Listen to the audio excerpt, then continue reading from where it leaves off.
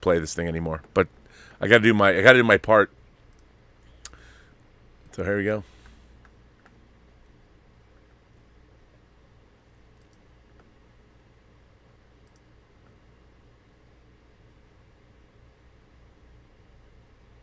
Greetings, imagination connoisseurs. Once again, it is I, your Duke of Dope Discourse, Robert Meyer Burnett. I invite you to watch and listen to the Designing Hollywood podcast, brought to you by Martika Ibarra and the great, legendary Hollywood costume designer, Marilyn Vance. I am afforded the wonderful opportunity of co-hosting the show. If you are interested in the magic of Hollywood, the design of Hollywood, the clothes of Hollywood, watch the Designing Hollywood podcast, available wherever you get your podcasts from, or find the video version on YouTube. That's right, the Designing Hollywood podcast. Why would you ever want to miss it? Especially if you love the movies. I had a dream. Hashem told you to dance in a tango contest? A dancing teacher wants to tango with you? Critics are raving about Tango Shalom. It's clever and inventive, with right chemistry on and off the dance floor. You're a lunatic! A funny and thoughtful family film with a warm heart and a playful spirit. From the director of My Big Fat Greek Wedding. Oh, that's my Fernando. Tango Shalom. In select theaters this weekend. Hello, and welcome to Midnight Metal.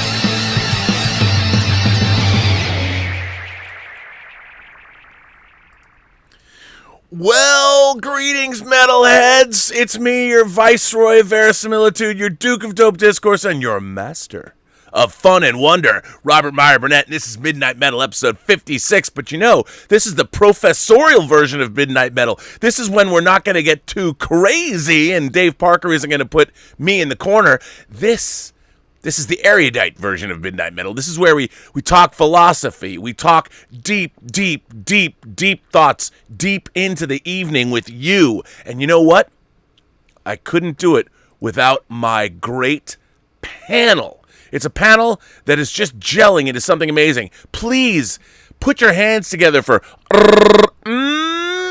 and Lael Rockwell, a new favorite on this channel. Who doesn't love Lael? One of the coolest men I've ever seen. He can be a fashion model. He can be a producer. He can be a lover, a father, and a figure poser par excellence. Yes. My God, I just saw something that he did with 2 Spider-Man Hot Toys figures that I will never soon forget. My God. Yeah. My God, Lael. I mean, it's pretty. Can you just give the audience, can you show, since it was with arm's length, could you just show that pose again? Sure. Now you got it, and please give first of all, give us a preamble. Before you show it, explain what you did, because dude, this is like Rembrandt level posing. Explain this, please. Okay, so tonight we basically had, earlier today, myself and Jetta Patrol, we had a pose off. So basically, we were posing off the Miles Morales 1/6 scale figure from Hot Toys, newly released Miles Morales. The video game version. The video game version, VGA video game version, and yes, we basically had this pose off today. It was, all in good fun. We had, pretty much one judge, which was, we actually had Joe Link, Link's Design. He was a judge. Brendan was also the commentator for the actual pose off. Oh, so people had to wait. You were posing live. Yeah, we were. Yeah, it was live. at 9 o'clock. It was at 9 o'clock. Yeah. How did I miss this goodness? What? we were posing live, so we basically had it live. So we had three different poses. One was just a regular ground pose. The secondary one was an aerodynamic pose, and then the third one was a companion pose. So basically, we used the advanced suit Spider-Man, to pose it with, and then we actually also had to have an accessory that did not come with either one. So we had to use an accessory from the Spider. Wow, this is like the Great British Bake Off, but with Hot Toys figures. Exactly. This is amazing. So we had to have, we had to actually introduce an accessory that did not come with these figures. So so basically, like I said, it was tied neck and neck. He won the first round, I won the second round, and then the tiebreaker, of course, was the third round. And so I just decided to kind of just go all in with the figure and just get as creative as we possibly could, all in fun. So the winning pose for me. Oh, hang on. I want to go. I want to go. I want to go full frame. Okay. I want to go full frame so people can actually take a gander at this pose. Okay. So I'm putting you full frame. So there, you're full frame now. You got the big frame. You got to show us what you were able to do, because I got to tell you.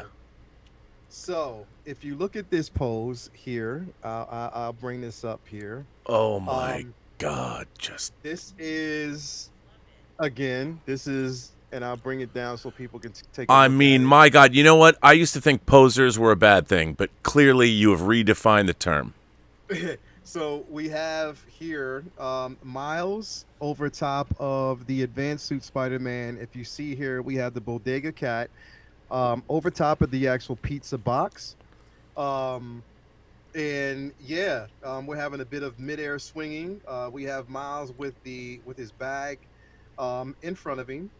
So you can actually see that here. Yeah, so it was just mainly a recreation. We wanted to actually have it comic book inspired, not comic book really accurate, but at the same time just telling a story. So this was the actual winning pose here. So it was fun. I had. Yeah, man. And if you see, here's the thing. So I had to. It took a bit of ingenuity, but it also made good sense. If you can see inside the box, you use this webbing. That's amazing. The webbing. There's the only way that I can actually keep the box open. Fantastic. To use the webbing to do so. So, yeah. Man, this is what I live for. We live in a modern age where grown men can do this on the internet, and you get an audience. Fantastic. Yeah. So it was crazy. Like, dude, I would dare say that is one fucking metal pose. That is some serious. That could be a metal album cover. If there was a Spider-Man rock band, like if there was a prog rock Spider-Man band, this would be the cover. Yeah.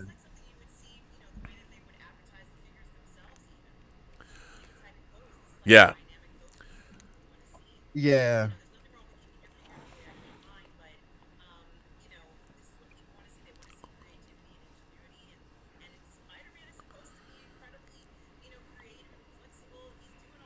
Oh yeah.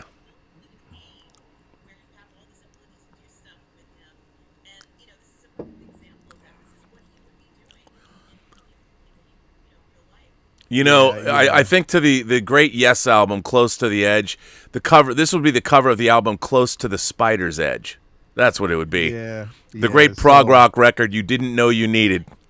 The New York Slice. That's the title track from Close to the Spider's Edge. Exactly. So I mean, this was, man, like, it was a great pose off. Of course, we all watch each other's show. And get inspiration and pull inspiration from each other, just like we watch this show, get inspiration here. So you know what I mean. But this right here, and then you know what, dude, you got to put that shit in your case. You got to just leave. You know what? I decided, so what I'm going to do is, like, because people were saying, take pictures of it, make sure you take pictures of it and put it up.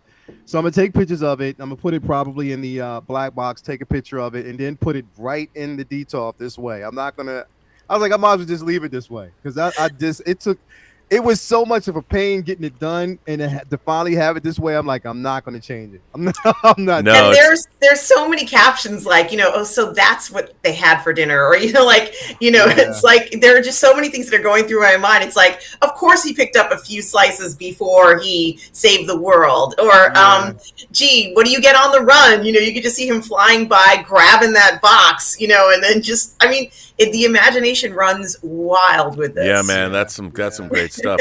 But that's the fun of having these things, because when you get the Hot Toys figures, you posing them and displaying them is half the fun.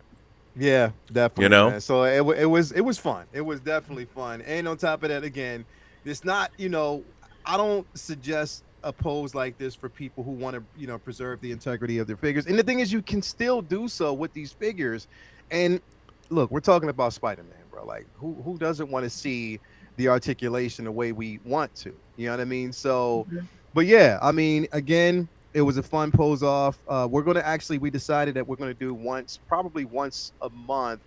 We're not going to do like a posing competition, but we're going to do a live posing session. Yes. Choosing certain figures. I'm looking forward to that, because I want you to help me with my IG-11. I want to do that pose where he's, kind of like has Grogu over around his neck, and he's bringing the stuff to the table. yes. We would definitely do that for you. So good. I have to say, I actually think that with all of these, like, we've kind of got this network of YouTube figure collectors. Yes. I think we totally should. Have you ever watched the channel 3D Bot Maker? Which does, okay, 3D Bot Maker might be one of the great YouTube channels of all time. And for those of you who don't know, 3D Bot Maker, they race Hot Wheels cars on a track, a mountain track. But the gimmick is that they pretend it's real. Yeah. And it is and they have competitions and all that. I think we should. I think we should have a pose off competition where we make it and we make it a thing, and we rotate around each other's channels. Yeah. And we have brackets. Yeah. And themes. I think people would be totally into that, man. That would be insane. It would, and it would be fun because because Justin's all about. The funny thing about, I know we're getting sidetracked. We're not on the topic, but we're talking about Hot Toys figures, so why can't we talk about this? They're metal. It's art. Hot Toys figures are the metalest shit ever.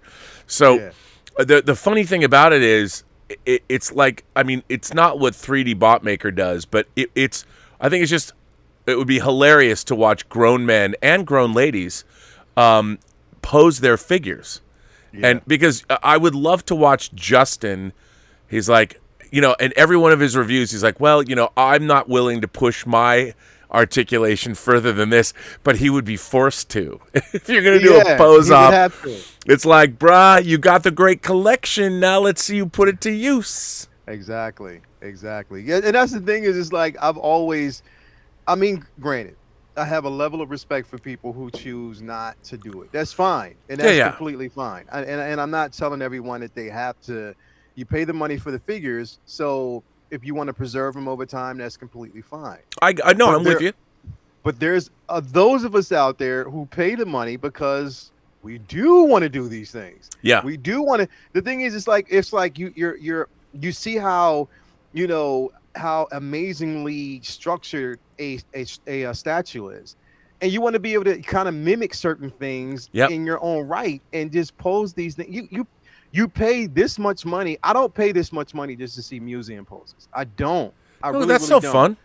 You know what I mean? It's not fun. It depends. It depends on the figure. Like, look, I'll show you something like this. Okay, let me grab this. This is one of, if I can get it. This is one of my oldest Hot Toys figures. This is actually Marlon Brando as Jor-El from Superman Returns. Now, it's. By the way, this figure. It's white. It has not been discolored. It has not turned yellow. People are talking about it, and this is 15 years old. Yeah. Now, for me, the one of the only ways, he moved his hands. I had it more, but he's got his hands folded behind his back like he's talking. Yeah, And yeah. I mean, you're not going to put him in a Spider-Man pose.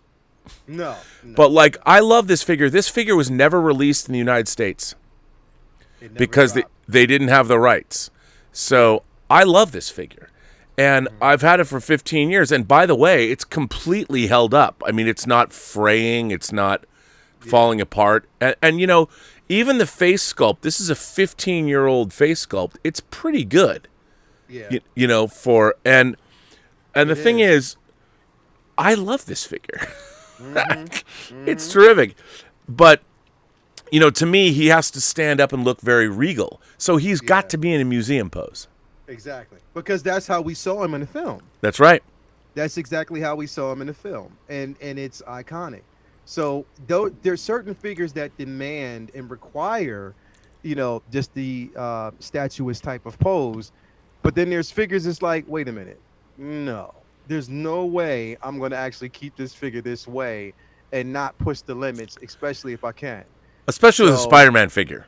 Yeah, especially with a Spider-Man figure, especially like if you actually, whoever actually has the Alita Battle Angel figure, that figure is fully articulated. Like the thing is, if you're not pushing the limits on that figure, I don't know why you bought it. Like seriously. Yeah, I've been, you know, I want that figure because I really like that movie actually. I love the movie. And is the figure still available? You can get it. I mean, I'm waitlisted. You can still get it. You know, female figures are other than like Gamora are usually you can find them. Gamora and Princess Leia.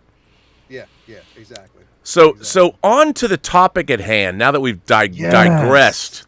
So, Lael, you have watched Dune 4 times now. 4 times, yes. Now, I've seen it once. I'm seeing it again on Sunday. Have you seen Dune? I've seen Dune in a regular, like, theatrical format. I've seen it at home, and tonight I'm seeing it in IMAX. All right. Okay, so we've come to the right place.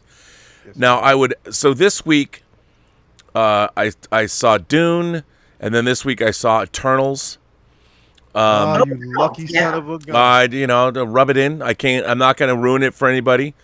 But what I find, and we've got Foundation is on Apple Plus, and what else dropped on Apple Plus was Invasion, their new series Invasion, and so I've caught up with that. I love the idea of Invasion. I'll get into what I think about it later. It's beautifully made, by the way. Okay. Love the premise, but I think it has a fundamental problem, which I'll get into. But we now are in an age where technology has reached a level where we can do anything. And if you are a filmmaker, I still think one of the great things about our technology is auteurist filmmakers. Dune, the script was written by Eric Roth, John Spates, and director Denis Villeneuve. Yeah. And he had, of course, directed it. And no one, I think in the history of science fiction cinema, no one has been able to create verisimilitude in their sci-fi worlds the way Denis Villeneuve has been able to do. Yes. And he uses really interesting techniques by combining effects footage and live action footage to create scale and scope that has seldom been seen in movies before. Now, I mean, if there's one thing that would describe Denis Villeneuve's movie, and I think I probably have to like look behind me and grab this. Fucking metal. That Denis Villeneuve's Dune is fucking metal as fuck. Yes, Just want to say that. And yes, it is, man. I mean, you cannot get more it is metal than Denis Villeneuve's Dune. And so I would ask the two of you. I guess I'll start with you. Yes. What were your impressions of the film, and how? I don't know if you've read the book, but obviously there's been 2 other versions of Dune made before. There was the Lynch version, then the Sci-Fi Channel miniseries that was by design very theatrical. So it was different than a movie. There was a lot of painted backdrops. I really appreciated how they did it because they didn't have the money, so they went and made it theatrical, which I thought was pretty interesting. And then the Children of Dune miniseries I really liked. So I would ask you, what are your impressions of Dune? Yes, I have a lot to say about this film. For me, it was all about the cinematography. And I have to praise Greg Fraser. He worked on Zero Dark 30. He worked on Lion. He did the cinematography for Rogue One. And he also worked on The Mandalorian, so he definitely got kudos from me for that. He won an Emmy for that, and he's currently working on Batman. So he kind of understands a lot of different things about, how to make, or at least work with a dynamic sort of science fiction movie. Science fiction movie. And I had high expectations. And as you already know, I saw the first 20 minutes of the film in IMAX. And I was very impressed by what I saw, because essentially, you're kind of like led into a world that he created. And, honestly, that desert feel that he was trying to get you into, where, it's going to be bright, there's going to be sand swirling, it's going to feel very vast. They even alluded to like the feeling of heat in some parts of the film. And, the screen capture of the sand where the worms were moving through the sand like it was like they were moving through an ocean in waves was so incredibly convincing. It looked like there was something out there, and it had to be enormous because the effect was just so enormous and big. Even from a distance, you knew it was huge. So one thing I want to say is that I saw it in regular format. I'm going to see it in IMAX tonight, like in 18 hours or so in the theater. And I also watched it at home. And I have to say that when you watch it at home, the small screen dramatically diminishes the effect of the film. But for the reality of what the way the world is today, a good portion of audiences are going to see this film in this way. And as far as I'm concerned, if you see it on that small screen, you're removing, maybe for me, 90% of what the film is trying to affect. So I feel like for one of the first times that in an IMAX film, as an observer, I was in the film versus person outside looking in. Yeah. And, that's very hard to do. But I was expecting that because I saw that when I saw the preview. I realized that, they wanted you to be inside of this film and experience it as if you're a person who's actually in that story and in that world. And also the editor, Joe Walker, he did Blade Runner 2049, so he understands films and the scales of something like this. And it made sense. It had a flow that was believable and easy to follow, which is something that a lot of people had complained about. Let's say in the previous version, it wasn't as easy to follow. But for this version, that's not really an issue.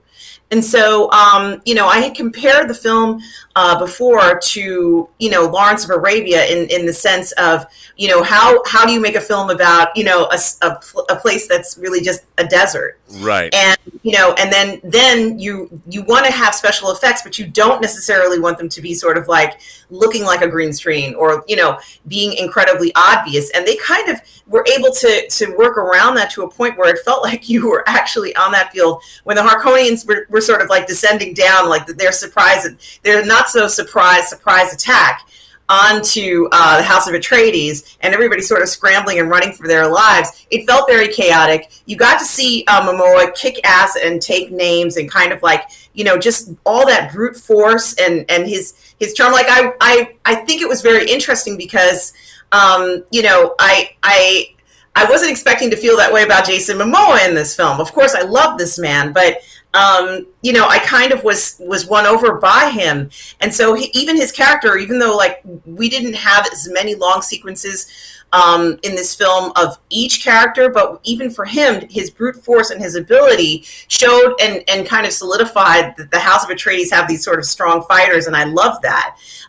Also, however, he was able to kind of impart the seriousness of the situation, of what they were up against, like that kind of part where he's sort of, taking the brunt force of these Harkonnen, these incredibly skilled and dangerous Harkonnen fighters, where he kind of was like, I'm just going to do everything I can to make sure that Jessica and Paul get out of here alive, was obvious. And I found myself longing to find out more about the Fremen, which is something that I didn't feel before in the previous film, and wondering more about their culture and wanting to see a little bit more of that. And so that kind of piqued my curiosity.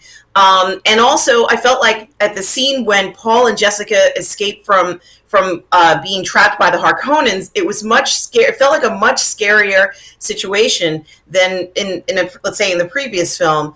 And there seemed to be, it just felt a little bit scarier to me, which I also liked very much too. But I also found myself wanting to see more of the navigators, and I wanted to see more. And we got so much in this film, more than we've gotten in any other film, and probably will ever get in another film.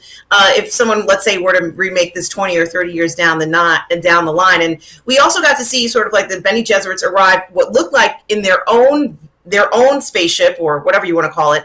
And we also got a price tag, about how much it costs to do certain things. Yeah. Like, for example, when one of the Harkonnens says, well, how much did it cost you to come down here? And he's like, well, it cost $1 million, whatever. And I thought to myself, gee, after the billions of dollars that the Harkonnens have made here, we're being told, kind of like, even with the billions and trillions and maybe quadrillions of money that they've made, they still are putting a price tag on everything. For them, it's more important. The money is the most important thing. They don't care what happens. They've got to get that income back, because it's the lifestyle that they've become accustomed to. And we haven't really seen, we kind of scratched the surface about what their lifestyle is like. But clearly they're brutal. They've got this sense of, I'm not going to say entitlement, but they feel like this is their place. And it does not matter the House of Atreides is there. Of course, they're going to go back and try and claim what they want. But I also thought something that was very interesting was that the planet Iraq, has a dwelling that reminded me of the Temple of Hatshepsut in Egypt. And, it's such a dramatic difference from Caladan, which is where they're from. And we knew that. But I wondered who built that structure. And, kind of like, I was intrigued by how it looked. It felt very Egyptian to me. And so I thought that was a very nice touch, because we already know that the Fremen were inspired by Bedouins, and we're kind of expecting to see people who live in a desert atmosphere and climate to kind of see that influence there. And now the thing that I am going to say is that I want to see, or really wanted to see, more transformative moments. And I'm assuming that in the next film, we're going to see more of that, because we already know that the spice prolongs life. We know that it increases consciousness. We know that it's necessary for space travel. We know that everybody is doing everything they can to get control of the spice. And I think that one thing that I haven't seen yet, and I really have to see this in this, let's say, series of films by Villeneuve, is that level of consciousness where people go over sort of, how do you explain to someone that people are living longer and that they have can span and do things that we can't do. They're older, but they have can live forever, and they have a greater ability to use their mind and adeptness. And I want to see that reflected in this, and I think we will see it. But I didn't see it in the first one, and I think he's holding it for when Paul finally makes a transition, let's say, from a boy to a man, so to speak. And so there was a lot in here that I think that if we're just going by the look of this film, it's unmatched. And I think we're going to see, this cinematographer get definitely nominated for an Academy Award for cinematography. There's going to be editing. Someone's going to be nominated for the editing process. It's going to get multiple, nominations. And I think definitely for those two areas, it deserves some sort of nomination and some sort of recognition. But I have to say that when you go home and watch it on the home screen like I did, it gets diminished. Okay. Before I speak to that, and before I go to Lael, it was a lot. I'm sorry. No, it was great. I just want to show this. I have this, and we're going to talk about this. I have the script for Dune.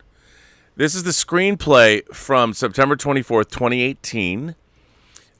This is the version, obviously, John Spates. Previous drafts by Eric Roth, Denis Villeneuve, and I love this script. I loved it, and the script started out with a quote from Liet Kynes: "The desert has no mercy. You adapt or you die." Now, it's interesting because in filmmaking, screenplays change. The old adage is that films are written 3 times. They're written once on the page, once when they're being shot, and once in the editing room. And I think that Dune, like, I loved this screenplay. I even did a whole YouTube show about it that Warner Brothers struck and blocked. I had to take it down. And then, of course, when I reposted it, once it had debuted in Europe, no one said anything. But I want to go into that, and we're going to read some things that are different. But before we do that, Lael, you've watched it 4 times. Yes. I go to you, good sir.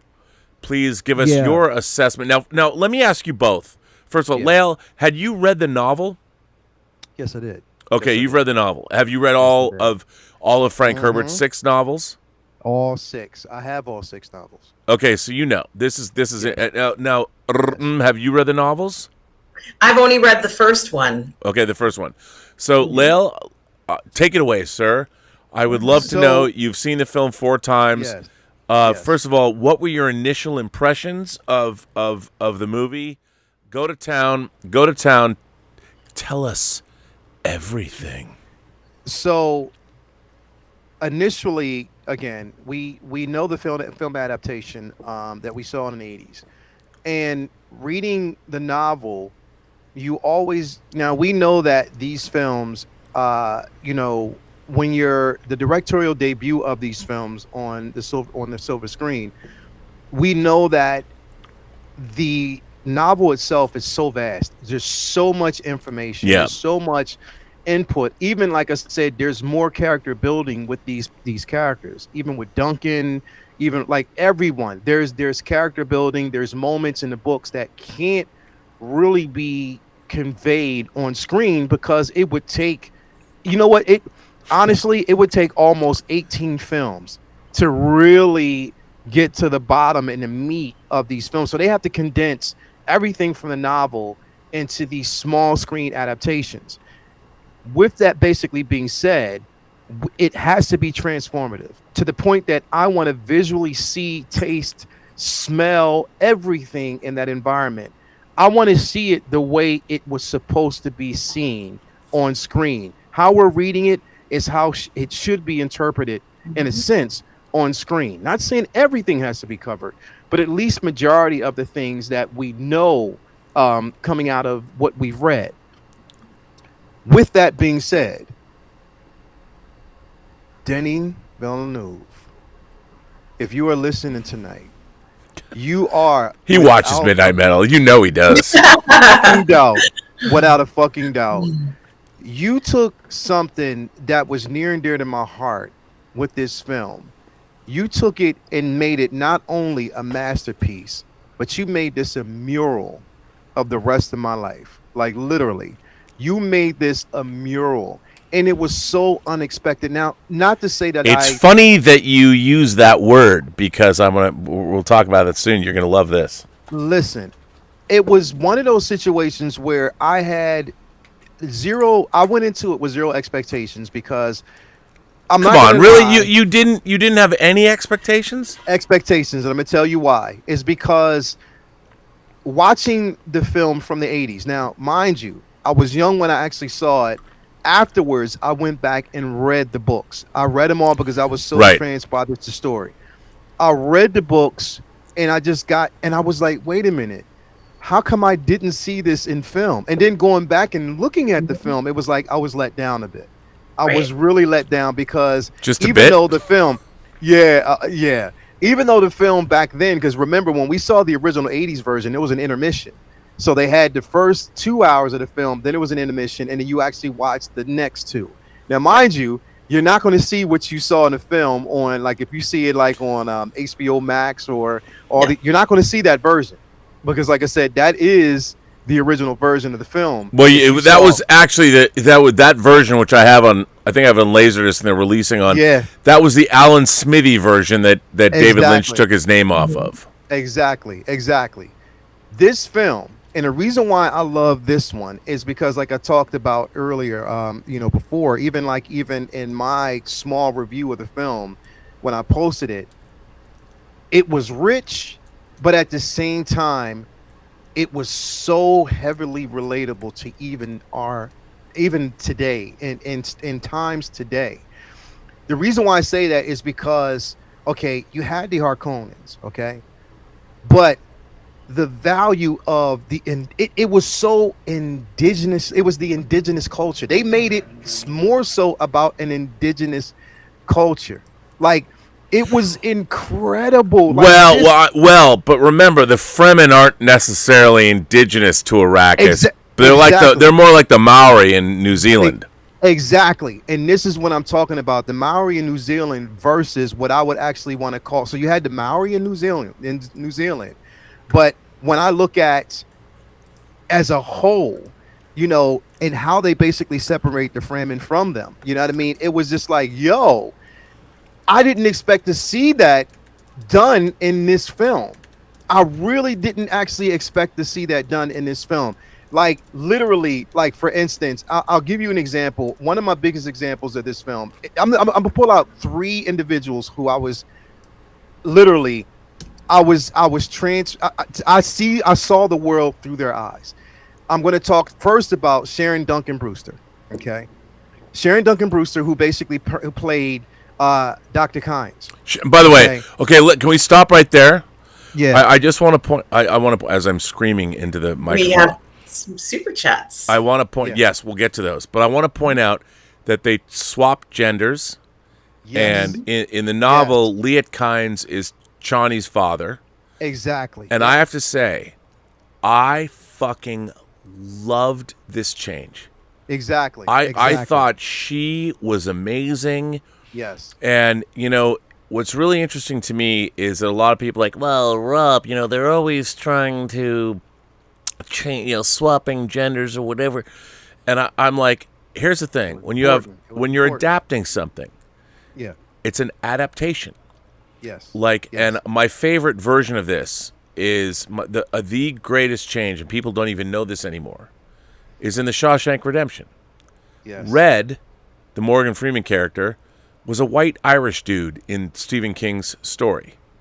Yes. And they changed it and made him Morgan Freeman. And the fact that he's a black man has no bearing on the story at all. And they even retain the line, why do they call you Red?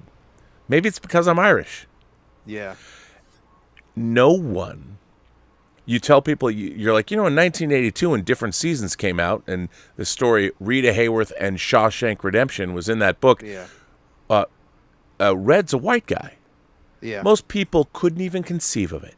No one would ever believe that the Morgan Freeman character was a white guy in the original story, because Morgan Freeman is so indelible. It's one of those performances that's so unforgettable in cinema history. Yeah. Changing Liet Kynes to a woman doesn't bother me at all. As a matter of fact, I think they did a phenomenal job. Yeah. And she was amazing in the role. Yes. Yes, she was. Sorry, I didn't mean to interrupt. No. That's fine. That's fine. And I'm glad you basically pointed that out.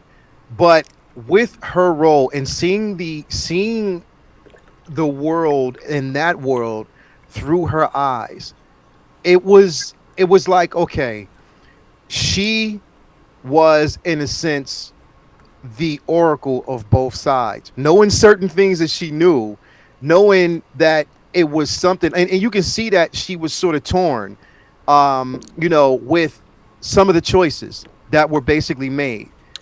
What she was extremely torn with, and it was beautifully done. And like I said, I don't want to spoil it for people who haven't actually seen it. I mean, I don't want to take it away from them, and I'm not going to really dive too deep in the character to basically find out the end result. But it was. I loved it. I love that, you know, she did speak in terms of she's welcomed on both sides. I love the simple fact that she pointed that out, and that she was versed in both languages. She was one character that kind of stuck out to me. Also, my man, and I was so glad to see David Dastmalchian in this film. Oh my God, he was so good. He didn't have enough to do.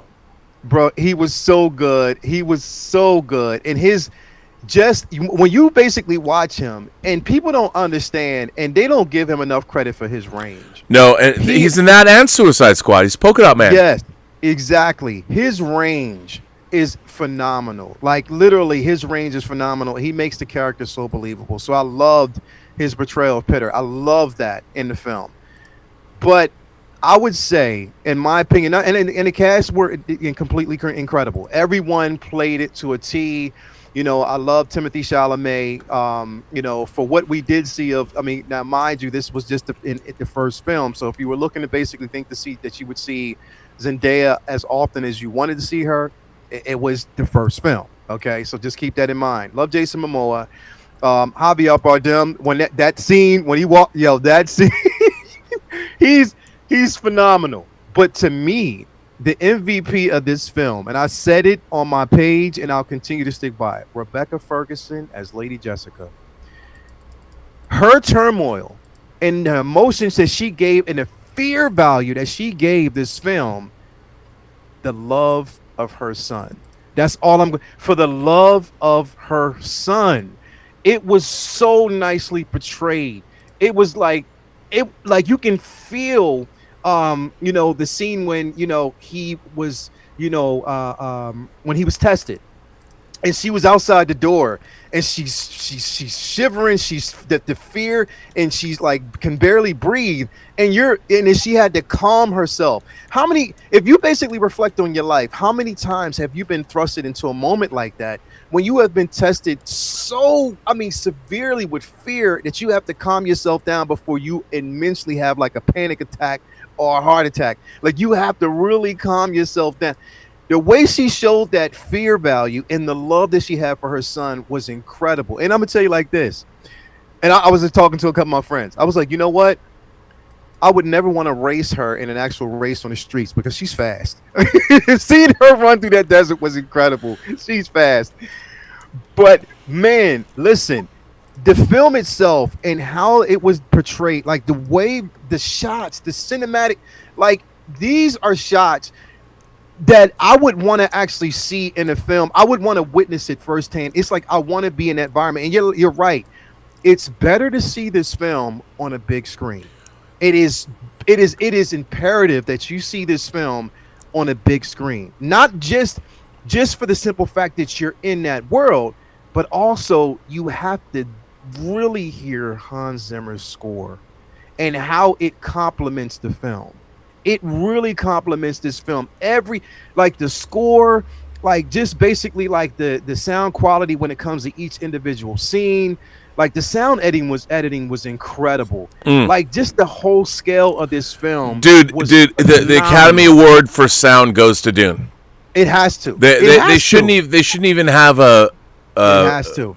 Yeah. It has now, to. It has to. I need to stop you both for a second now. I need to opine for a moment. Yes. You both mentioned the theatrical experience. Yes. A lot of people have said to me, because I've been talking about this for the last couple of weeks, and people have been like, "Well, you know, Rob, I'm going to watch it at home." I understand we're in a pandemic and all that, but as someone who has directed and produces films, sound design is very important to a film. It's an art form unto itself. And Elizabeth will tell you, I once took her to the mixing stage where they were mixing X-Men Apocalypse. Wow. We were on the Fox lot.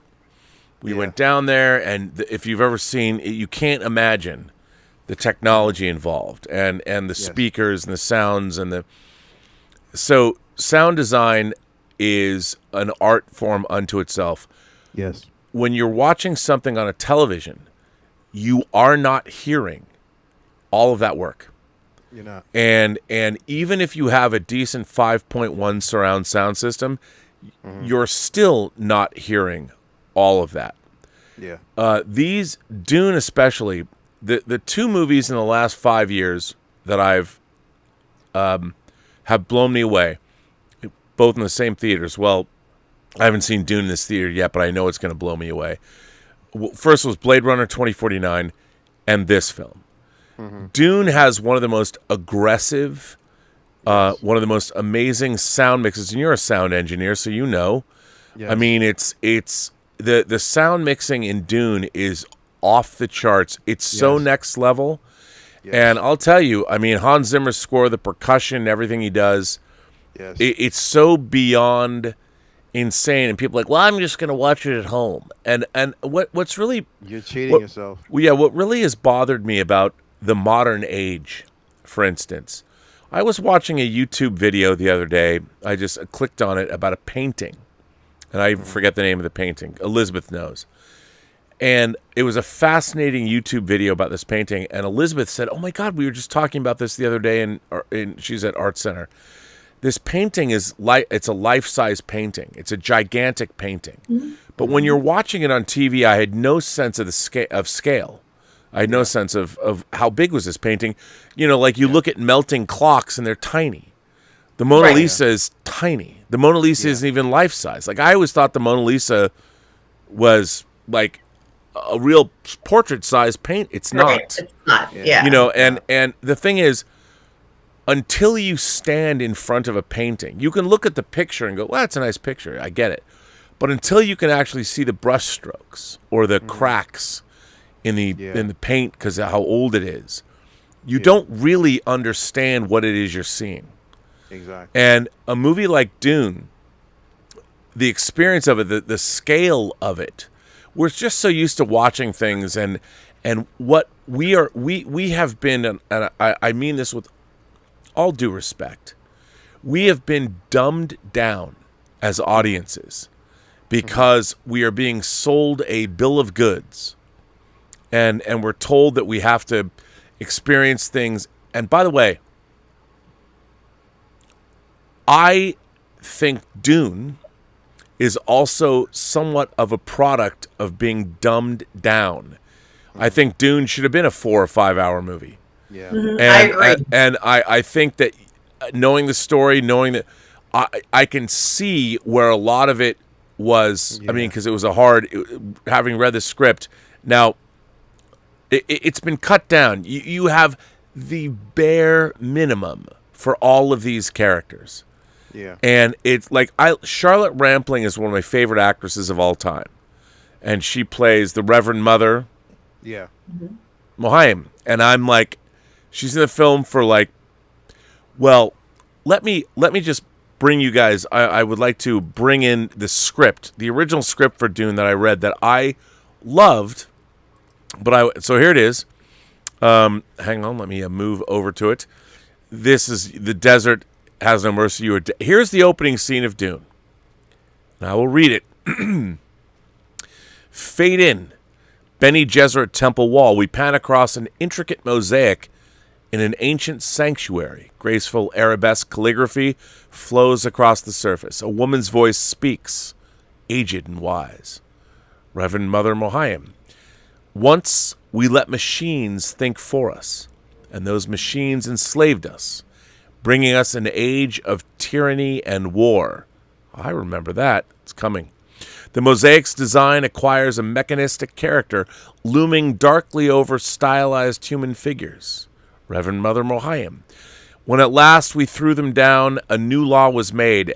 Thou shalt not make a machine in the likeness of a human mind. The towering mechanistic shapes dwindled to rubble, leaving a golden space in which human shapes reemerge. The Reverend Mother goes on. Schools were founded to elevate human thought. The Mentats, masters of mathematics and logic. The Spacing Guild, whose navigators see into the future to leap between the stars. And the Bene Gesserit, whose supreme knowledge and the body and mind guides human affairs. We see the Mentats with halos of pure mathematics, the guild navigators with great ships looming overhead, the Bene Gesserit in black robe ranks of women led by matriarchs. Reverend Mother goes on, all three rely on the spice, a narcotic that enhances psychic gifts in those who possess them. Without it, our civilization would collapse. Okay, why do I want to read this? This is the beginning of how the movie was conceived of, written, and shot. Right. I guarantee you that when they were making the film, because this is how David Lynch's version started too, with Princess Irulan going, know then that is the 10,191, the Emperor Padishah IV, my father, all that. Yes. But then this was all Charlotte Rampling. And I am sure that they probably did all of this. And by the way, what a cool way to open the movie, because it would kind of be like Jor-El in Man of Steel and the mosaic of the Kryptonians. I am sure that the studio's like, well, this is too, I mean, we have to have something personal. We have to have something. It's too dark. It's too heavy. Yeah. So what do? Zendaya. She's the star. People love her. Let's open Dune and talk about. She'll explain it. Arrakis. The people. But here's the thing. By doing that, and I look, I know I can. It's studio notes, this, that, and the other thing. They were like, no, you have to make it personal, because that's always the note now. Let's make it personal.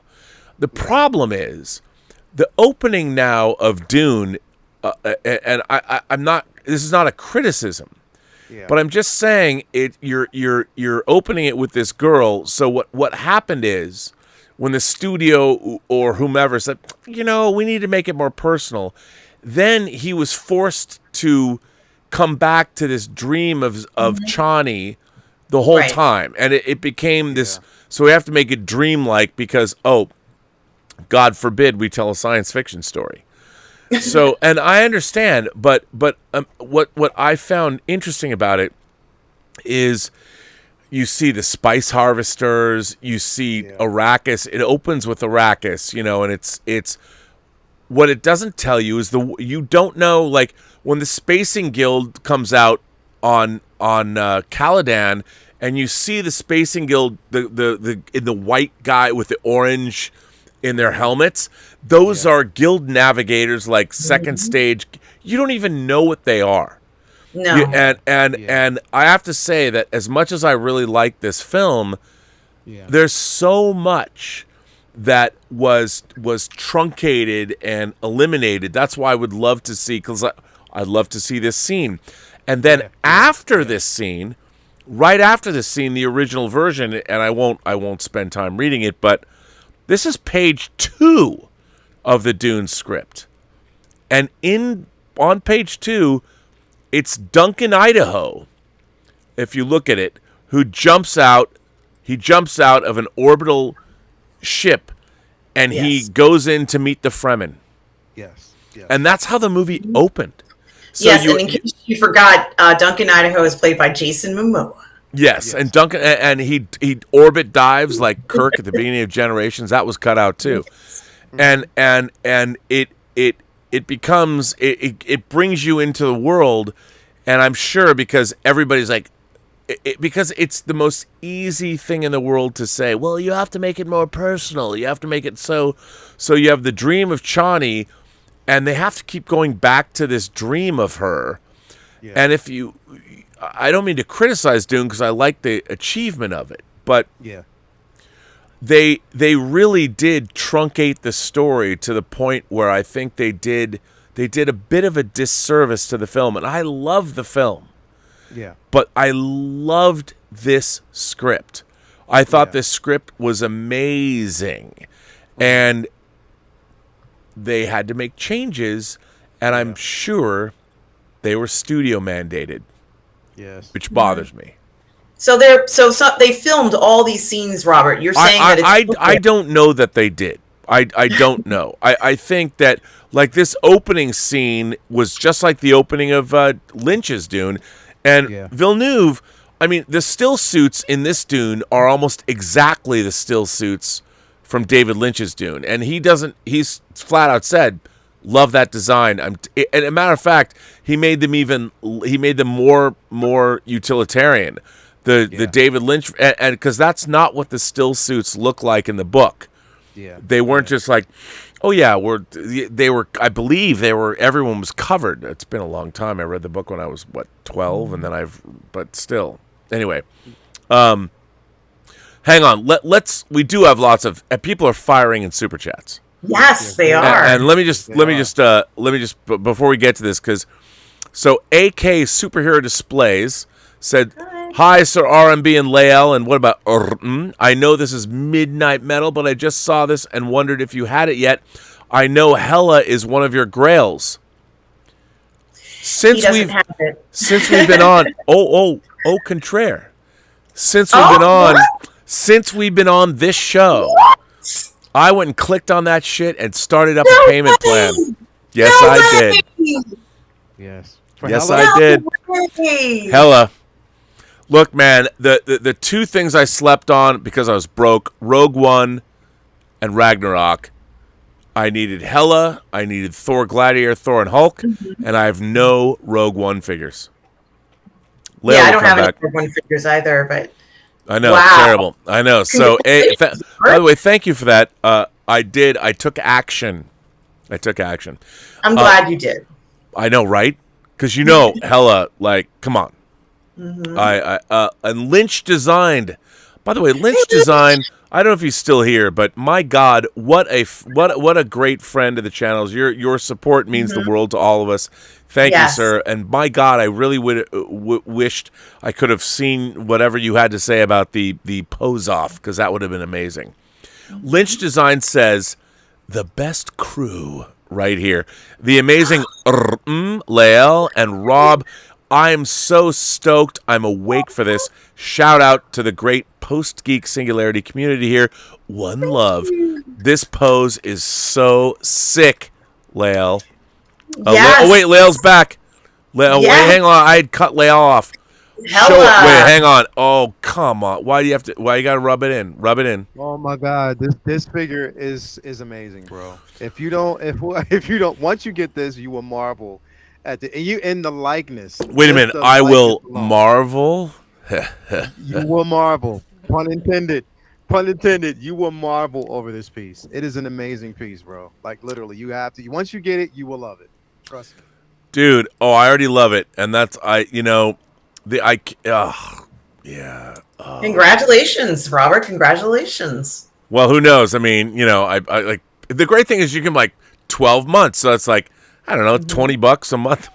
That's right. You hardly feel it. And then when you get a big check, and it's like, oh, click, send me now, send it to me now.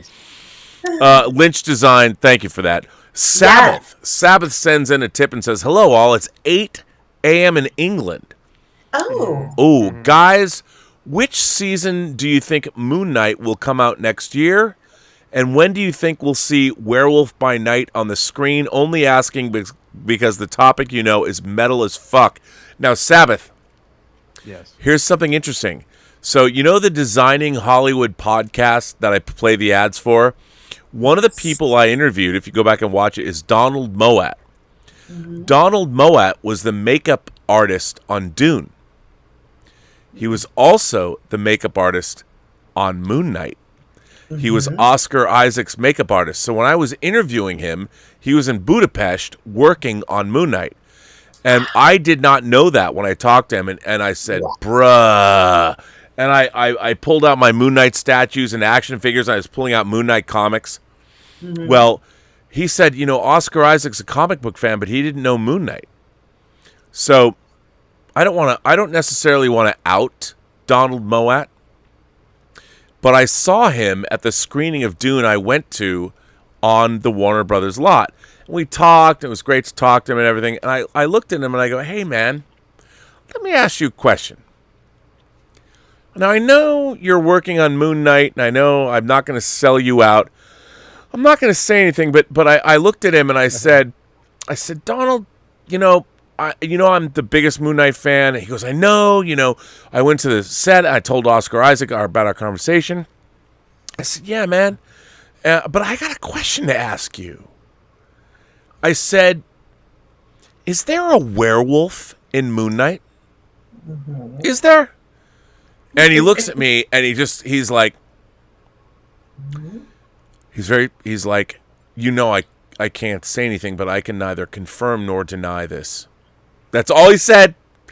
Now, I don't know what that means because he was very deadpan. It wasn't like a wink and a nudge. He wasn't like doing that. He was being very professional. He's like, I can neither confirm nor deny this. Now, to me, here's what I find interesting. Should I say this? Even in the spoilers, people haven't. At the end of Eternals, the second post-credit scene, I'm not going to tell you what it is, But there's the post-credit scene, and then there's something else that happens at the very end of this post-credit scene that's very ambiguous, I think. But I will say this. The Marvel universe, the Marvel Cinematic Universe, they're moving into the supernatural realm. Agatha Harkness was the first time we saw a sorcerer. I mean, I never considered Scarlet Witch a sorcerer, like supernatural. She's a mutant. So her abilities were mutant abilities. They weren't supernatural abilities because she's a mutant. I know you can go on about in the cinematic universe, they're not splitting hairs. Yes. But Agatha Harkness was the first time we saw hundreds of year old figure. She's supernatural. Yes. We know that Mahershala Ali is going to play Blade. Yes. Daywalkers, vampires, supernatural. Yes. We know that Kit Harington is playing the Black Knight. Yes.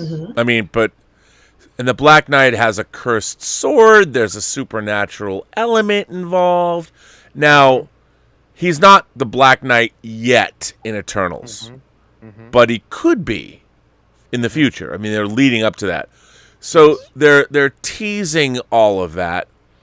Moon Knight has a direct connection to werewolves. I mean, Werewolf by Night. So to me, I don't know. I would assume as a lifelong Moon Knight fan, you can't do Moon Knight and not have Werewolf by Night. So there's got to be a connection there. And there is a moment at the very, very, very, very, very, very end of Eternals where I'll just say this, there's a sound. Maybe it's a voice, maybe it's not. Maybe maybe maybe it's an off-screen voice. Maybe. And if it is, and you don't, if there might be, you don't know what that, and no one's reported on this, by the way. This isn't a spoiler because it doesn't appear on screen. Yeah. But if it's what I think it is, it opens a door, which is very interesting. And if you know the history of the character of the Black Knight, if you look into that, there's a supernatural component to that character. Maybe a curse, maybe something. That character. By the way, in Eternals, there are, the potential of extra members of the Avengers, if you know them, if you know the Avengers history, they're, disappeared. Maybe she'll come back. There's stuff going on in that movie. There's potential for stuff going on with the Avengers, but I'm not going to say what it is. But I'm just saying. Yes. So back to Dune. Yes. So let me ask you this, Lael. As a reader of Dune, I mean, I felt ultimately it's a great cinematic achievement, and you have to see it in a theater. You have to experience it because all the work, the sound design's incredible. I did feel that it was a very truncated version of what they shot. Yeah. Because Mr. Dastmalchian, how do you pronounce his name? Dastmalchian. Yeah, Dastmalchian. Yeah. He was great. And if you think about Piter de Vries, if you think about Brad Dourif's Piter de Vries when he does this mentat thing and drinks the, and all, they didn't do a very good job of they didn't introduce these characters and here's this person and here's what they do. Yeah. When you hear you can tell they squeezed. It's like it was. Yeah. I get exactly. You know what I mean? These characters, they start and I think that, and that's why I'm curious about what people think. A lot of people think it's boring or whatever. I think that one of the problems, my criticism of Dune, and I love the movie, but my criticism is it's done in shorthand. And I feel like I want to see a 4 or 5 hour version of this movie where we meet these characters and understand, you're on Caladan for 10 minutes and then you leave. And I wonder, do people even understand why did the Harkonnens leave? I mean, by imperial decree, we're giving it to you. But why? Well, this is one of the complaints or criticisms or observations that was made about the original trailers when they came out.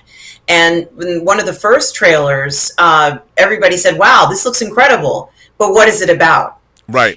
Wow, it's so pretty and everything, but what's going on? And people had speculated, well, what they could have done was just to say two warring families, one, incredibly valuable source. And someone would be like, it's the spice, like you just put this all together and how it all plays out.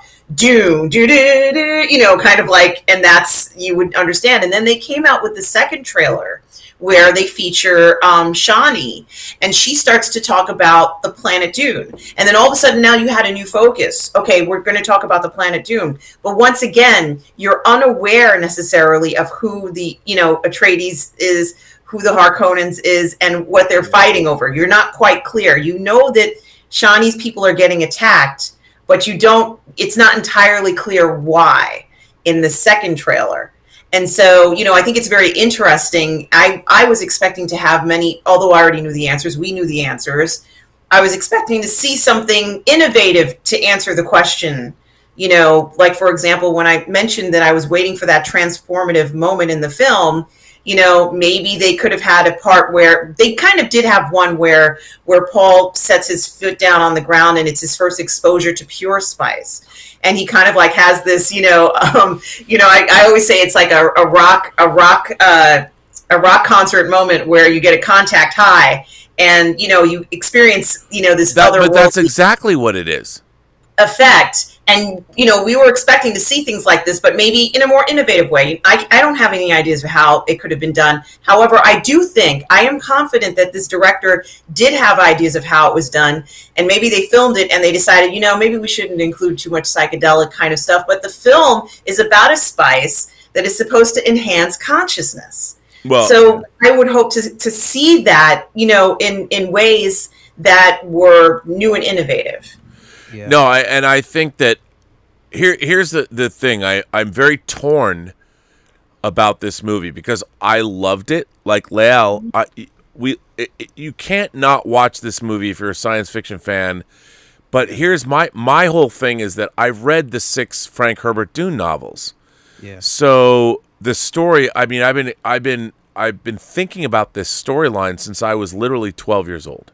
Yep. Since I first read the first book that I got from the Science Fiction Book Club when I was 10. It took me 2 years to get around to it. And then, and that was in, 79. And then I think God Emperor of Dune came out in 81. And then Heretics and Chapter House came out in 85. Yeah. And it was, so Dune Messiah, and Children of Dune were a big part of my youth going into junior high school, and so I know the story backwards and forwards. But what's really interesting to me is I feel the way they even open the film with Chani and Paul waking up, and I understand why they got into it, because immediately here's the thinking now, the conventional wisdom in Hollywood is everyone's like, you have to make it personal. What does it mean to the characters? Like, you can't. It's all got to be in here. And so, hey, so you're supposed to understand when Chani tells you, my people have been oppressed by the Harkonnens, or are they saying in the movie Harkonnens? It's interesting because in the Lynch version, it's Harkonnens. I always read it as Harkonnens, but now it's Harkonnens according to them, which is fine. Right. Yeah. That's one of the things I love about movies and TV shows. When we all read our favorite science fiction fantasy books, I thought it was the Sword of Shannara. Yeah. When I interviewed Terry Brooks, he said, no, it's Shannara. I'm like, Shannara? Like, I got that from the Science Fiction Book Club, too. I've been saying the Sword of Shannara, Elfstones of Shannara. I didn't know that. It was Shannara. I was saying the Sword of Shannara, and now you're telling me it's Shannara, and it's like, oh, my God, what do I do? Mr. Mixelplitlick. What is it? What do we know? I don't know. But but the Harkonnens even was differently pronounced. Right. Was pronounced differently in the Lynch version. So we don't even have a definitive, which is kind of fine. But so I watch the film and I wonder, like, what's really different from the Lynch version. At the beginning of the movie, you meet the Padishah Emperor. The film begins with Princess Irulan telling us about the universe. Then you meet a third stage guild navigator. Mm-hmm. And what they both don't, I think what they are missing, both films are missing, is why is the spice important? Mm-hmm. And the idea that the spice has many different functions. It prolongs life. Yeah. If you're a spice addict, you can live hundreds of more years if you're a human being. The guild navigators, the spacing guild, if you take enough spice, human beings mutate and they turn into creatures. They turn into different creatures, their minds expand, and they're able to fold. Well, there's a drive that folds space, but the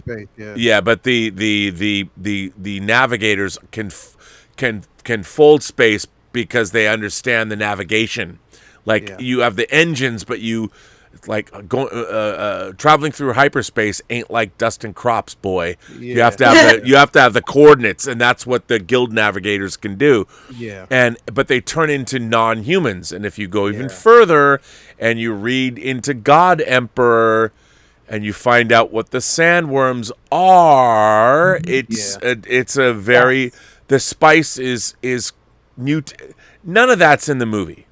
Yeah. You don't understand enough, and I feel that the weakness of Dune is I feel like it's all this amazing world building, but so much of it has been left out.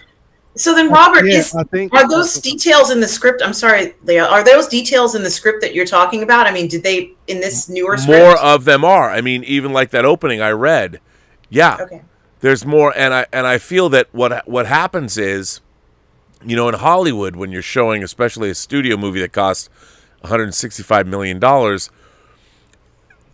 having an opening where it's a information dump, Basil exposition, or whatever, there are tropes that screenwriters, everybody falls back on. And one of those things is, well, you have to make this personal. So it becomes, and like opening the movie with Chani talking about her people, the Fremen, and how they're, but the problem is that the Fremen don't take front and center until Dune Part 2. Mm-hmm. And I feel that one of the things that's sort of lost in Dune as it exists now, as much as I love it, I feel I'm being like Debbie Downer. But I feel that the world building is such that they focus on the Harkonnens and the Atreides, but because you don't know that they've been pitted against each other really by the Emperor, and the Emperor is conspiring because you don't know what even the Landsraad is, or the fact that Duke Leto is becoming favorable. Everyone loves him. Everyone loves the Atreides. Yeah. And the Harkonnens and the Emperor, they're like, well, fuck these guys. Let's get rid of them.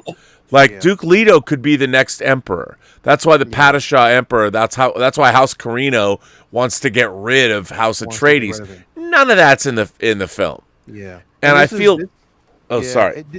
No, this is one of the reasons why I said, okay, so this is what I don't really understand about Warner Brothers. And I didn't understand about the choice in doing this film the way they did, or allowing this film to be done the way it was. I'm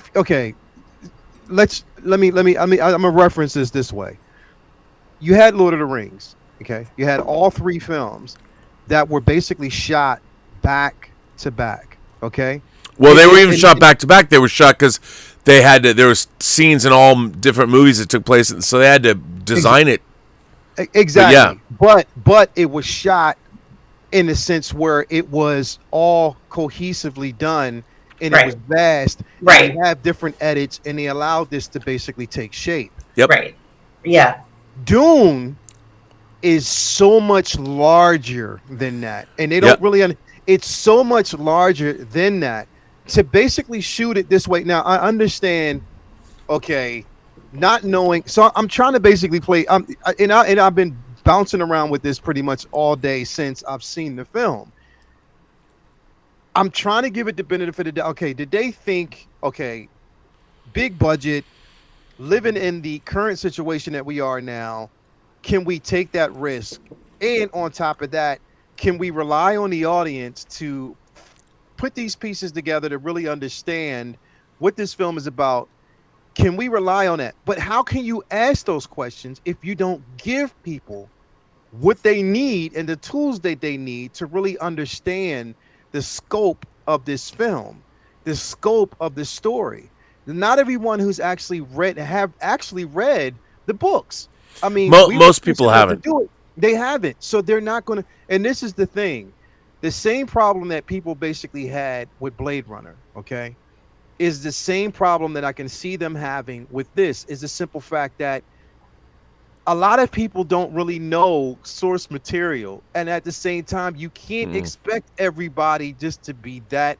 And it's not challenging people's level of intelligence, but to be intuitive enough to go back and want to read this material before they see the film. No, they're relying on the cinematic experience. So they rely on that to give them everything that they need to know about the film. I guarantee you, when people walked into this theater and they saw this film, their expectation was totally different from what they got once they walked out. Yep. They were probably like, what the fuck did I see? What am I watching? And it was all because when we're watching the film, we can put together and be like, well, if they would have added this, it would have gave people something that they would understand about this person, or about the House Atreides, or about the Harkonnens, or about the if they would have known, if they would have been given certain things, and like you said, the earlier script, the earlier draft, if there were certain things that were thrown in, people would have an idea. And I think it was missed. Ending it the way they did. If you're ending it this way and you have no plans on shooting another film, you have completely done the entire franchise a disservice. Plain and simple. That is my opinion. You have done it a disservice. And on top of that, people are still going to be like, okay, what happened? Because from as far as I know, Thanos won. This is the way they're going to look at this. You know what I mean? As far as I know, he's won.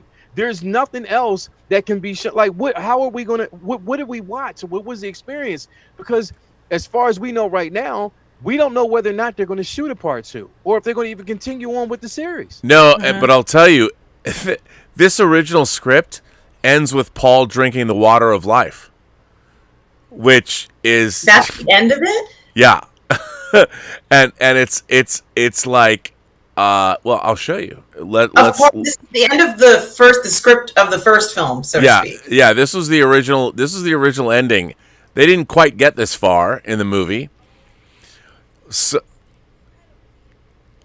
yeah, I mean,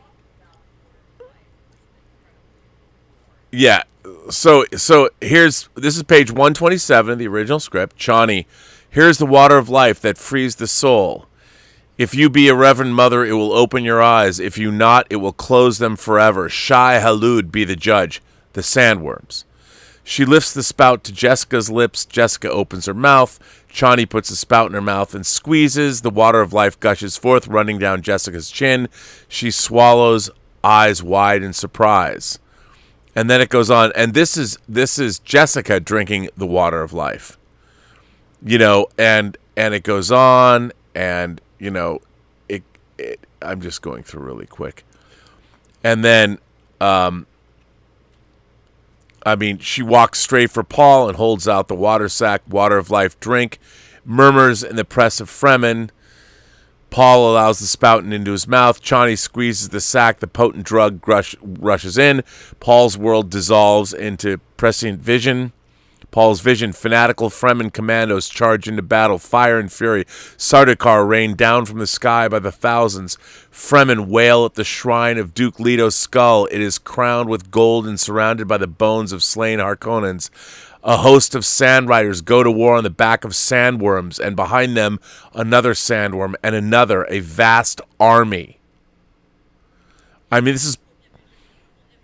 but this, what's interesting to me about this is when he takes the water of life and it sets up what's going to happen, the revolution in part 2, and it's interesting when I read this script, I loved this script. Yeah. And I would say the finished film that we got is about 75% of this script. Yeah. And I'm fascinated by the decisions that were made, and I'm curious about what happened when they were doing the film. And that's what I'm saying. Like, listen, and I want to reference this way in the chat because people don't think, I want to tell you, from what I'm saying right now, don't think that it's completely taking away from what I said in the very beginning. I love this film. I loved it. I did too. Watch it. And I think it is a cinematic masterpiece. It is. This is a cinematic masterclass on how you create a film and how you draw people in and how you make it interesting, how you make the scope of this thing interesting. Because the thing is, if I'm watching this film, I would have thought that everything that I saw was practical. That's how good it was. Yep. I would have thought that everything that I saw was practical, that this was a practical set, everything, because the scope was that incredible. I'm not saying that the way the film ended was horrible. No, it's not. But unless you basically make the decision to expand and do other films to really connect the dots, then you're not going to get the impact that you would want to get from the entire from the movie or from what Dune really means. They have to continue on with this. They cannot stop here. And I'm wondering, and I'm really, really hoping with now, and the thing is, it relies on us, the viewers and people, to go experience this in the theater cinematically. Invest your time in going to see it. It depends on us on whether or not this film has a chance of getting the sequels that it deserves. Well, I think people are what do you think? I mean, people are digging this movie. They're seeing it. I mean, a lot of people, there's some people that, I'm bored or whatever. I mean, this requires, it's very poetic in the way it's made. I mean, it's very cinematic. It's very visual. And I really enjoy the film. Like, I feel like I've been criticizing it because knowing the story. Yeah. But I also understand it has to be made into a film and all that. By the way, I have to. This is a totally. Michael Elliott sends a super chat in and says, "Hi, Michael. Hello, Rob, Lael. I only have 6-inch figures, but I can challenge the best of them. Any size, any figure, bring it on, Michael."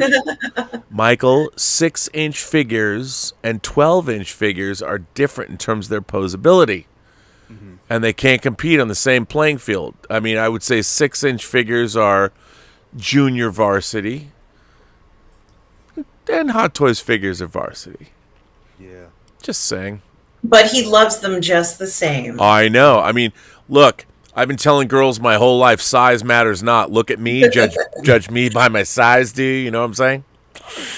Anyway, I use the force.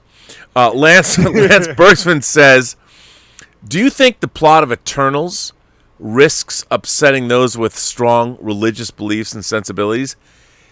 That's a really good question. And actually, I would say it's a fantasy based on comic book properties. Yeah. So I would say I would hope not. But it definitely, the cosmology of the Marvel Cinematic Universe is not our cosmology.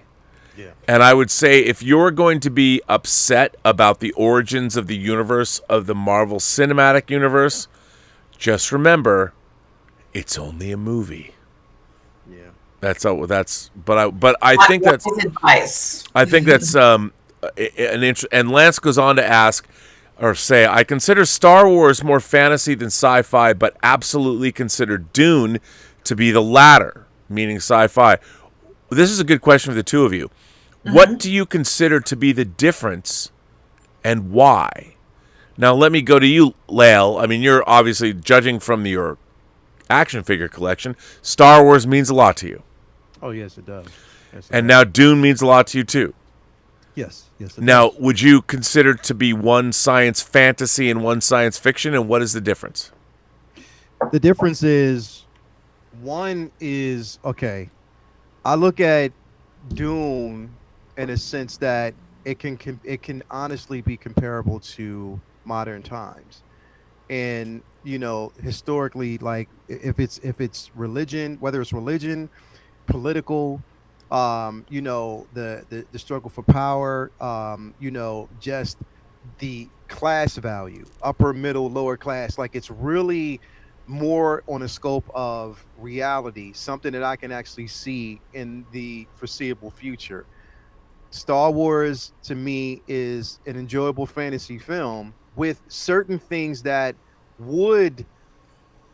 things that you can compare to just the struggle of somewhat modern times, but in those films you can always expect the hero to prevail.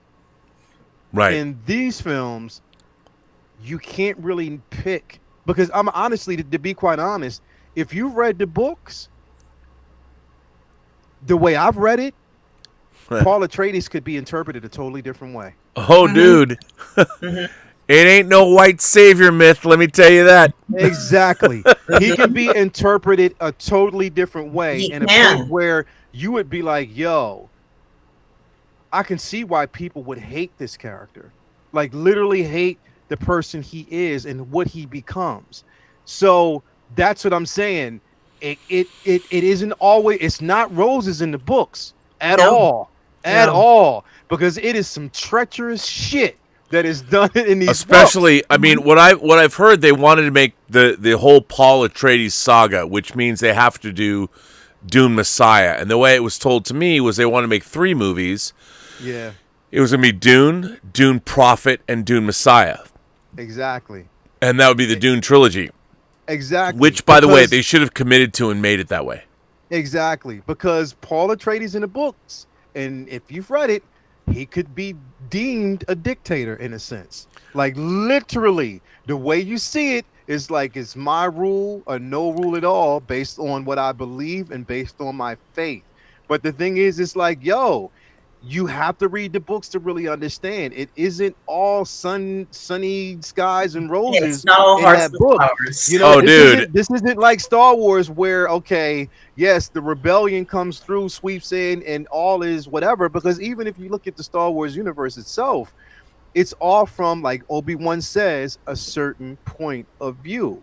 Because the thing is, the rebellion could be looked at as common criminals, which they are.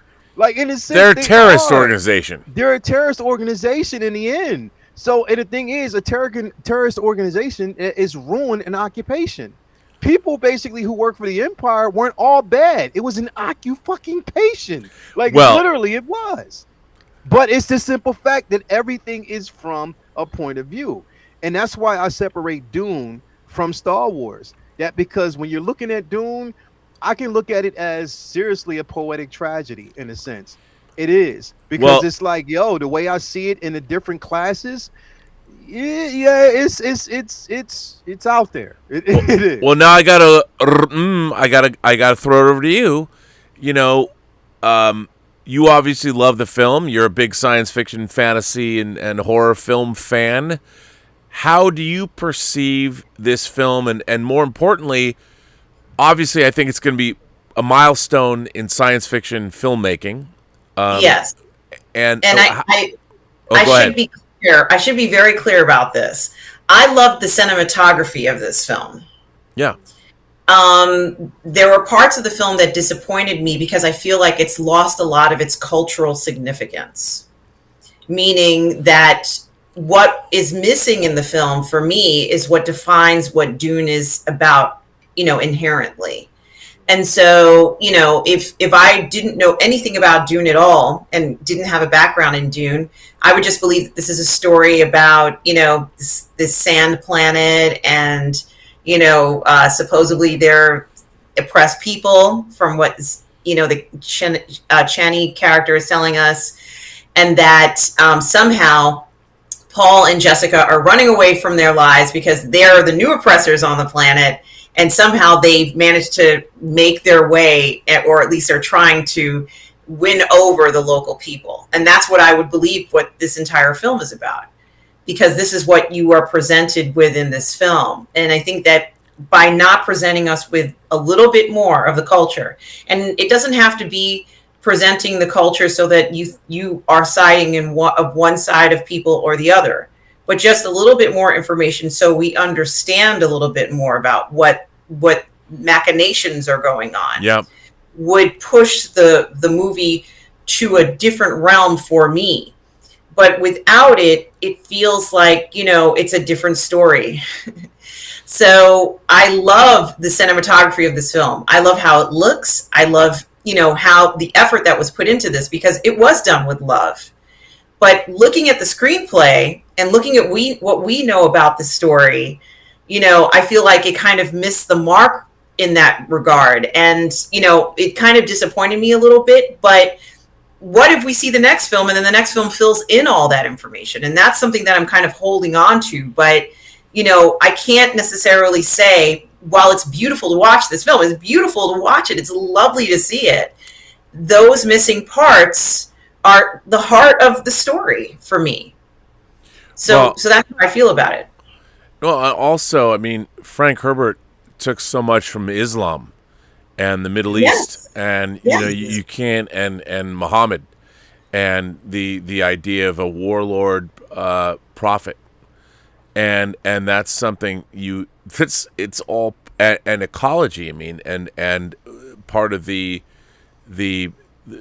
genesis of this story was Frank Herbert's studies of ecology and water and things like that, and that's where it all came from, and everything came from our culture here. And I feel in a way sometimes that as much as I do love the scope of this film, I do kind of feel that a lot of what Dune is about has been glossed over in this film simply because of the vagaries of Hollywood filmmaking and what is required.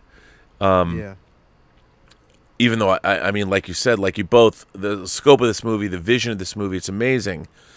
But I feel, here's my problem with modern science fiction, is that one of the reasons, I mean literary science fiction, there is a push-pull in Hollywood between everybody, well, we have to know what the human story is. Everything has to relate back to, we have to make it personal. And I understand that's what storytelling is, but that's just a buzz. That's just what Hollywood executives think has to happen because they haven't read gigantic space operas. They don't know how it all works. They don't understand that the lore is as important to the fans of this as and the scope of it all. Yeah, we all want the personal stories, but why do people read Alastair Reynolds, or why do people read Stephen Baxter, or any number of modern science fiction writers, Octavia Butler? When people read Kindred and that whole her whole saga of what she's doing, people read those things because they also love the scope and the lore and the universe and all that. Those are the first things that get jettisoned when someone's making modern science fiction or whatever. And when someone gives you $150 or $60 or whatever $1 million to make a film, you have to listen to them. You have to deal with. So when you get studio notes, what studios are doing, they're trying to make a movie like Dune be the same kind of movie as When Harry Met Sally. In that, well, we have to love these characters just like you would love Harry and Sally. Like, why can't Paul Atreides be like Billy Crystal? And but I'm being extreme, but that's what they're trying to do. They're like, well, you have to make Paul, like, we want kids on Instagram to relate to Paul Atreides. Like, can we make him more of an Instagram savvy guy? Like, does he like K-pop or what? No. Yeah. I mean, you should go back to either the Quran or the Bible to understand where these characters are coming from. And what's funny to me is that Frank Herbert came from a world, even in 1965, where he understood that people understood that all of Western civilization comes out of one text, which is two texts, the Old and the New Testament. Like all storytelling comes from those things, and whether you're a believer or not, the fact is Western civilization is defined by the Old and the New Testament. Like I am not a very religious person, but I would love to make the definitive movie of Job, Yeah. I love the story of Job. I love this. I would love. Robert Heinlein even wrote a science fiction novel, Job, a story of justice. I would love to do that. And what people don't understand is because nowadays people are like all wigged out when you're like, how can science fiction be tied to the Quran? Well, I offer you Dune. Yes. And a lot of people. That's what I wanted to tell you because, okay, in case people don't know it, Latoya, my girl, my love, the love of my life, she's Muslim. She's basically been, she's studied the Quran. She knows the Quran like the back of her hand. She knows the religious elements of And the hadiths, too. Exactly. When she saw the film and she heard the dialogue, bam, she broke it all down to me. And I'm like, wait a minute, what? Yep. And she literally did. Because, like I said, she knows it. She knows the references. She knows the terminology. When they say certain things, she said, this is what it comes right out of Islam. Yes. Yeah. Yep. And by the way, this is not something to be feared. This is something to understand. That Frank Herbert, as all great science fiction authors do, they extrapolate upon what we have here and now. And Frank Herbert was fascinated by everything from Bedouin culture to the entire Middle East. I mean, like our mathematics, like algebra, comes from the Middle East. And if you go back to the 14th century when the imams and it became more fundamentalist and things happened, but remember, this is a culture that has a lot to offer the world and did have a lot to offer the world. We're going to space because of Islam. Yeah. Because of mathematics. And a lot of people don't know that because of, what has happened. But Frank Herbert did. Exactly. And you can't not know Dune if you don't understand where it came from. Exactly. Most people don't. They're like, no, I think Dune ripped off a lot from Star Wars. No.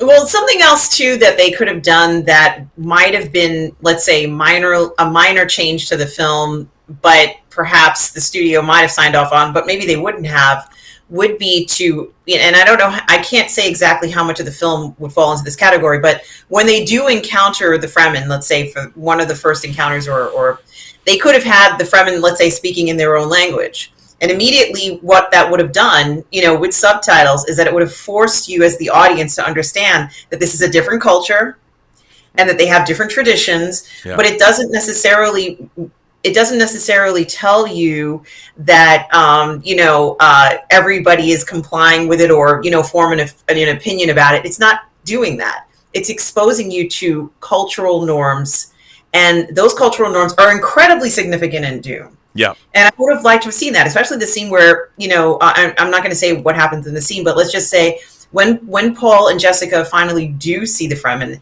and there is an interaction between the two of them, and they tried to intimate the idea of, let's say Paul and his mother from Caladan are now being introduced to Fremen for real, for the first time ever, and what would that encounter sort of be like? Yeah. And of course, it's not going to be in, let's say, the language that we speak. It's going to be in the language that perhaps the Fremen speak, because this is their territory. This is where they live. They're even questioned as to why they're there. What are you guys doing? How did you even get out? It's their hood, man. Come on. Yeah, what are you doing? Don't you realize what block this is?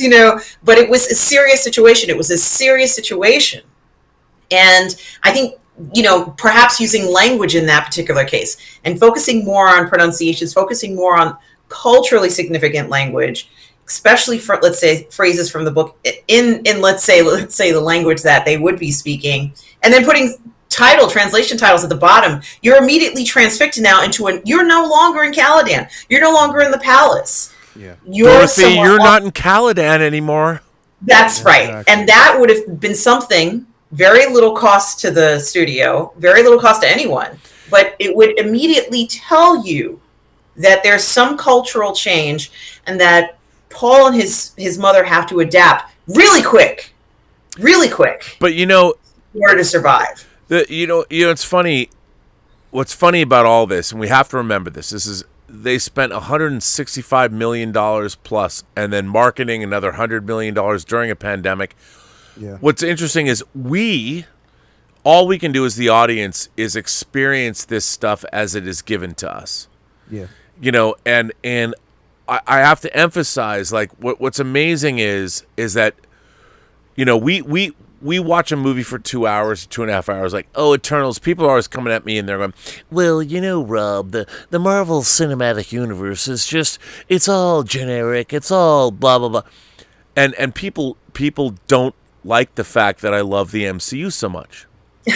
And I good and bad, I would say this, of all the franchises in all of history, the MCU has been the most consistent. I mean, with the MCU, let's say 1 to 100 is best. Most franchises are wildly divergent. The MCU, to me, is between like 160. So here's 60 is the lowest and 100 is the best. Some franchises go all the way down. So and most of the Marvel Cinematic Universe, between 60 and 100 is varying degrees between 90 and 70. And it's amazing because the source material is Marvel Comics. You're not adapting Tom fucking Clancy, or you're not adapting Donna Tartt's The Secret History, which I dearly wish somebody would adapt. I mean, you're dealing with Marvel Comics. Yep. And so what the MCU has done is they've taken Marvel Comics, 4-color fantasies, and they have elevated them to the level of, and what people don't get is they're now judging these films against what? Star Wars and Empire Strikes Back? To me, it's unbelievable. Like, people like, oh my God, like Shang-Chi or whatever. I'm like, are you fucking kidding me? It was a wuxia movie. It was wildly entertaining. It was exactly what it was supposed to be. Do you think you're going to have the best orgasm of your life watching Shang-Chi? What is it supposed to be? Like, when I watched Eternals, and I know people are going to say this, the fact is what they want is the ultimate. They want to see Captain America the Winter Soldier. That's not what the Eternals is. Yeah. It was never going to be that. And for me, I watch this, and what I judge Eternals by is, okay, so how does this particular film fit in with the entire, it's the 26th Marvel movie. Yeah. And what they're trying to do, and I'm like, remember, it's based on a crazy Jack Kirby comic book that didn't last very long at all. The fact that it still exists in our consciousness is amazing unto itself. Now, I have one big criticism of that movie, and that's the language. I talked about that earlier, and I'm just like, you know, actually I talked about that on the disappearing John Campea video I did. You know, it's incredible that we're getting the level of stuff we're getting, and people bitch and moan and complain, and yet, look, there's a lot to complain about, but it's all story-based, because what we're dealing with is corporations and studio executives. The stories are no longer about the stories themselves. They're about, well, is this going to make money? And we have to make it 4-quadrant. Look, if you're making Dune, here's the thought process that Hollywood is missing. If you're making Dune, make Dune. Don't sit there and go, how can we turn Dune into something that families, like kids, their teenage brothers and sisters, their parents and their grandparents will all love? Yeah. You'll never win. If you're going to make Dune, make fucking Dune. Yeah. And don't sit there and say, well, we need to make this more palatable for the masses. No, the reason that you're going to get successful is if you make Dune, you'll win. I mean, Peter Jackson adapted Lord of the Rings, yes. But you know what? He distilled Tolkien's work down to its essence and made it sing. Does Gimli say things that Legolas should have said? Did he? Yes, of course. Because you're still making a movie. But the one thing about Lord of the Rings, the reason it's so successful is because, and people are like, well, what about Tom Bombadil, Rob? I'm like, look, stuff has to go. You're adapting the book. Have you read the original novel of Jaws? Matt Hooper has an affair with Sheriff Brody's wife. Yeah. Would you want to see that in the movie? Fuck no. You know, and the reason Jaws works is because Sheriff Brody's wife is true to him. She doesn't fuck Matt Hooper like in the book. Yeah. You have to it's very adapt things. You have to be, demoralizing. but you have to be still true to the material. You can't sit there and go, well, we're going to adapt Dune, so let's make it good for the Instagram crowd. No, let's make the movie good so the Instagram crowd might think, you know what, Instagram kind of sucks. Is that why we didn't see any grotesque parts in the film, do you think? Like in the Lynch film where they were kind of it's not the most grotesque thing I've ever seen. It's the David Lynch film is not the most grotesque science fiction film I've ever seen. But it seemed a little bit more, like maybe there were some parts that were meant to kind of like, show the Harkonnens as, somewhat more out there. When in actuality for them, that's just their life. That's their acceptance. Yeah. That's how they live. I would say that my big criticism of Dune is you don't know why the Harkonnens are villains other than the fact that they just do bad shit. Yeah. Like, what is the philosophical difference between the Atreides and the Harkonnens? I think in the Lynch version, you understand. The Atreides love life. They love beauty. They love... Where the Harkonnens are when you see the line in the trailer, they are brutal, they're not human. Well, why? Yeah. Why? You need to see more of that. Honestly, I think that if I hadn't read the books and I watched the David Lynch version and I saw the Harkonnens and how they were, you would just think that they just want to keep control of the spice. It is true that they're brutal and all of that, and they had, some sort of like, jarring scenes of them kind of, cutting up themselves. But I'm like, gee, we do that too. Like people are constantly cutting up their bodies today and doing all sorts of augmentations to whatever they like, whether, it doesn't matter what it is, but we do that. So, other than the thing where they have to drink, whatever augmentation they gave them in the story, it's just greed. They want to be able to control and go wherever they want to because they can use the spice for bribes. They can use it for, enhancements. They can use it for whatever they want. But the Harkonnens were far from perfect in the David Lynch version.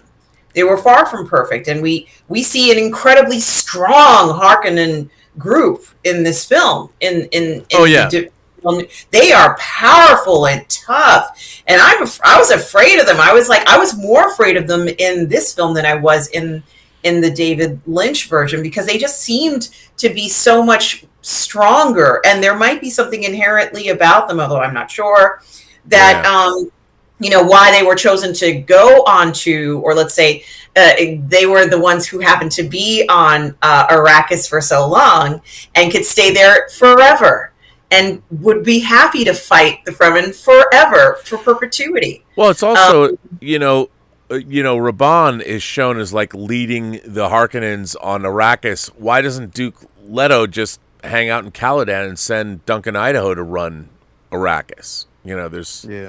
Let me throw it over to the two of you. I'm going to take a 5-minute break. I'm gonna go to the two. I would ask you this, Lael.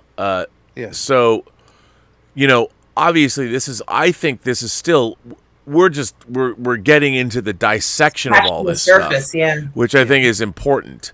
I would ask you, what is it? Obviously, we collect action figures, and Star Wars is now, this year, it's 44 years old. Yes. Dune came out in 65. Star Trek, 66. Yes. Doctor Who was even earlier than that. Yes. What is it that makes these science fiction properties as storytelling devices? What do you think gives them, and Marvel Comics, DC Comics, these characters endure decade after decade after decade. What do you think makes these things endure? And you and I have seen the rise. All this stuff was very niche, and now it's gone mainstream. Yeah. Why do you think that is? And I'm going to ask you that question, and also, but I'm going to throw it to Lael first. And you guys talk amongst yourselves. I will be back. Okay. Yes. I would think, to answer that question, again, it goes back to, in general, amazing storytelling. Storytelling in character development and the investment that we actually have in these characters. They make such interesting characters. These characters are extremely rich in potential. potential for us to explore um, where they've come from, where they're going. If you grow an attachment to certain figures that may actually even have a personal similarity to your life or your own life, they've given us, I think, what makes these particular films incredibly interesting and enduring is because you're not focused on one individual person struggle. You're not basically just focusing on, or it may center around, like the storyline may center around, and again, because Star Wars and Dune is similar in the sense that we're looking at family, we're looking at a family's turmoil, where the struggle, the dynasty surrounding a family name. We see these things, but we also see the supporting characters that are filtered around this family, and we grow an interest to these characters because we want to discover more about them. We want to learn about why they chose to be a part of these journeys. um and I think that this what these two stories in science fiction, that in their place in science fiction, is what it gives us, is because we're so vested in that struggle, we're so vested in these characters to see where they're going to go next. Will they prevail? Whose survival is imperative, whose sacrifice can change the narrative of where the story is going, because all of them potentially can have or make the ultimate sacrifice. And I think that's what we are so vested in seeing, who we grow this attachment to these characters, but what character can we say that, or once we develop that connection to the character, they're gone. And then it's like you've been invested, so it's like you have a hesitation to, like, I don't want to grow, I don't want to gain like such an invested time into this next character, because they could potentially, it's because the story is written so well and these characters developed, the development of these characters are so rich that we become a part of that story. And we tell these stories, even when the story's done, we tell this story to the next individual, which makes them want to go back and watch it, which the story continues. And then once it just filters down like Chinese whispers, it may get back to the writer, who says, you know what, that's an interesting aspect. Why didn't I think about that? Or why didn't I think of it? And then it's given to someone else to expand on those stories. So that's what I think makes it so these movies so important, and why I think they endure so much. That's just my opinion. Yeah, I love that assessment, and I agree with practically everything you said there, Lael. And I did want to add that for me, science fiction, I think, has always been intriguing because of the ability of having the technology to do things that we can't do right now. Yeah. And, like the popularity of Star Wars and Star Trek are examples of this. Who on earth does not want to get into a spaceship and be able to travel the universe? And, whether, it's true that, we are going out into the outer atmosphere, but I'd like to hope that, maybe in later on in our lifetimes, or perhaps the next generation's lifetimes, that they can do stuff like this. And the excitement of being able to explore, and the idea that, our society can go to a higher level of consciousness, but also just of understanding and empathy towards one another, so that it improves our society and reaching that goal. And a lot of times we'll see these science fiction films that will have this sort of idea behind it, and how they approach a problem, and having the advantages of the technology and supposedly being able to approach social issues in a way that we can't, gives us hope that perhaps in the future we'll find better solutions to problems. But I also think that there is some sort of folly and enjoyment in seeing, the supernatural.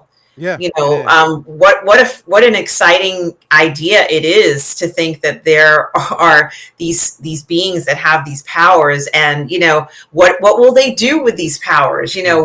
How are they going to sort of like go through the universe, or if it's like if you look at somebody like Superman and the dilemmas that he has had in his existence, in his universe, so to speak. It's intriguing, and I think that I think it's something to think about, in the sense of, there's always these decisions that have to be made.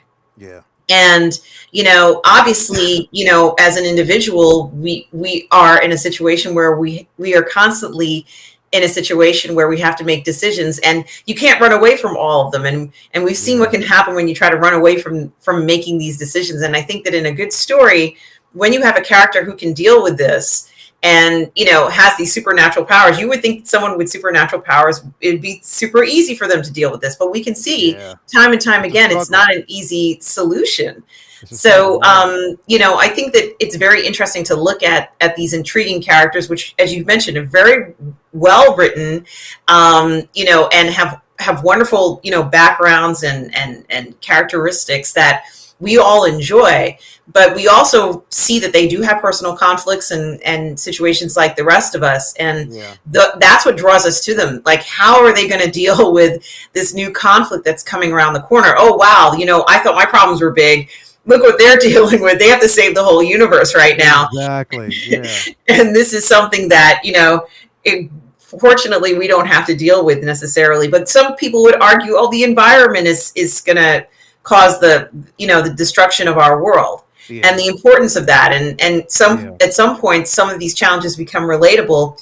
And we also, can we pull in? Are we inspired by these shows? Of course we are. Look at all the technology that's been developed from inspiration from science fiction shows and fantasy shows. So, I think that what they also do is that they provide hope in the sense of the sky is the limit. We can do anything we want.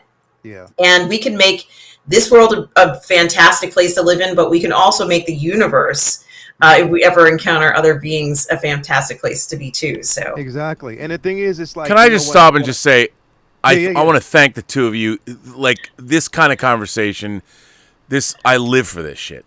Yes. Thank you both for being as erudite and well-spoken as you both are. Oh man, I think you know what, Rob? Like, these are the conversations. Like, these are campfire conversations that me and my friends will constantly have. And the thing is, it's like we live in a world now where like we always say this, it's acceptable. It's not beyond the realm of it's not beyond it's not something that we couldn't see happening. And on top of that, I think there's a better appreciation for people who come up with these ideas. It's an escape. We're living in a world now where everybody needs an escape. We need it. But what I think about our escapism is that our escapism is the easiest way to convey ideas to people. Exactly. So when they come out of, like, for me, certainly Star Trek was something as a kid I learned so many things from, and it opened up my perspective. And I think one of the great things about science fiction is it is inherently, again, even the most dystopian science fiction, there is a future. There is someplace, where we're going to go, dystopian though it might be. The thing about Dune is it takes place in the year 10,191. It takes place 10,000 years in the future. And some people have asked, they've said, well, Rob, why isn't there computer technology? Well, in the Dune universe, there are no computers. They got rid of them all. Now there's human computers. That's why there's no digital readouts, and you still fly a thopter with sticks. There's no auto because the computers have been done away with because of the Butlerian Jihad. But it's getting into that.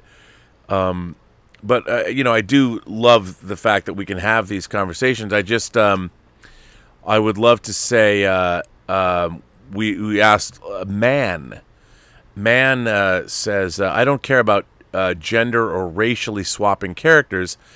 Don't try and make me sad to be white. Well, man, I mean, I don't think that Liet Kynes being a black woman, they've swapped her gender. But if you really think about it, in space 10,000 years from now, we're no longer going to be concerned about the color of people's skin. And if you really think about it, well, here's what I don't understand. I mean, I've said this before, but really anyone who's black represents the genesis of humanity. So really, we should be exalting those who are black because everyone else is a derivation of that. We're descendants. So you should really look at anyone who's black as being they've been here longer than anyone. So I mean, but when you move out, when you move off the planet, I don't think anybody's human beings are going to be. They're no longer. I mean, if you think about race on Earth, the way we think about it, it's really based on the genetics of location, like where you grew up. And so, to me, I've always thought that was so strange. Racism never made much sense to me, even as a little kid, because even I knew, like, well, if you grew up in a very sunny environment, like, say, I don't know, Africa, that's equatorial or whatever, you're going to need more melanin in your skin to fight the rays of the sun. You know, that's to your environment. And if you have to run away from predators, you know, you're going to have different musculature than if you're sitting around eating pheasants in Northern Europe. It's just, and yet we're all the same people. But when you go into space, you know, I think the Expanse does it well, where everybody's intermixed. I mean, most of the people in the Expanse are sort of mixed race or one or the other, which I really liked. I mean, I just think that, you know, hot girls in bikinis of all shapes, sizes, colors, and creeds are all good. You know, I mean, to me, I would rather be the kind of person that it does. I believe in the Captain Kirk philosophy. No matter what planet you're on, no matter what color a lady is, you'll still find the most beautiful one and chat her up. Exactly. Well, The Expanse didn't shy away from exploring the idea of the dangers of interstellar travel, you know, and also the idea that if you are, you know, sort of reared in a specific gravitational environment, it's going to affect you when you go from location to location. Well, isn't it interesting that one of the great things about The Expanse is they take our racial divides and turn them into planetary divides. You know, you're a belter, you know, and the same way that like we judge people on pigment or skin color, you're now judged on whether or not gravity means something to you. And the belters who were raised in low gravity environments, they're like the dregs of humanity, you know, whereas then on Mars is different than Earth. And it's what great science fiction does is make everyone reevaluate, you know, your positions. And what's interesting to me is great epic science fiction has already dealt with issues of gender. I mean, it's funny, Ursula K. Le Guin's The Left Hand of Darkness is a book about a three-gendered society, and it that was written 40, almost 50 years ago. Exactly. And so great science fiction has always delved into these subjects and now and in thoughtful, interesting ways. And when you know, to take it back to Dune, I mean, on one hand, Dune is about a feudal system, the Landsrad, you know, all these different. We haven't even talked about the rest of the planets, not Carino, not House Carino. We only have three. Well, we only seen two, but there's House Carino, the Emperor's house. There's House Harkonnen, or I mean, House Harkonnen and House Atreides, and there's a lot more houses that we don't even know about. So, I mean, I think great science fiction deals with all this stuff. I mean, there's so much great literary sci-fi that the big audiences, I mean, my God, I people are always like, well, Rob, give us a reading list. And I feel I should. I feel like there should be an approved Robservations reading list, because I really wish that people would read this stuff, because I'm telling you, your mind would be blown. Yeah. And you know what science fiction has done for me? It's made me like people, all kinds of people, even like animals. And it's so funny. Elizabeth asks me, she's like, why do you take such delight in animals? And I'm like, because they're the closest I'm going to come to an alien life form. Like if you meet, I've often dreamed of having an alpaca in the backyard, because they're like smart. And I'm like, what's more alien than an alpaca? You know, and you can actually get an alpaca and like you can bond with them. Like anyone who has a cat or a dog knows they know you. Like you actually you develop a language with your pet. And while you might not be able to like play video games with them or talk to them about the latest episode of the Great British Bake Off or whatever, they still understand you. Like you still develop modes of communication with alien life forms. And that's pretty neat. Yeah, so these guys are making me laugh in the chat. Bill Barkley says, Kirk went into space for real. And then Henry Wolf says, but he didn't get laid in space for real. How do we know? Right? You know maybe. James, Maybe it was James Bond. James Kirk is not a wham, bam, thank you, ma'am kind of guy. James Kirk is going to go slow. He's going to play a little Barry White. He's going to make sure that he let's say he will go down and fix things that need to be fixed. He's a cunning linguist. Exactly. But also, I think he would be like James Bond in Moonraker. If you wanted to go around the Earth another time, he'd do it. He would do it. He'd add on an extra 8 hours. Oh, yeah, he would. And he would spend all of those 8 hours pleasuring his partner. Exactly. That's Kirk. Come on. Because he already knows he's going to get where he's going in instant. He knows. He's like, you know what? I know I'm going to come. Why worry about that? I'm going to make sure that you get to go around the world 3, 4. Because you know what?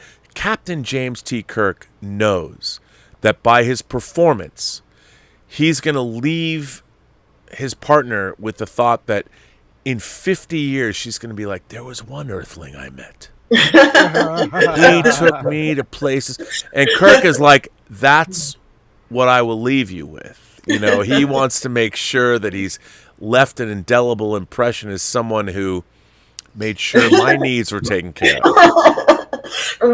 Pat Finch says it's the Robservations Book Club, and Charlie the Unicorn says he only had 6 minutes. And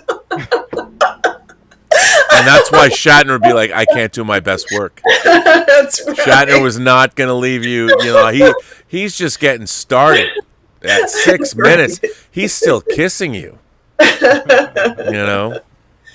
Oh, by the way, Darth Plato says, the knife fight with Jamis is an underrated scene. Often in older tribal cultures, like the Aztecs, the Zulus, the Macedonians, you were not considered a man until you've killed a man. This event is a big deal for Paul being accepted by the Fremen. Yes. I completely agree. Yes. It was spot on. That is spot on. Yeah. And it was very important for Paul as a character and for his transition, which we see when he goes to Arrakis from let's say a boy to a man, so to speak. And not that he isn't a man, but growing up and having to assume responsibility that he has pretty much haven't had to do before. Yeah. Yeah. And I think that scene it was pivotal because Paul began to understand. He understood that again, and we talk about this just like we talked about before, it's the sacrifices, things that actually have to be sacrificed for the greater good. And he knew that even though, you know, in his mind, he wanted him to yield. He wanted him just, you know, to I don't want to kill you. Yeah, I don't. To save himself the grief of having to take a man's life, it was one of those situations where he himself realized that in order for me to gain the trust of a tribe of individuals that are going to get me to that next level, that step, these dreams that I'm having are for a reason. And this is just part of the journey. This sacrifice is for the greater good to get to that point where I am going to lead these people to a place that they have never seen before. So, and I am what it's you know what? It's like the saying goes, I am what you think I am. Basically, I am and I'm going to show you who I am. And this is one of the reasons why he took the journey, why he actually had to take a life that he initially didn't want to. And it was just that understanding. And that's why I love that scene so much. That scene was so pivotal to the entire and it seems like Paul, in the beginning of the film, excuse me, when he is sitting at the table with his mother and she tells him that you have to be in full regalia, you know, resplendent today. And there is a hint of resistance. He's resistant to it.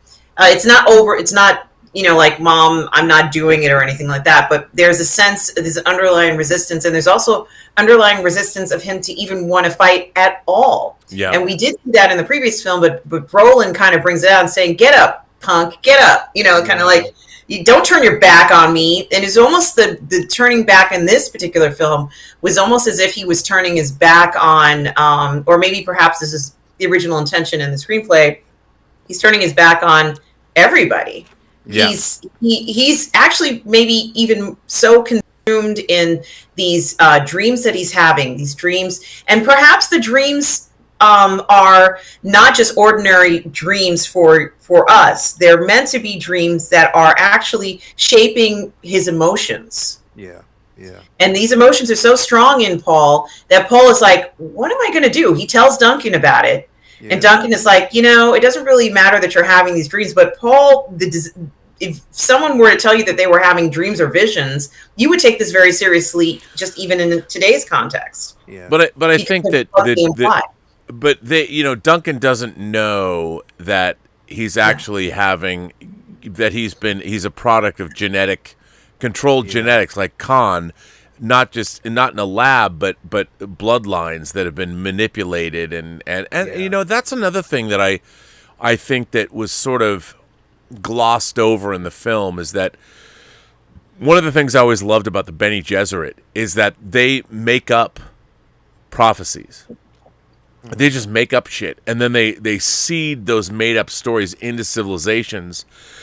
And those prophecies grow, and they become a reality for those planets. Like the whole Fremen, the Kwisatz-Haderach thing is all made up. It's all, they're trying to create that super being, but the messianic, the idea of the Messiah is something that they've made up, and they're seeding into cultures. And I always love that about them. And the funny thing about Dune is people. And it wasn't necessarily apparent in the movie, but the women in the society the Bene Gesserit are controlling the universe. I mean, they're the Spicing Guild, or the Spacing Guild the Spacing Guild thinks they do because they control interstellar travel, but it's the Bene Gesserit that they're like pulling the strings behind the scenes, and they're doing all this manipulation and. That's why I hope they've talked about making a Bene Gesserit Sisterhood series. I'd love to see that. I want to see it too, but I don't want it to be, and I want to get your opinion and yours as well, Lael. It has to show the Bene Gesserit women in spaces. They have to be shown where they are throughout the galaxy. It can't be where they're like the Bene Gesserit home world, or the where most of them are. Like, it can't be that kind of a thing. It has to be truthful in their impact, like what we're seeing in the case in Arrakis, but also throughout everything else. Like, we didn't really see the Bene Gesserit impact on for the Pradadashi, I'm saying it wrong, emperor, where the Padishah Emperor Shaddam IV. Right. Know then that is the year 10,191. Yes, he has a Bene My Gesserit. father. And while she's there, she has influence. In fact, she's got a whole crew of Bene Gesserit women there. Yeah. And, she is, while it seems like the Padishah Emperor, the whiskey is very strong that I'm drinking tonight. The Padishah Emperor is controlling, or at least has influence. I think it's very important that they show, at least in the first film, let's say in Lynch's film, where they're behind the scenes and talking and kind of like very much involved. Very involved. And she's at court. She's one of his courtiers, so to speak, or, if you will. I mean, she is the advisor to the emperor, and that was another thing that I think that I missed. I mean, I was talking about this before, but the opening scene. By the way, I don't know. I put it in the live chat. It's on YouTube. I don't know if you people. What do you mean, you people? I don't know if you BTS members. I don't know if the Post-Geek Singularity. There is a fan cut of the Lynch version of Dune called the Spice Diver Cut, and I did put the live action. I did put the link in the live chat. And to me, it's all the different versions of Dune that have come out. It's really good. I mean, I think it's the best. You know what? I think. Let me see if I think. And it's going to be available. Robert, correct me if I'm wrong. Is it available? Is it going to be available in another version or something like that? I've heard. I mean, I have purchased Coke, thanks to Dieter Bastian, the Coke version of Dune with the big 8-disc set. Someone told me it's in there, but it's on YouTube. You can find it. The Spice Diver cut of Dune. It's almost 3 hours. It's the best version of the Lynch. It's the best David Lynch version of Dune. They've taken things from like My Japanese Laser Disc and all the deleted scenes, and they've cut it together and they've re-edited stuff. It's really good. I mean, as far as it can go. I mean, but let me just get through. By the way, a few more super chats before I forget. Man says, "Stop yelling, Rob. Your mic is hot." I apologize for that. Man says, "You just lost the money from YouTube, but I'm here." Well, thank you, man. And man goes on to say, "I only see me and Rob." Do you mean to say drinking? DRENKING, drinking? Well, yes, sir, I agree. So what up? Then man goes on to say, "How much do I have to pay to get you and Chris Gore on every week? Just asking if I was the executive producer." Look, I'm a big fan of Chris Gore's. I've known him for 30 years. We should do a show. And then man goes on to say, "If me and Rob had a couple of spice drinks, we would definitely park our shuttlecrafts in the same shuttle bay." I don't think we have to have spice drinks to do that. Simon Section says, "We'll be seeing Dune on Sunday in Dolby. Is this okay?" Well, yeah, if you see it in AMC. Here's the thing. One of the things about Dune, I'm all about presentation. If you go to the movie theaters have one job: to show you the film in the best possible version. Exactly. Here are the two things that you have to watch out for. Movie theaters never like to turn up the brightness to proper levels because their bulbs are expensive, so they'll turn the brightness down, which sucks. So if you're in a theater and it happens all the time, it's the picture and sound. If it's not up to snuff, and Dune, if you go into a theater, like I saw it at one of the great movie theaters where everything is calibrated to perfection, Dune is an overwhelming sensory experience. Lael, didn't you think, both of you, don't you think that you have to go see Dune? And when people say, "Well, Rob, I can just," the thing about movies and art, what you have you have to remember is that it whether you're listening to a record or watching a movie or standing in front of a painting, the experience of that, like, you can listen to an album. You could listen to Pink Floyd's The Wall or Pink Floyd's or listen to a quadraphonic recording on headphones. Yeah. That's fine. Yeah. But if you listen to, like, Dark Side of the Moon in quadraphonic sound and you hear, like, time, the and it's going around the speakers, there's engineers that spend a long time to make sure that sound is going to different speakers. When you're watching an Atmos mix of a movie, you're talking about 13.1 or 14. There's 14 different audio channels, and they're all at any one time. Sound is being sent around. It took somebody months. Actually, it took a team of people months to give you that. Yes. When you're watching it on TV, you're not hearing that month's worth of work from dozens of people. Yeah. And so unless you go to an IMAX theater, and much of Dune was shot in IMAX, as was Eternals, and the aspect ratio is changing, all of that is part of the experience. And if you're not, if you're watching it on TV, it's fine. If that's all you want is the story, but you know what? You will feel something. You'll feel Lael, speak to what is a great bass, a bass, like, depending on a low frequency hum or whatever. What it can do, it can make you feel something in your guts. Yeah. Right? Listen, one of the biggest things, and I'm glad you mentioned this, because this is what's important about the scenes that you see when Paul and his mother use the voice. Oh, my God. This is the important part about it, because the thing is, you are only hearing, so the frequency that you're going to actually get from your television is only going to give you one dimension of sound.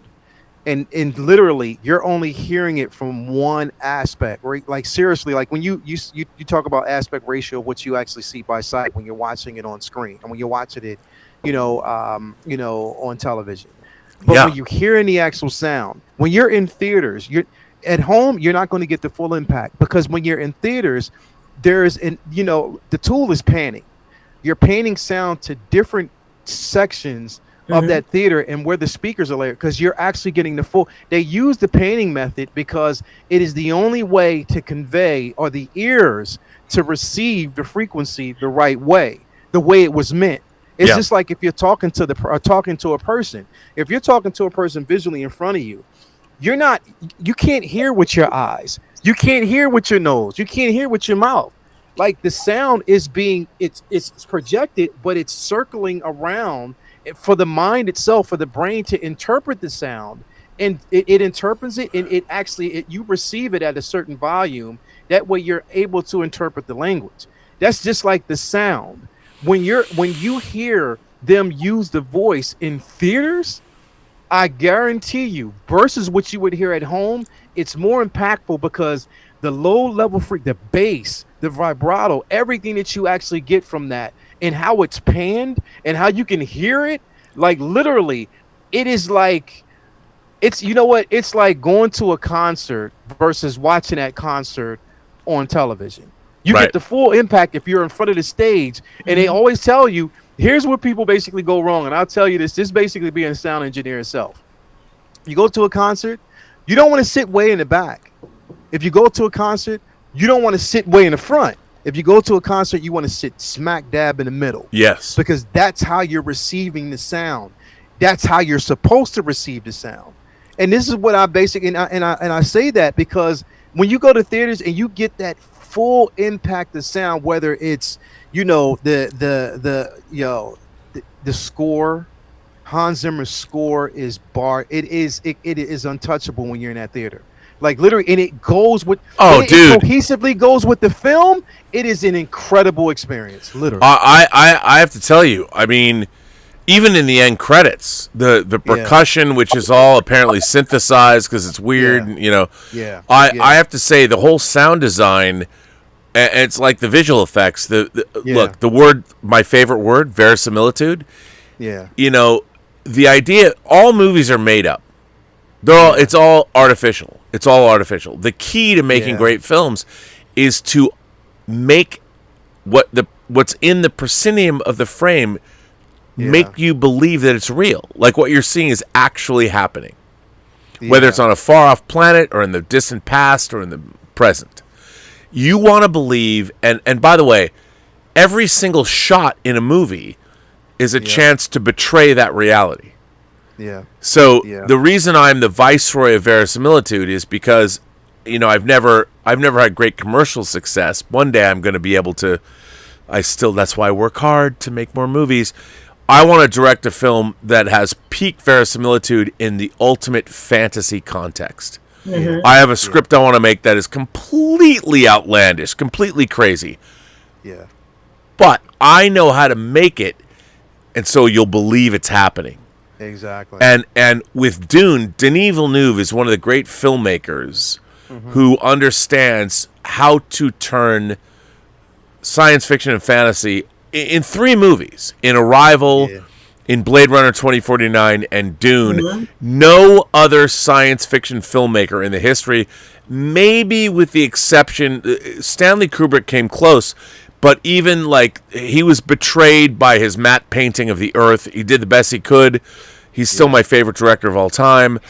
It's very close. But Denis Villeneuve, the ambition there, you believe it. You look at this, you don't. Even Blade Runner, there's shots where you see spinners. Okay, that's a miniature shot. There's not enough smoke in it, or the miniature's not big enough, so you go from shot to shot. But between Arrival, Blade Runner 2049, and Dune, my God, the ornithopters. Yeah. I mean, I want to see the thopters. I mean, my God. Yeah. When you hear it. I mean, and the sound, and that's the thing. I mean, it is heightened, but it seems real. And you know what? Real quick, Rob, and I'm glad you mentioned The Arrival, because The Arrival, the sound that I got from The Arrival in Dune, it was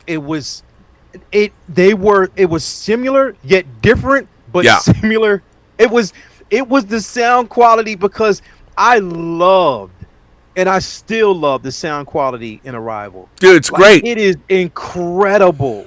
And to get that same feel from this film, I'm like, yeah, okay. But as a sound engineer, you understand that's not easy to do. No, it's not. You know, and it is what's amazing is when you hear the voice, or you hear all the other sounds in Dune, or the aliens in even when they put their like appendages up against the glass, like the thunk. Yeah, it feels real. Yo, and you know what? Is even when Paul's his interaction with the or his encounter with the worm is the same feel. It is the same feel. When you're in the presence, you're in an alien presence. Exactly. When Paul and his mother are sitting at the table, and she asks him to use the voice. And I've spoken to probably both of you about this before, where she started challenging him. And once again, he's a little reluctant. He's resistant to this because she's probably been doing this his whole life, asking him to do this. And, and use it on her, his mother. Yeah. Right. Pass me the water. The water. And what's so interesting about it, at least what I found interesting, was that the sound editor chose to go completely silent at this very moment. And I experienced this when I saw the preview, and when I was in the movie theater to see the incomplete film. The entire theater, no one made a sound. And I thought to myself, it's just not possible for this to happen again. But if you can create a scenario in a film where everyone is just so fascinated by what's going on in this film, where you are just like, you are literally paralyzed in your seat, waiting for this level of expectation, and the thought that went into creating the sort of like the expectation for this moment, that as far as I'm concerned took a lot of time to figure out how they were going to do this. And it was so beautifully done, and it was enjoyable, and it almost didn't matter what the voice sounded like. I think it was interesting because the experience, it was so enjoyable seeing how much effort they went through to provide that level of authenticity for us. It was just remarkable. So well done. Absolutely. So Simon's section, yes, you got to see. Usually the AMC Dolby cinemas are great, so go see it there. Lance Bergson says my roommate was just watching Dune on HBO. And I was giving him shit for it. Going to see it at an AMC Dolby theater tomorrow. No other way. Also, just read the book a month ago. I can't wait. Well, Lance, look, I have to say, most of the time, the Dolby AMC cinemas, they're really good. I mean, I give it up to AMC for a big chain. They spent, before the pandemic, $5 billion. Was it billion? Yeah, $5 billion. I think it was. No, it's not that much. Was it? $5 billion. I want to say it was $5 billion, but that seems too much. But maybe it was. But to upgrade their, I don't think it was billion, was it? But to upgrade their cinemas, and those Dolby, the AMC Dolby cinemas are, I mean, the seats are great, but all I care about in a movie theater is the picture and sound. And I've had great experiences. We have the AMC Burbank 16 here, and that's where I saw Joker with John Campea. It was incredible. I mean, it was so good.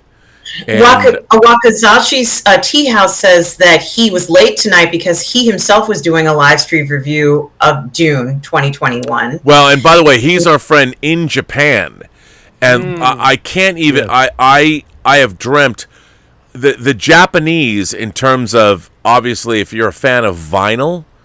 The hierarchy of vinyl was Japanese vinyl, European vinyl, and then American vinyl, because it sucks.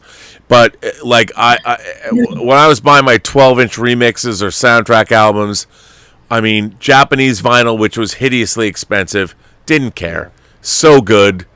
I mean, and to this day, I still buy. By the way, can I just say, fuck you, Japan, for not putting subtitles on Space Battleship Yamato 2205. I was able to buy. I spent ridiculous amounts of money on your Bandai Space Battleship Yamato 2299 in 2012. Oh, but it's now 2021 and you won't put English subtitles. Whatever. If you're gonna force me to wait until it's released in America, fine. Yeah. Just And Six Scale Review says, "Damn, Lael, you're a beast. It's like 5:30 on your side of the states." And also, Henry Wolf would like to know, when will part 2 of Dune happen? Oh, man. hopefully soon.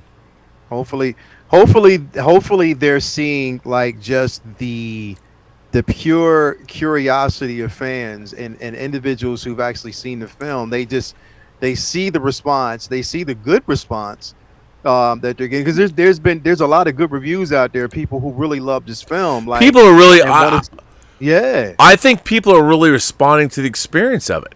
Exactly. In a way, I think people are going to tell people will word of mouth is like, you have to go see this in the theater, and you know, we talk about character and story and all that, but you know what? Yeah. All of that, I think, is trumped by the experience of seeing it in a big theater with big sound. I think it provides an experiential thing like people don't even realize they've missed. Yeah. You sit in that big theater, whether it's a Dolby Theater or IMAX, I mean, you walk out of there and you're vibrating. Mm-hmm. And people have, you know, we're so jaded. We're so, you know what? I think one of the problems of our culture is we have forgotten to value things that we've been conditioned to take for granted. Yeah. Like to just sit down. Well, what does it matter how you see a movie? Who cares? You watch it on streaming, or it doesn't matter, bruh. You go to a good IMAX theater, and you see Dune. You won't just be watching a story. You will have a physical, sensory experience without drugs or alcohol. You will literally sit there and you will realize that your eyes and ears and your body can feel bass. You know, you go to an EDM concert and you're on ecstasy or whatever. It's like, you can feel it. The reason you're dancing is because sound is permeating your body. And if a DJ knows how to work the sound properly, you get down to the breakdown and it's intellectual. Great EDM music, can talk about this. A great EDM concert or a great DJ, he's not just manipulating music. He's actually manipulating the physicality of the sound as it's hitting you, and it's creating an emotional and physiological response. And if someone when it comes to the breakdown and he brings you up, it's intellectual and physical. That's why you're like, fuck. Well, that's what Dune does. That's what Dune does. Dune, in a proper theater, doesn't just provide an intellectual storytelling point of view. It is a sensory experience. Yes, it is. In terms of visual, and it's an auditory experience. Yes, it so is. Your body is feeling sound. Yes, it is. Come on, man. What are you both expecting to see from the second film? Me myself, like I said, I want them to make, you know, the second and third film simultaneously. I agree.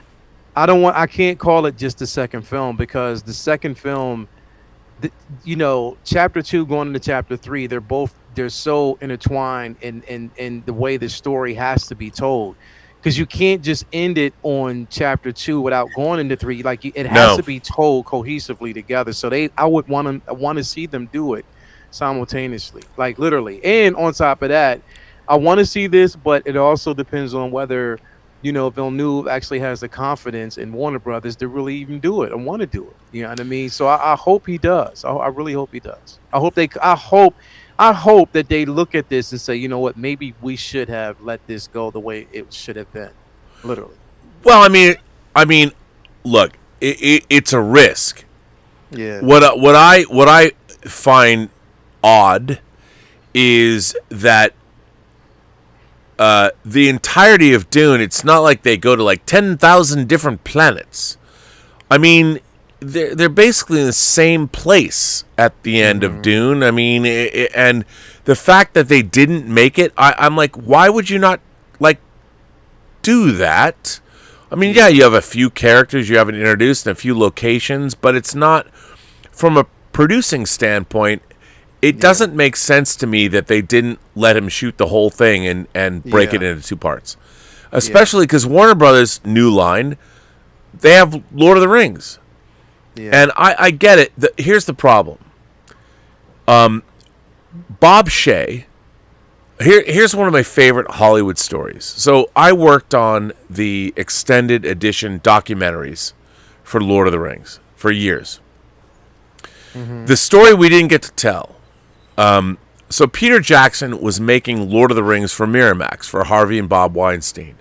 They were going to make 2 movies at like $50 million or something. And then and so Peter Jackson in New Zealand, after making Frighteners and after making Heavenly Creatures and Bad Taste, and so he had this, the Kiwis were kicking ass, and they were doing all this work. Richard Taylor at the Weta Workshop was doing all this and crazy stuff. And so Peter Jackson was showing this thing, and Miramax decided, we're not going to do it. And Peter Jackson was like, well, okay, well, what do I have to do? So Miramax, Harvey and Bob said, okay, well, we need $50 million to pay us back or whatever. And if you can find someone else, fine. So Peter Jackson basically came to America and went to everybody to try and get people to make this movie. The last stop he made was in Los Angeles to see Bob Shea, who he had known because he was involved in the Nightmare on Elm Street movies and all that. So he was going to Bob Shea, and Bob Shea, he had a 5-minute reel that showed everything that Weta was doing. Creature design, all this stuff. And here, this was it. Peter Jackson was going to get on a plane, go to New Zealand, and pull the plug. All the talented Kiwis and everyone at Weta Workshop, they're all going to be out of a job. Wow. And so this is literally Bob Shea, the Hail Mary pass, the last thing. So Peter Jackson shows this 5-minute reel to Bob Shea, the head of New Line. Yeah. They're going to make 2 Lord of the Rings movies. And after the lights come up and Bob Shays watched this and Peter's presented it, Bob Shays says, and by the way, I've only heard this story in hearsay. We never got to interview Bob Shea. I wanted to so bad. Yeah. Bob Shea said the way I was told it. Bob Shea says, "You guys are going to make 2 Lord of the Rings movies?" Peter Jackson's like, "Yes." Bob Shea's like, "Aren't there 3 Lord of the Rings novels?" Yeah. Peter Jackson's like, "Yeah." And Bob Shea, I don't know why, I wanted to interview him so bad. Bob Shea said, "We should make 3 Lord of the Rings movies." And he bet his entire company, New Line, that was releasing The Evil Dead in like 1981, he bet his entire company that Nightmare on Elm Street built, and believed in what Peter Jackson showed him in those 5 minutes. And look what he got. A $3 billion franchise, and swept the Academy Awards in 2003. Or 2000, yeah.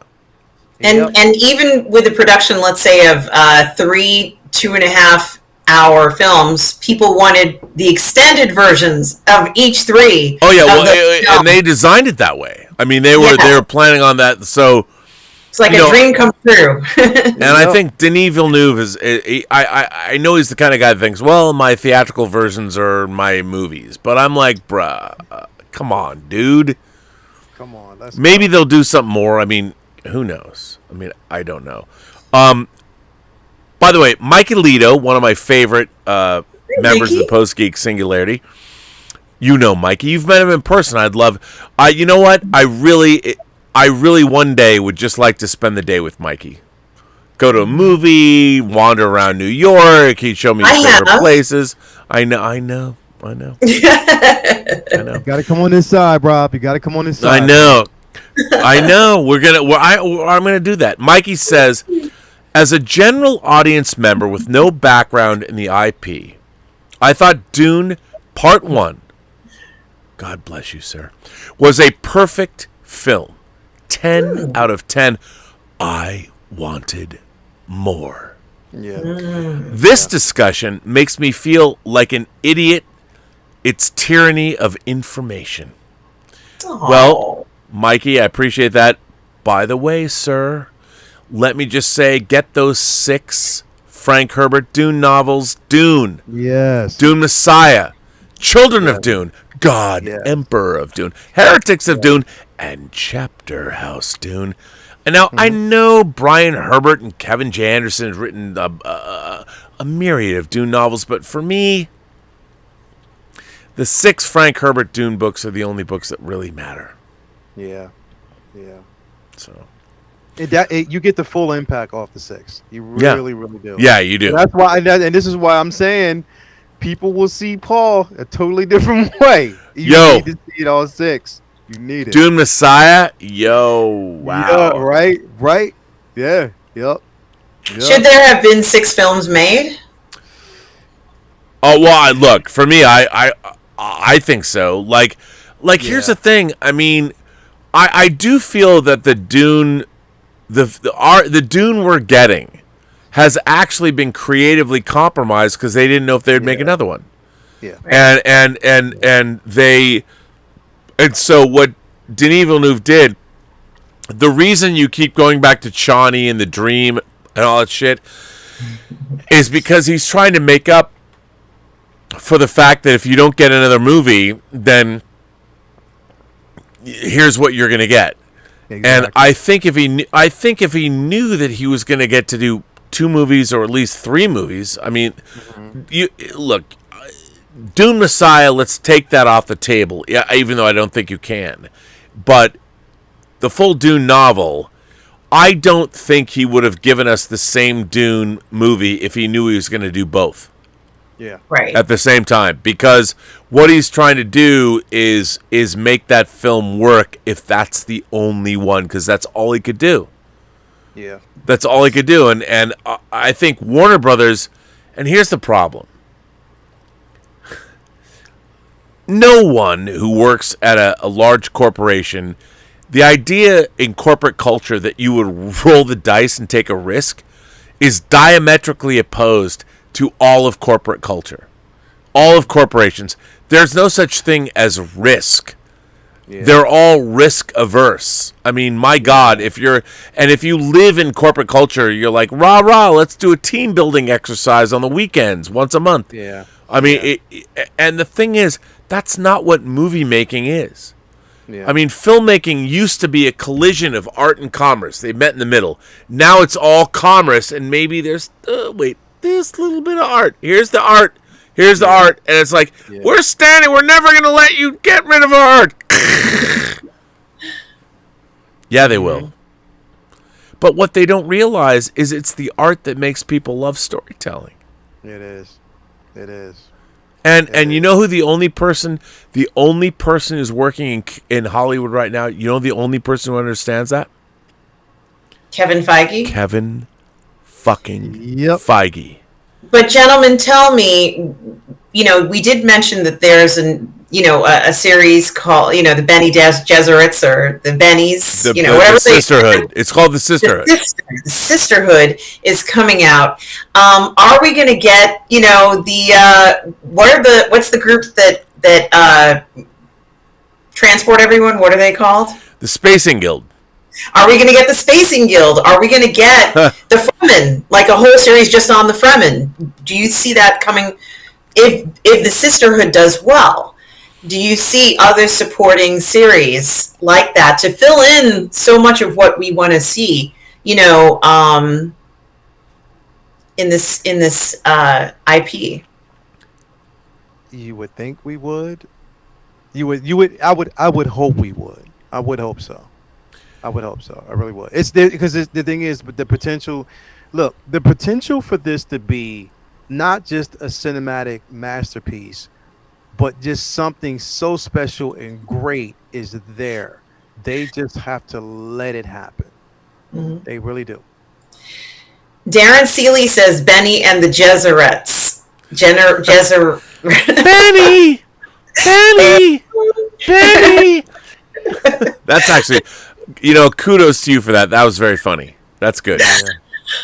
By the way, Lynch Design says, my money is on Lael. Let's go. Hey, man, if we're going to do that posing show, I think Lael will win the Super Bowl of posers. Oh, man. You know what? The posing is just, I just love it, bro. So good. Art, man. It's part of why you buy the figures, man. By the way, oh my God, 200-watt studio. I know that wants to have kids, but 200-watt studio, my God, the lobbying for this guy. He says, looking nice tonight. Thank you so much, man. I mean, I got to tell you. I mean, you know what? I want to start an fan club just so I can make money off selling her memberships, like membership cards and 8x10s and all that. So 200-watt studio says, Rob, Lael, question. Now that we know COVID will play a big part in Halloween Ends, do you think Michael Myers will die of COVID? Man, that's a good question. It is a good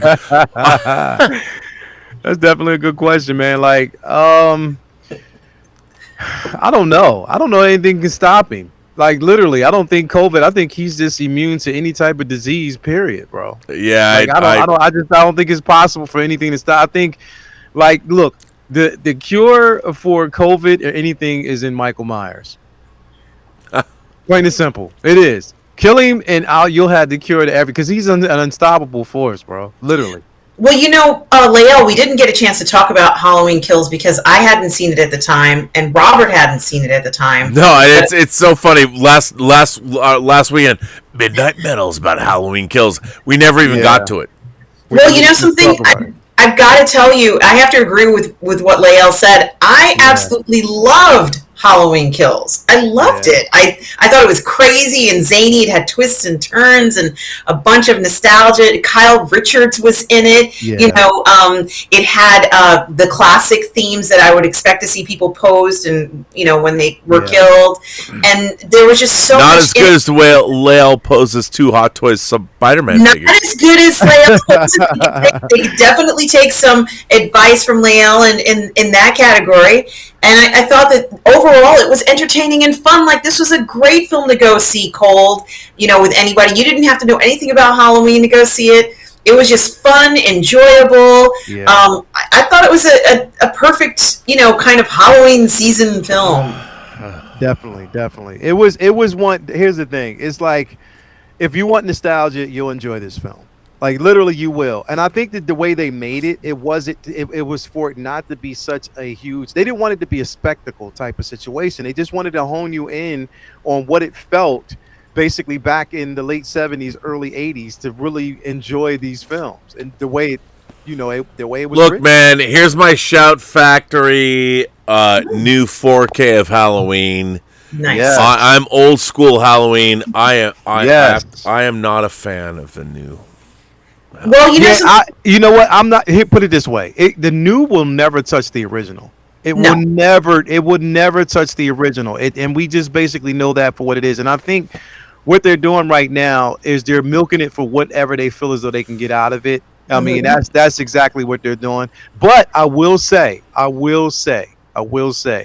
that, okay, we got, and again, because Rob, we talked about this. We talked about Halloween 3 and how much we've loved it and how much people really don't appreciate just the story from that film. And like, if you were like us back in the day, like, when, and I think they did it purposely, because remember around then we were dealing with the simple fact that There were we were dealing. Remember that back then, and like that time we were dealing with like people who were spiking candy. They were putting like razor blade and stuff like that, and candy pins and candy and stuff like that. So this film was like a spoof of that. Like it was like just making fun of just that aspect of what was going on around that time. And also, one other thing that I really liked, we saw some scenes in it that were just fun, like the scene where everybody's sort of in the stairwell and they're all jam-packed and there's no organization, and the I guess the sheriff is screaming, ah! I'm like, yes! Like, give me more of these chaotic, crazy, zany things that we see going on now. Like, I love that. That's exactly the kind of thing that would happen because people would panic and act crazy and not cooperate and not listen to authority. It was great. We still have super chats. People are still. Well, by the way, thank you for this. Man says R&B is my god emperor of the sci-fi genre. Well, I hope I'm not that big. I mean, I might be expanding my old age, but thank you for that. If I ever was a god emperor, I'd love to live for thousands of years. That'd be fantastic. But thank you, man. Appreciate it. Stubble McShave, my God, one of the foundational members of this community. Stubble says, loved Dune. It was immersive and the world building was great. It satisfied my mind, but it lacked heart. In my opinion, the betrayal of Leto is the emotional focus in Act 1 of the book. If they had played up his relationship with Jessica more, it would have hit harder. I have to say, I don't disagree with you. I think that the my biggest criticism of Dune is it's beautiful to look at, but it's a little one note. It's all kind of here, and you're not because everything is done so beautifully. It doesn't take you to the emotional highs and lows it wants to. Yeah, that's just my, Yeah. And it's because they didn't give us, again, is missed opportunities to give us certain things that were very much needed in this film, like things that could have just made it that much better. And it's not taking the. I'll bet you they shot it all. I'll bet you they shot it all, and in editing, editing. Yeah, and they have to deal with studio notes and all this stuff, and they don't. Here's the thing.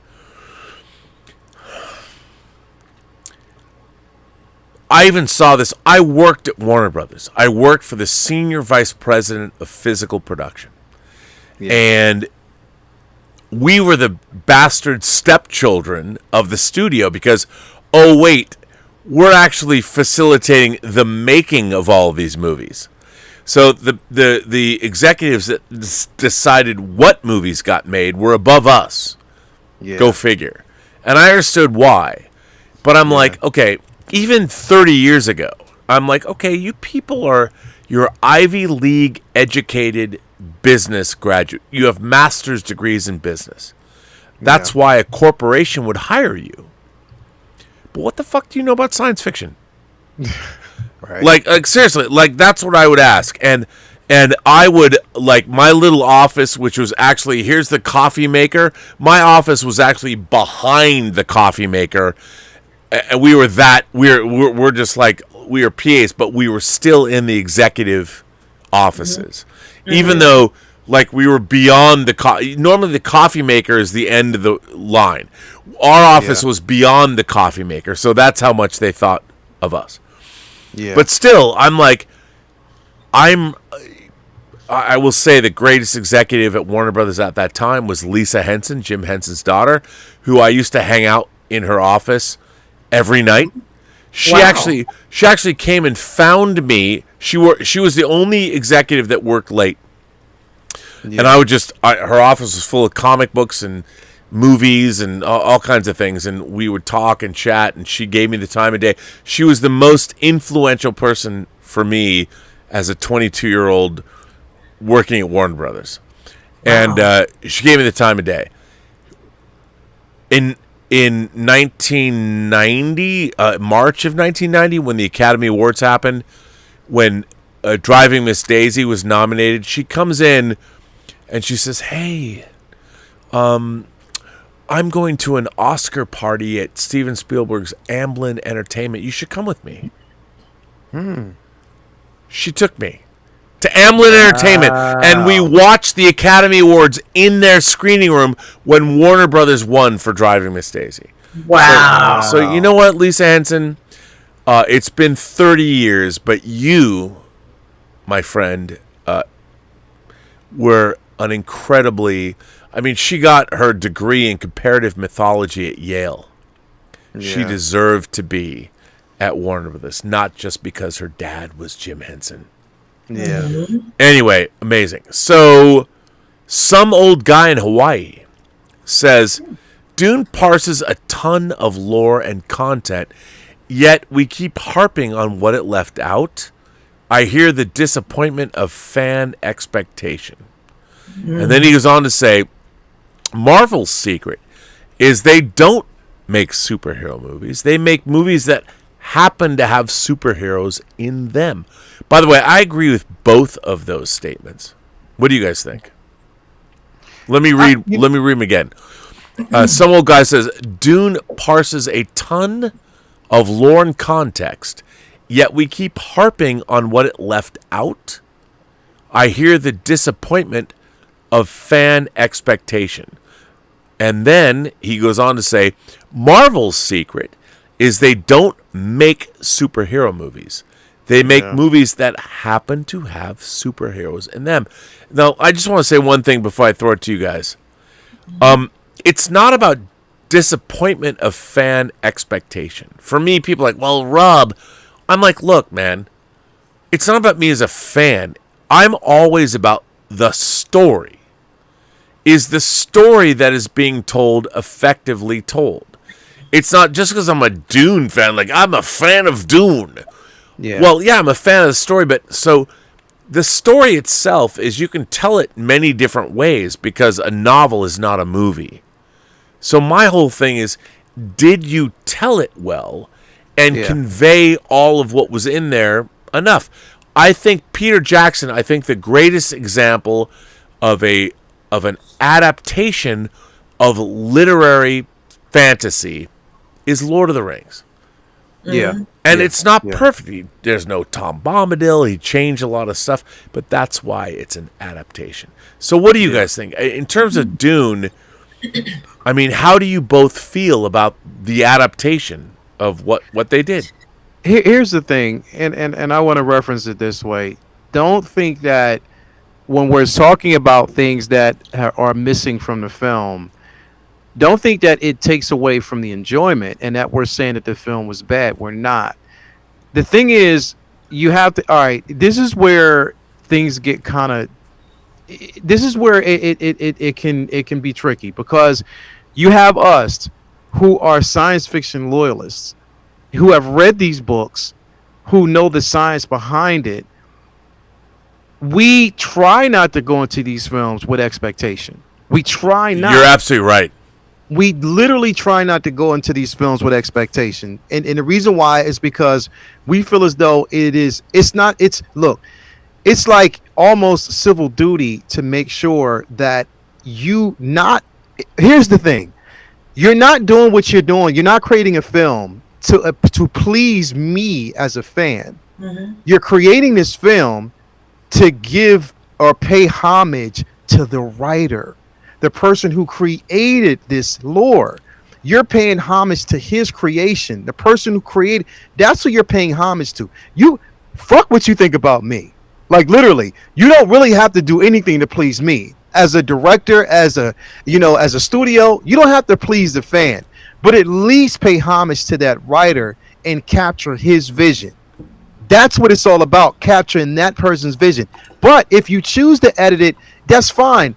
I'm not saying that I did not enjoy the film, because I did. It is literally, I loved this film. All I'm saying is that places an opportunity where it could have been better, it would have made it that much more of an experience. That's all I'm saying. Look, I have to say you're spot on. I mean, is the story well told? Yeah. What do you think?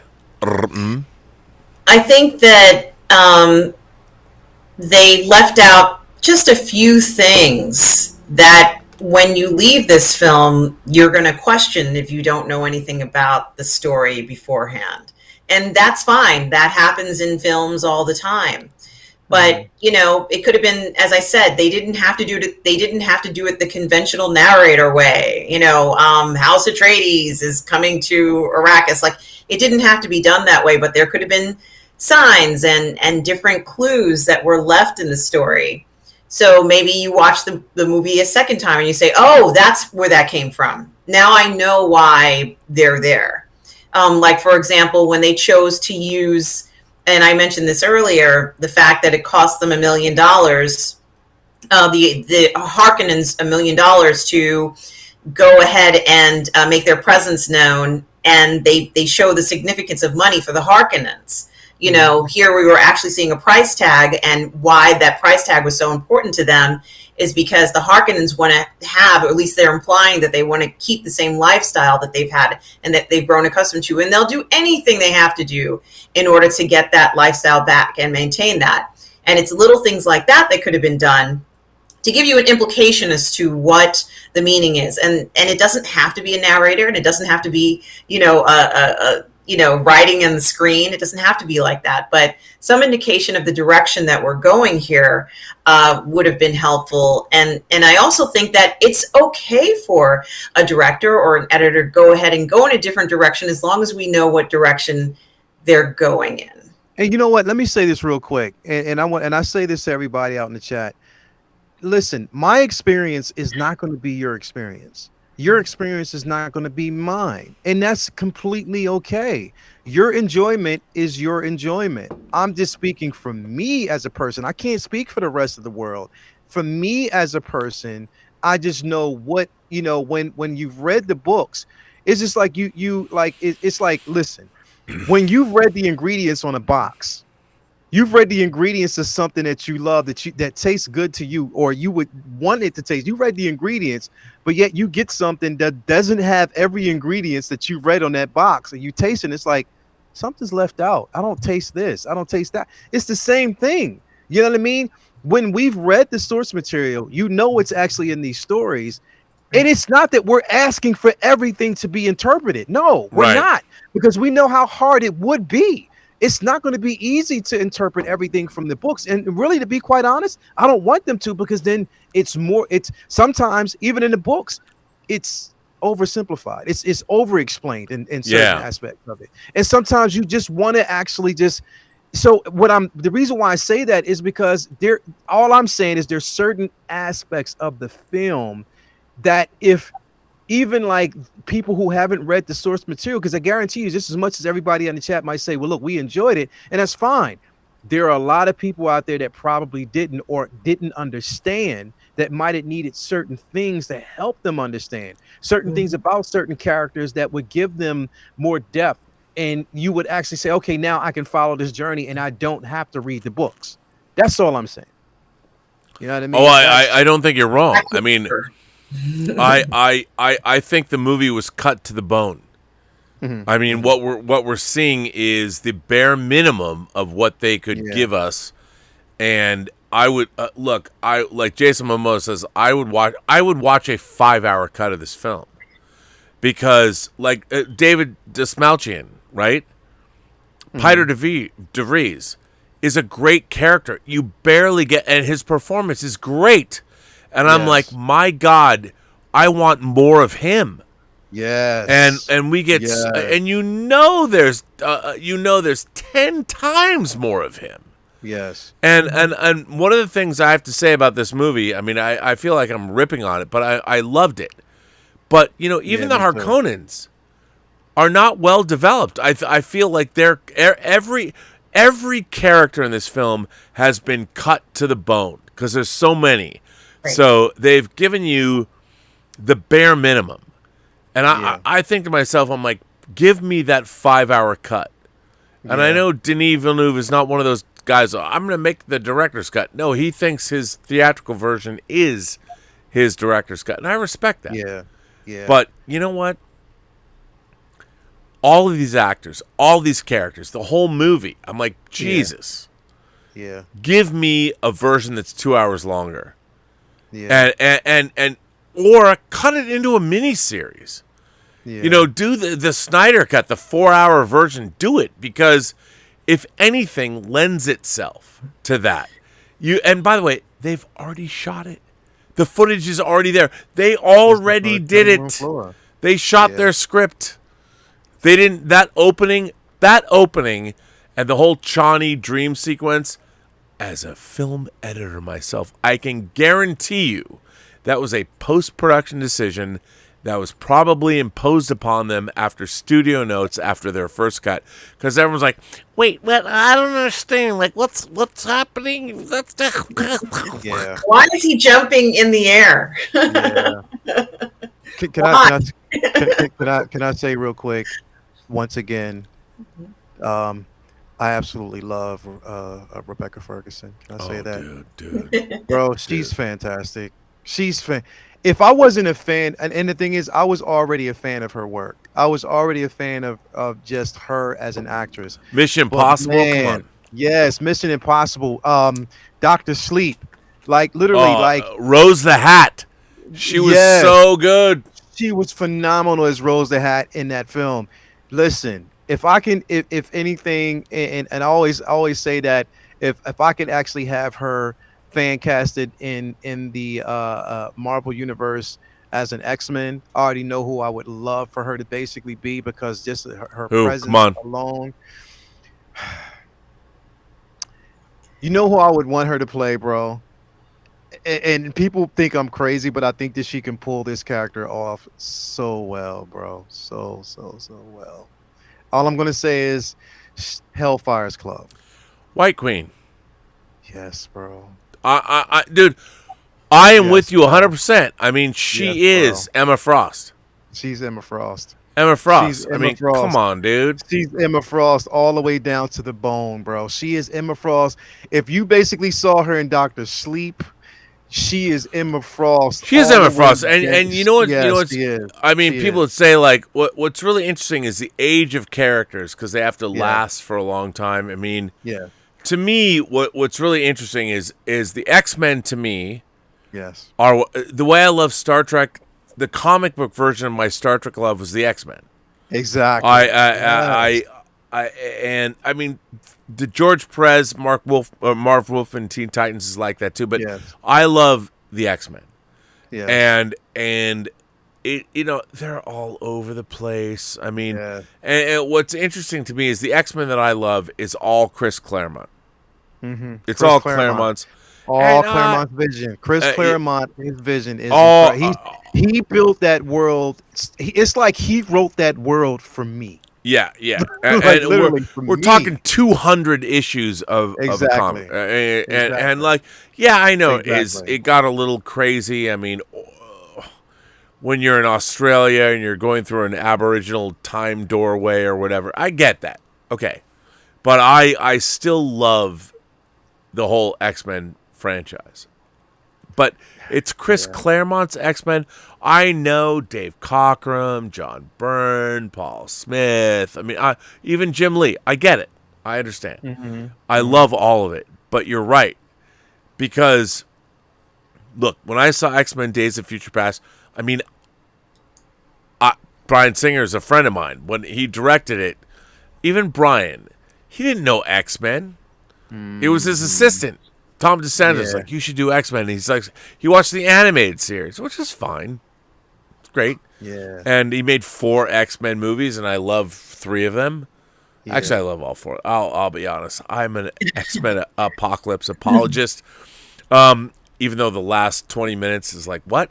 But I think the first half of that movie is really fucking cool. Yeah. But anyway, yes. Rebecca Ferguson as Emma Frost. I'm with you. She's brilliant, bro. My She's God. just a brilliant. I didn't, like I said, seeing her, literally, like, I could actually say that she should get like an Academy Award nomination for her performance in Dune alone. And and the reason why I say that is because of the emotion. That she's quivering, great. She's great. Like it was just, and Chalamet. Chalamet, like yo, No. he's boss, bro. Like He's great. I gotta give it to the kid. Like he's doing his thing. He is doing his thing. Of course, he's He great. is. By the He way, is. D loves all things. Sends in a super chat and says, "Squid Game. Oh, Squid Game made me cry for those characters. Yeah. There's not one character in Dune that moved me emotionally." Now I have to say, D, I get that because it's very alien. I mean, I think Dune, the movie, is very academic, and I understand that. I completely get it. Yeah. The thing about Squid Game is Dune is about the aristocracy, whereas Squid Game is about the everyman. And the way it's portrayed, I get it. I totally get it. And you're not wrong. What do you guys think? Well, first of all, I can't wait to see your series with Az on this. And thanks for indulging me with that. But well, it was your idea. Yes, it was. Thanks for saying yes. I think that you're right about the comparison between the two. Squid Game is essentially picking people at their lowest points in their life. And they're kind of getting taken advantage of, in my opinion. But that's what creates the beautiful drama that we're presented with, because it's kind of like a monkey's paw question. It's like, here's the monkey's paw. It's a game, but it's very similar to me in that regard. Whereas Dune, while it is dealing with the aristocracy, it's also dealing with people who have a greater level of existential abilities and have a longer lifespan. So trying to wrap your head around that, trying to understand, well, what would I be like if I lived for 200 years versus maybe 70? Or, what if I could communicate with people, through visions or through emotions, which obviously, Star Wars has taken and made that franchise. But what if I could do something like that with the ingestion of melange? Like, how different would my life be if I had something like that? Yeah. So for me, they're not easily comparable, but certainly everybody on Earth can relate to Squid Game. Mm-hmm. Well, that's the truth. That's the truth. I'm sorry, Rob. No, go ahead, please. No, it's the truth. I mean, Squid Games, of course, we're looking at what's happening here, modern times. So it speaks to you're going to be emotionally invested in something like that, because again, it's something that we're seeing, living through in everyday lives. People are financially strapped. People have debt up to their ears. I mean, so of course, when you're seeing something like that, you're vested in that world, and you would be emotionally attached because you're looking at these people like, that's me, that's this person, this is person. When you're looking at, now also keep in mind that when you're looking at Dune, you're not going to be emotionally invested in this particular film right now, because it's the intro. It's just the intro. Mm-hmm. You're not gonna. The thing is, it's just the only character that you can say, that you've probably been vested in, or you can actually have sort of like an emotional, or who you would see the emotion in, and that's why I say Rebecca Ferguson's Lady Jessica, because she's dealing with the simple fact that, number one, she's put her son in a situation, whereas she's taught him something that completely goes against what should have been done, because like I said, basically it wasn't meant for him to really explore this thing, number one. Number two, now she's finding out, and in the film, and people who haven't seen it, there's a revelation that her son reveals to her that even herself she didn't know, but she's terrified because she's like, how the fuck does he know this? Like, wait a minute, he could actually be who we think he is, and then he is the Kwisatz Haderach. Exactly, he could be, and then on top of that, you're dealing with the simple fact that a lot of shit that you're keeping away from your husband, like literally, like she is emotionally and mentally torn to pieces. But that's the only character that you can actually from the film say that you've gone on this emotional journey with. No, I agree with you, man. I mean, you can't.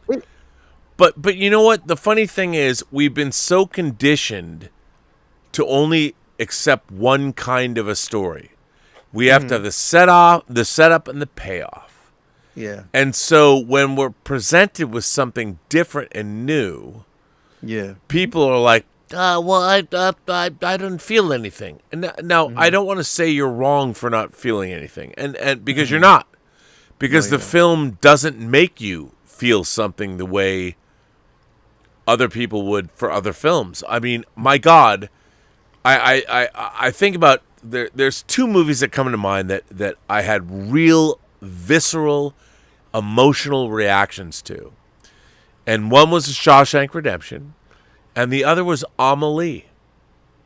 And I was in Spain in 2001 at a film festival, and I was there for fun, and I went and saw two movies. I went and saw a double feature of Kyushi Kurosawa's Pulse, the original Japanese Pulse, and Amelie. What a crazy double feature. And I knew nothing about Amelie. I had no idea what it was about. I just saw pictures of it, of that image of Audrey Tautou like looking down, smiling up. It was everywhere in Barcelona. I was like, I don't know what the fuck this. I've never heard this movie. And so I'm sitting in this theater, and in downtown Sitges, which is 20 kilometers south of Barcelona, and I have never seen a movie that encompassed my worldview more than Amelie. Like everything I believe about the world and being a do-gooder or whatever. I'm literally, I mean, Amelie is Batman in a way. And I literally, there were times in this movie I was just, tears were pouring, but there were more tears of joy, emotional joy. And I was hoping, thank God the theater was dark because no one could see it. Oh my God, insane. yeah. But I think what Dune is missing is that kind of emotional connection. It's very academic, it's very austere, it's very beautiful. But it's almost like Dune is a movie that's hanging on a wall in a museum, and that's how you watch it. My big complaint is it doesn't make you love those people, because it's hard, because that's not what we do. That's not what's in the books. Yeah. But what I want is Duke Leto to be fucking Gandalf. And I want Paul to be Frodo.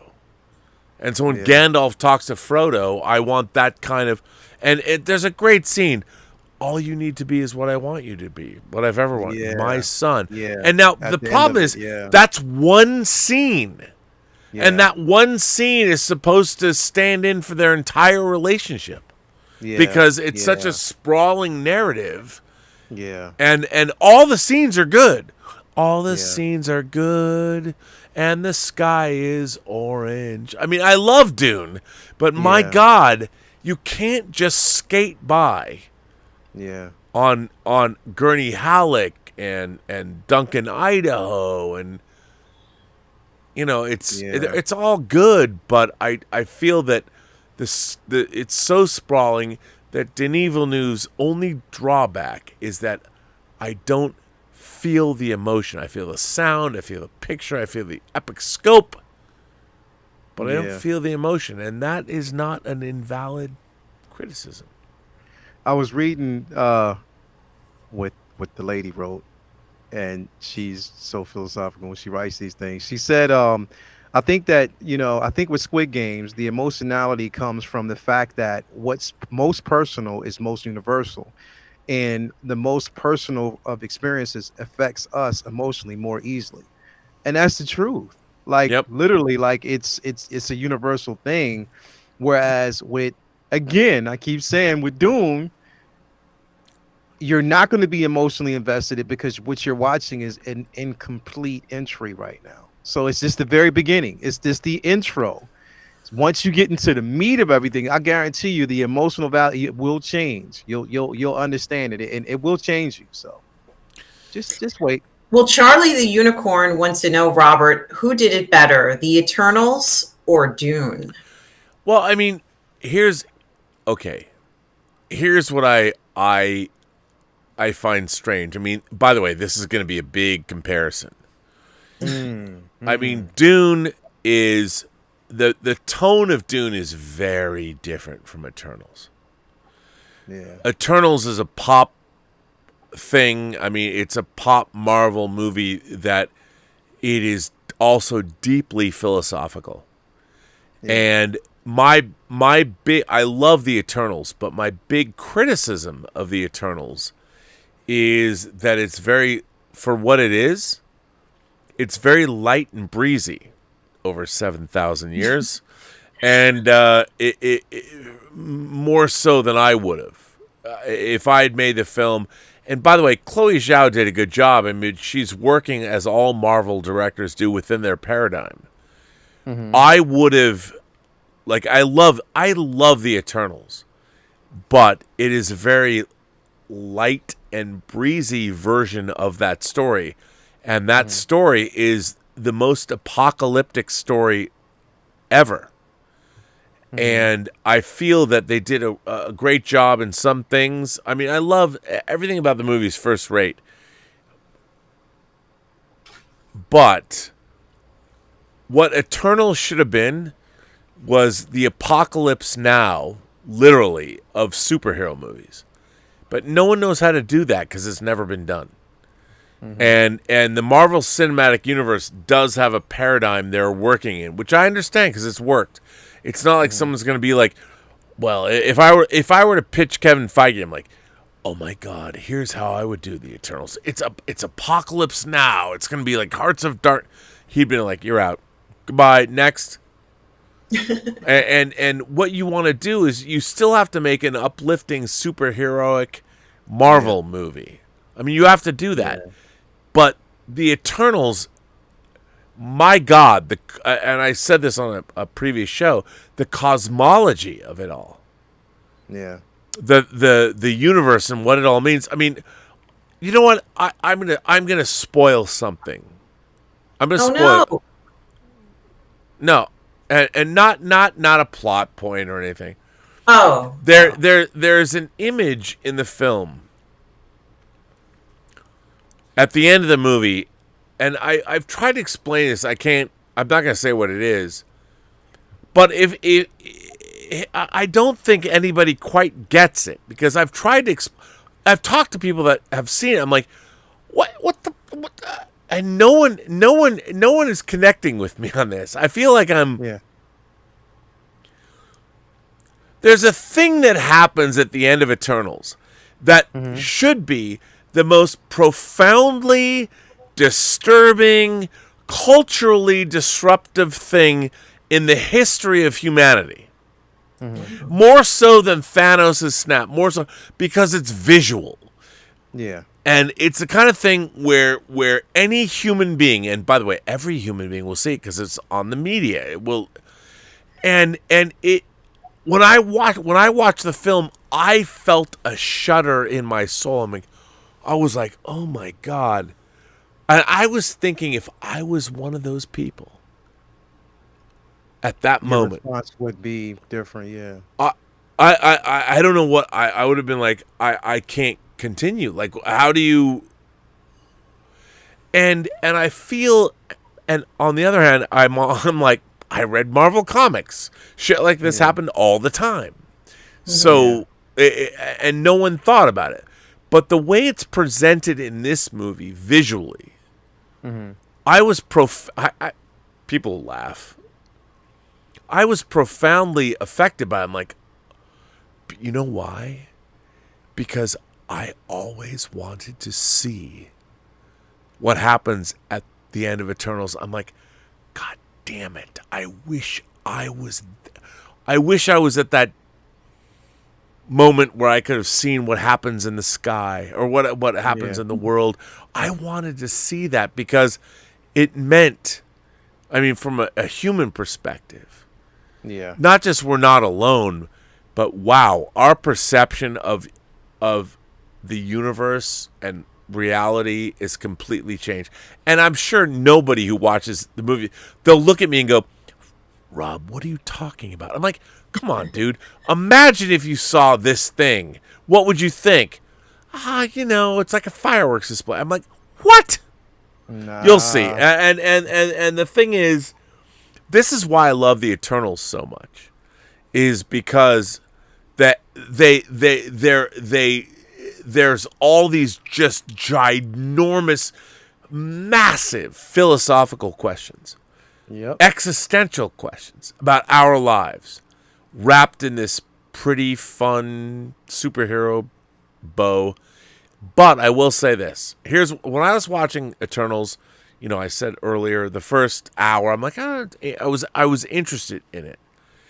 But there's a place between, I don't know, Act 2 and Act 3 where suddenly it changes. And I was so invested in this movie. I'm like, oh my God, what's going to happen? Like, what?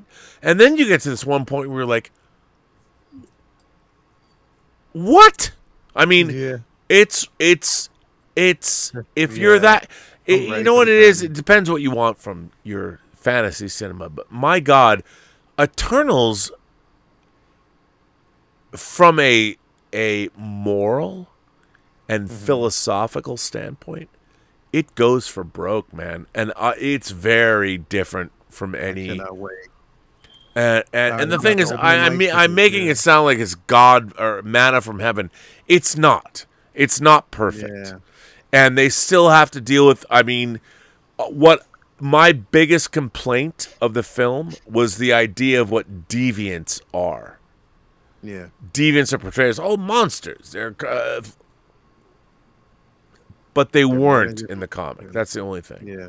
So I will let me throw it back to you. Give me another 5 minutes. I'll be right back. But you kids, tell me, why is science fiction still important today? Science fiction important today for so many different reasons, because I think it's innovative for not just the visual and what we've seen, but the possibilities of where the world can go. And on top of that, it spearheads a lot of ideas and a lot of things that we actually see now. I think that pretty much science fiction is what spearheaded the iPhone. Science fiction is what spearheaded the, you know, automatic driving system for a car where you don't have to drive, or parking system in a car where it parks, or just, not actually having to use fuel. Science fiction basically is what spearheaded the idea of, wireless entertainment systems. Science fiction is what spearheaded streaming services. Science fiction is what spearheaded so many different things that we actually see now. You know what I mean? We have like our Giants food store here. There's an actual robot that roams around the entire Giants, food shop, and it roams around, just making sure that, not as a form of entertainment, but I think it is actually visually just watching everyone. It's an automatic system that you would have never seen before, but we see it now. People pass by it and they look at it like it's a joke, but it's just like, to me, it's just like how innovative and how far we've come due to the simple fact that we have science fiction. We're seeing it. Like, we see, this on a daily basis, where things are changing, all the new things are basically being introduced. We have, we're able now to stream live like this late, or this, early in the morning, from, different parts of the world, but we feel like we've known each other for years, and we feel so connected, because we have these tools that have been, inspired by, some of the science fiction films that we've actually seen over the years. It is important that we have, this now in the world, because it gives us, I think without science fiction, there wouldn't be ideas as many. Not to say there wouldn't be ideas, but there wouldn't be so many ideas that have been thrust to the forefront and created, and attention to detail when it comes to these things, without science fiction. That's just my take on the importance of it. Yeah, I agree with everything you said, and yes, I agree. And I love technology, so the farther science fiction can push the ideas of technology, I'm happy with it. So I think that's why it's important too. I mean, we've sent Kirk to the. We've actually literally sent Captain Kirk to space because of science fiction and the innovation of science fiction.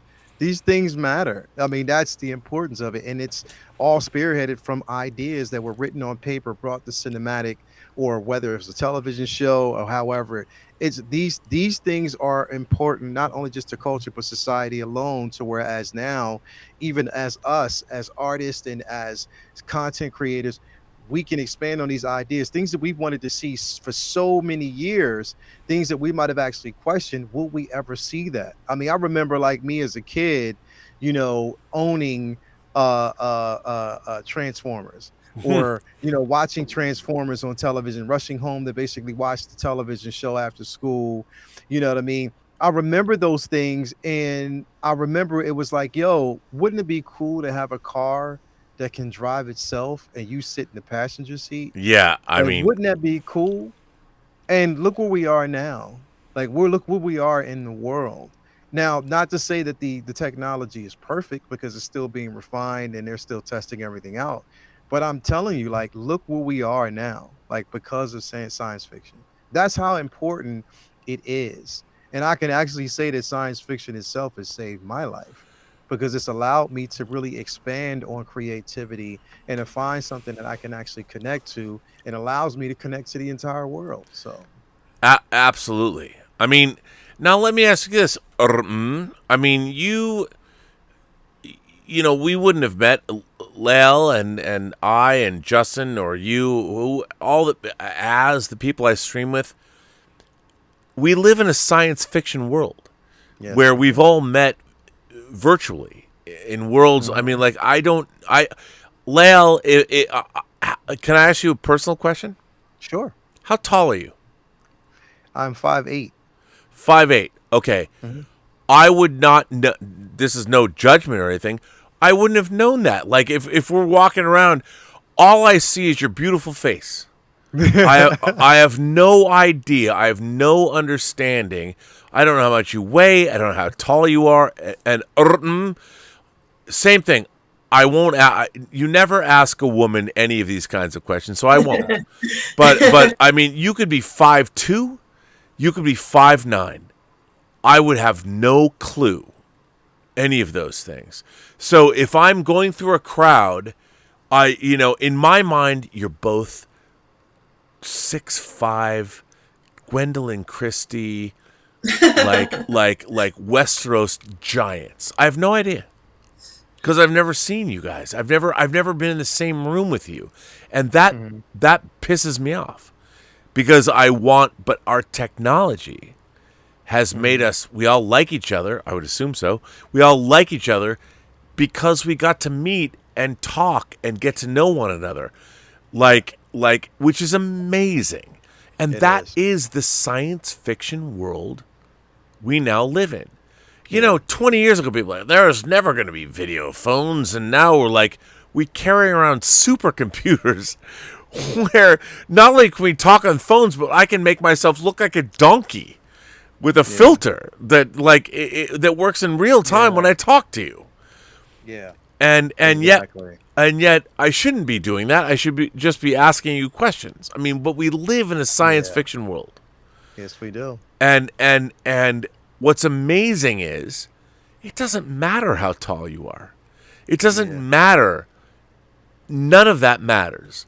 What this world has given us is this technological advancement that allows us to share our personalities and our ideas and who we are as people. Yes. And that's fucking amazing. It is. It's awesome, man. Amazing. Awesome. It is awesome. And I mean, I will not keep you longer than 4:00 in the morning. I know it's getting late. But man, MANN keeps sending super chats, and he says, are you telling me that Dune isn't like Mary Poppins? Man, no. I would say no. And then he goes on to say, seeding. It's like the word moist. Well, I think I understand where you're coming from. Moist and seeding could be conceived as being part of the same process. And I agree with you. What can I say?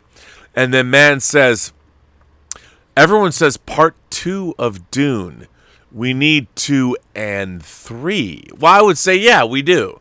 I mean, I was told it was conceived of as Dune Prophet, and Dune Prophet and Dune Messiah. That's how it was conceived of, a 3-part story. They should have shot it all at once.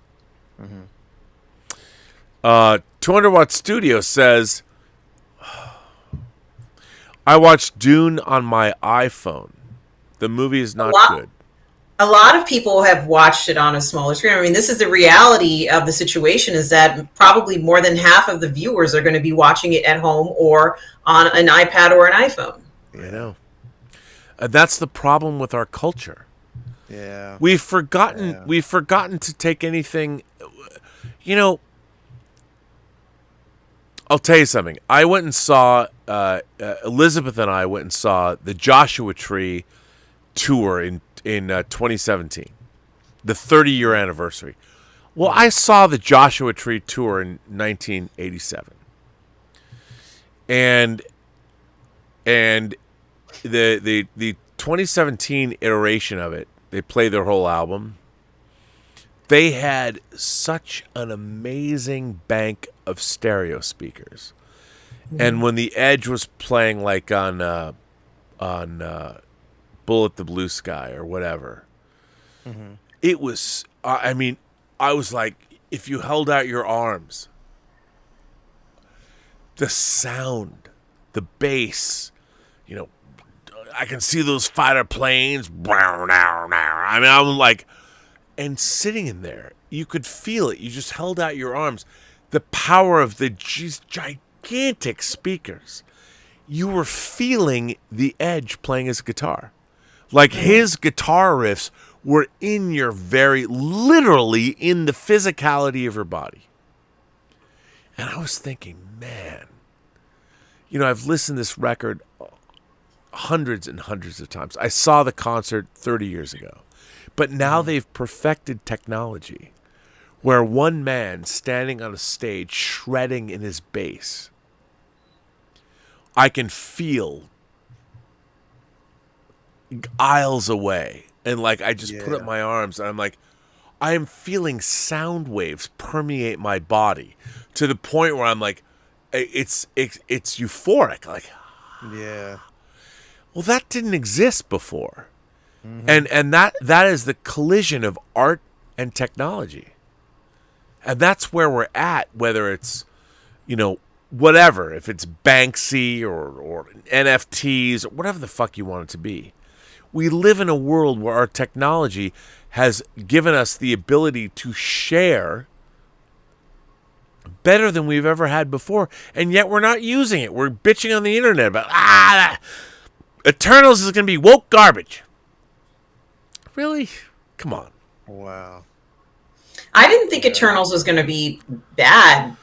One thing that I did want to say about Eternals was that I pretty much adding to what you were saying, Robert, and I haven't seen the film yet, where I felt that they were very sort of happy-go-lucky in approach, especially with, and I know it's a lot to read just from one little trailer, but in the trailer where they're sort of all sitting at this table and someone makes a comment about, is the wood that this table is made out of vibranium, 1,000 years old or something, and he breaks it, and the guy says, it's IKEA, and I'm like, this joke doesn't belong in the Eternals. I just felt like it didn't. No, I you're not wrong, but it works in context.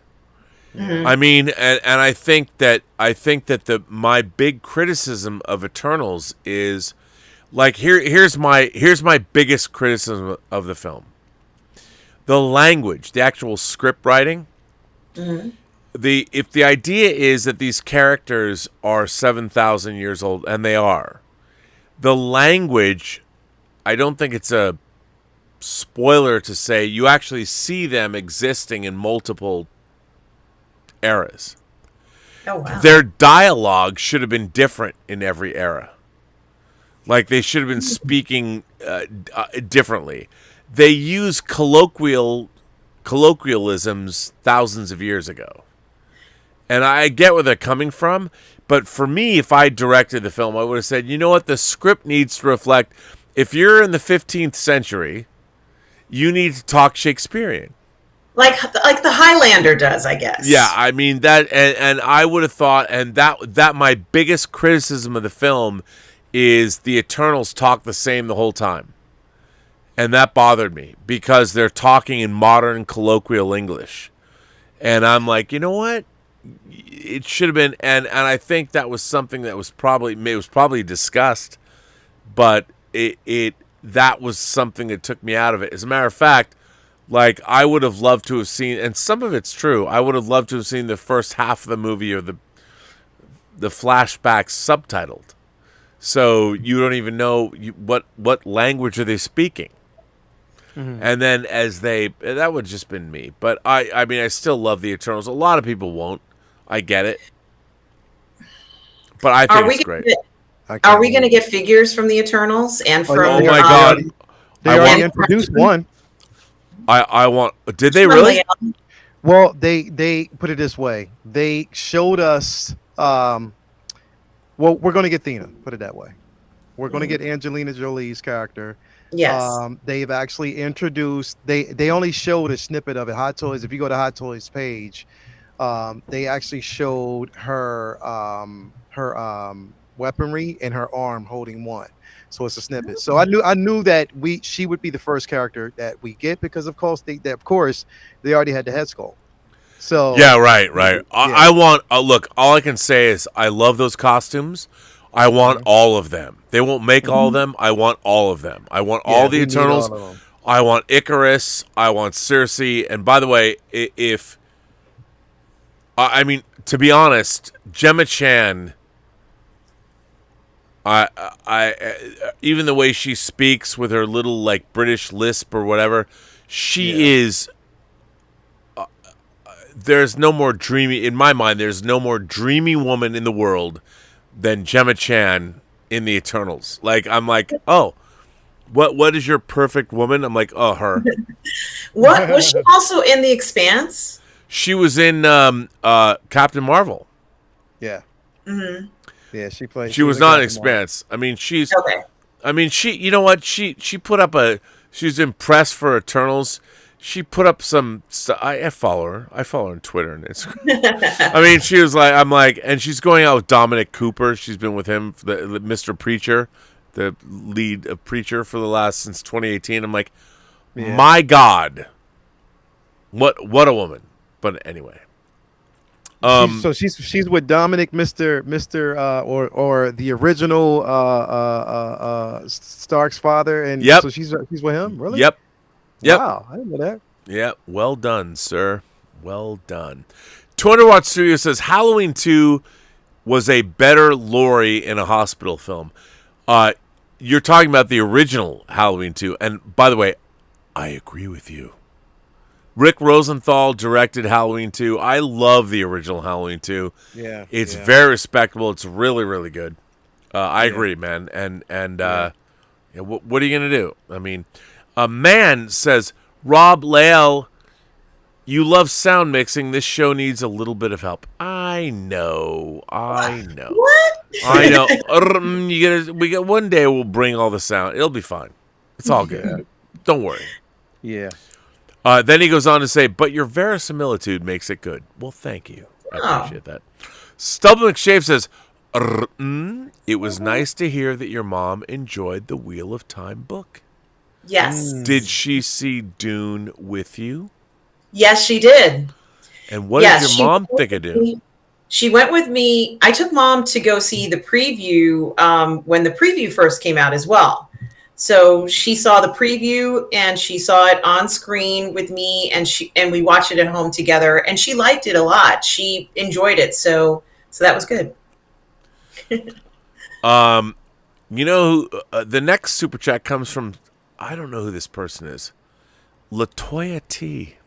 Hey, Latoya. Can I? By the way, I mean, if she wasn't already beautiful enough, she says an Amelie reference. No one ever talks about this movie. I love that you made it hold hands with Batman. Latoya, Yes. in my bedroom with Elizabeth, we have a Japanese Amelie movie poster hanging up. The reason we met on social media, actually we met on OkCupid, was because she talked about Amelie. Amelie is one of my favorite movies of all time.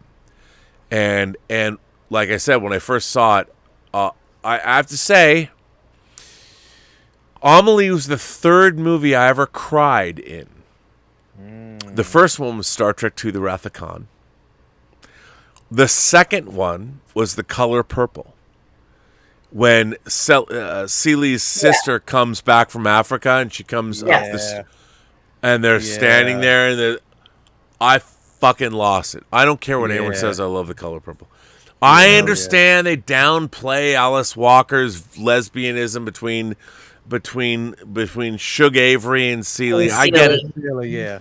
But I love look, Quincy Jones, whatever. I love The Color Purple. The third movie in my life. Oh my god! I mean, that movie's it's incredible. We did it for one. I love that film, but I have to tell you. So, when I was in Spain, like I said, I didn't know. I saw the posters. I went and saw Kyushu Kurosawa's Pulse and Amelie as a double bill in Sidious. I have never seen a movie which so encapsulates my own worldview than Amelie. You can find magic in the mundane. You stick your hands in some beans. I could not. And the moment in Amelie that I cried was there's a scene in the film where she's discovered a tin box in her bathroom hidden behind a tile.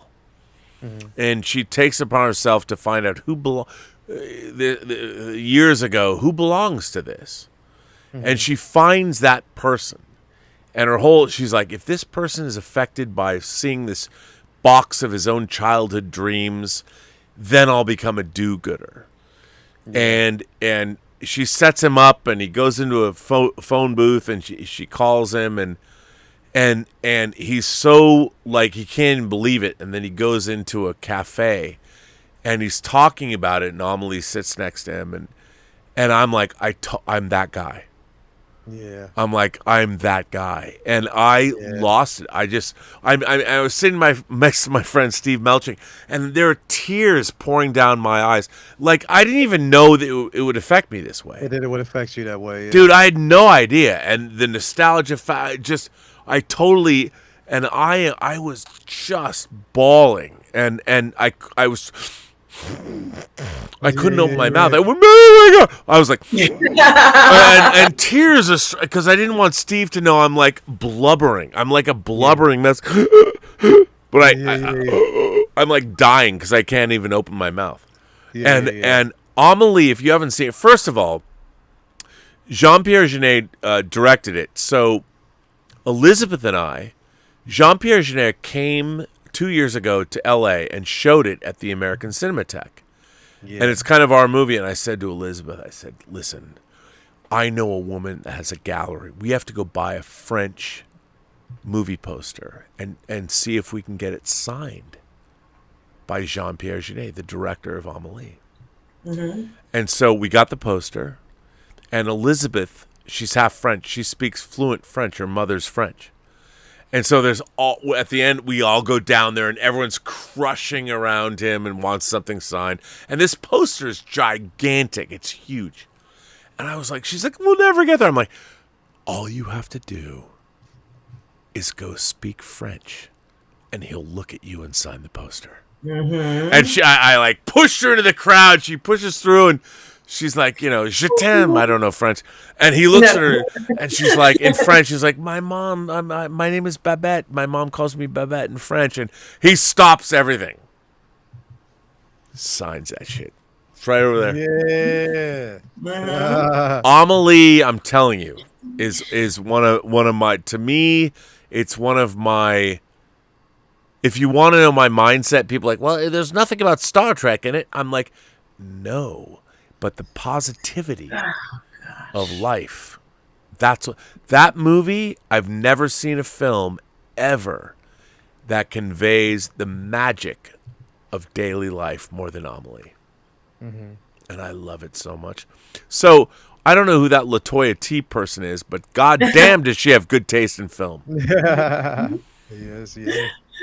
She knows. Yes. She does. And you know what? I only imagine that someone like, she must be a beautiful woman, and she probably has a great smile and an effervescent disposition, and probably great taste in clothes.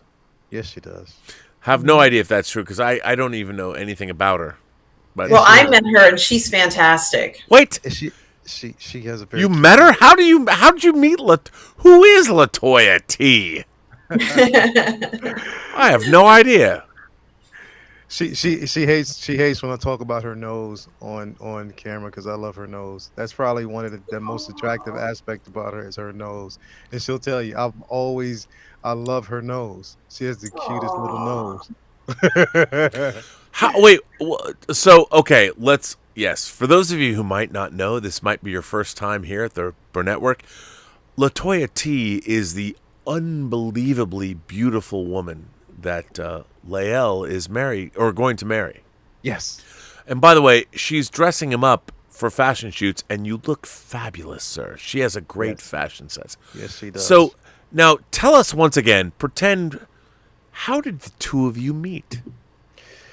We also met through social media, sort of, but it was an interesting way of how we did it, because I had put it this way, like when you friend someone and you both become friends, but you don't know your friends until you see a picture of her through someone else. Yes. And so what it was is we were friends, but then I saw a modeling picture that she did with another friend of mine because I have a friend, her name is Kia Wilson. She designs clothes, and it was a fashion shoot that she actually did, like a fashion run. And, she had Toya as one of her models. And I was like fascinated by this woman, not knowing that she was the woman. Come on. Wait, hang on. Let me back right up, son. Yeah. Fascinated by this woman. I think the word you want is captivated, or as I would like to say, one of the most beautiful women you've ever seen in your life. Pretty much. Yeah. Okay. Let's just back right up and I just want to make sure. Pretty much it was that. Because, by the way, I mean, her presence on social media that I've got to know is she's a delightful human being. Yes, she is. She is. But I mean, I don't know her, so I can only go by what you know. And my God, what a beauty she is. She's an amazing person. But yeah, she we met. Well, actually, we met through friends. So a friend of a friend, we met, and now when you say met, have you met like physically or in virtual space? Well, in first it was, I liked her pictures, she liked mine, and then one of a friend of hers, I'd asked a friend about her, and then that friend had relayed the message to her, and then we managed to actually set a date. But the first date, it didn't go well because I had to go to see my daughter. My daughter was in college at the time, so I had to actually go to one of her games. It was like a home. Wow, that's got to be a terrible thing for a woman.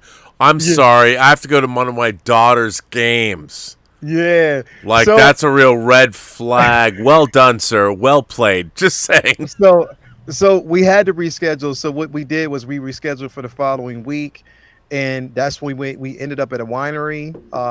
We actually sat down. We had a couple drinks, and she, they actually kept, they closed down, but they literally let us stay outside under, like, they had this candle lit, like, setting outside, lights were everywhere. They literally because they felt as though our conversation was so interesting. They didn't want to actually come out there and bother us. They just said, stay, do as long as you want. They even brought out another drink, and they were closing down, but we were just sitting there and talking. We talked like the night away. But did you guys live close together? No, we didn't live. Well, actually, she didn't live that far away from me. Really didn't. Yeah, she didn't really that not too far away. Within distance, and yeah, like the rest is history from then. And then, listen, no, let me tell you about this though. This right here is the killer. So from my birthday, and nobody had ever done this for me before. For my birthday, she had set something up, but she never told me what it was. She didn't tell me what it was, but she just said, we're gonna meet at this particular time. I was like, all right, cool. She gave me the address where to go, but I didn't know what was going on because I just got off work and I was just getting ready. And I'm like, what are we doing? I didn't know what was going on, but she just set up this whole thing and then she wanted me to meet her. So then she gives me the address. I go to the location. I walk through the doors. Rob, it was a private between me and her paint session where we were painting art. Wow. Music was playing. She had the table set up with like just all type of edibles, and it was just. Well, when you say edibles, like edibles. Well, no, not the. Okay, I need to be clear on this. All right. It was just like everything was set up with the birthday assortments, everything that was there. But it was an amazing evening. I've never experienced anything like that before. We got up, we danced. We had we slow dance together. We had paint. We painted the art. There was there was a friend of hers who actually helped put this together because she owns like the art venue. So we did that, and then the weekend came, and she knows how much I love the Philadelphia 76ers, and she took me to a Sixer game. Wow. Okay. Okay. Now I gotta ask you something. Not to be untoward. Tell me about your first kiss. Oh man. Come on. Oh man. Because you know what? The first kiss was.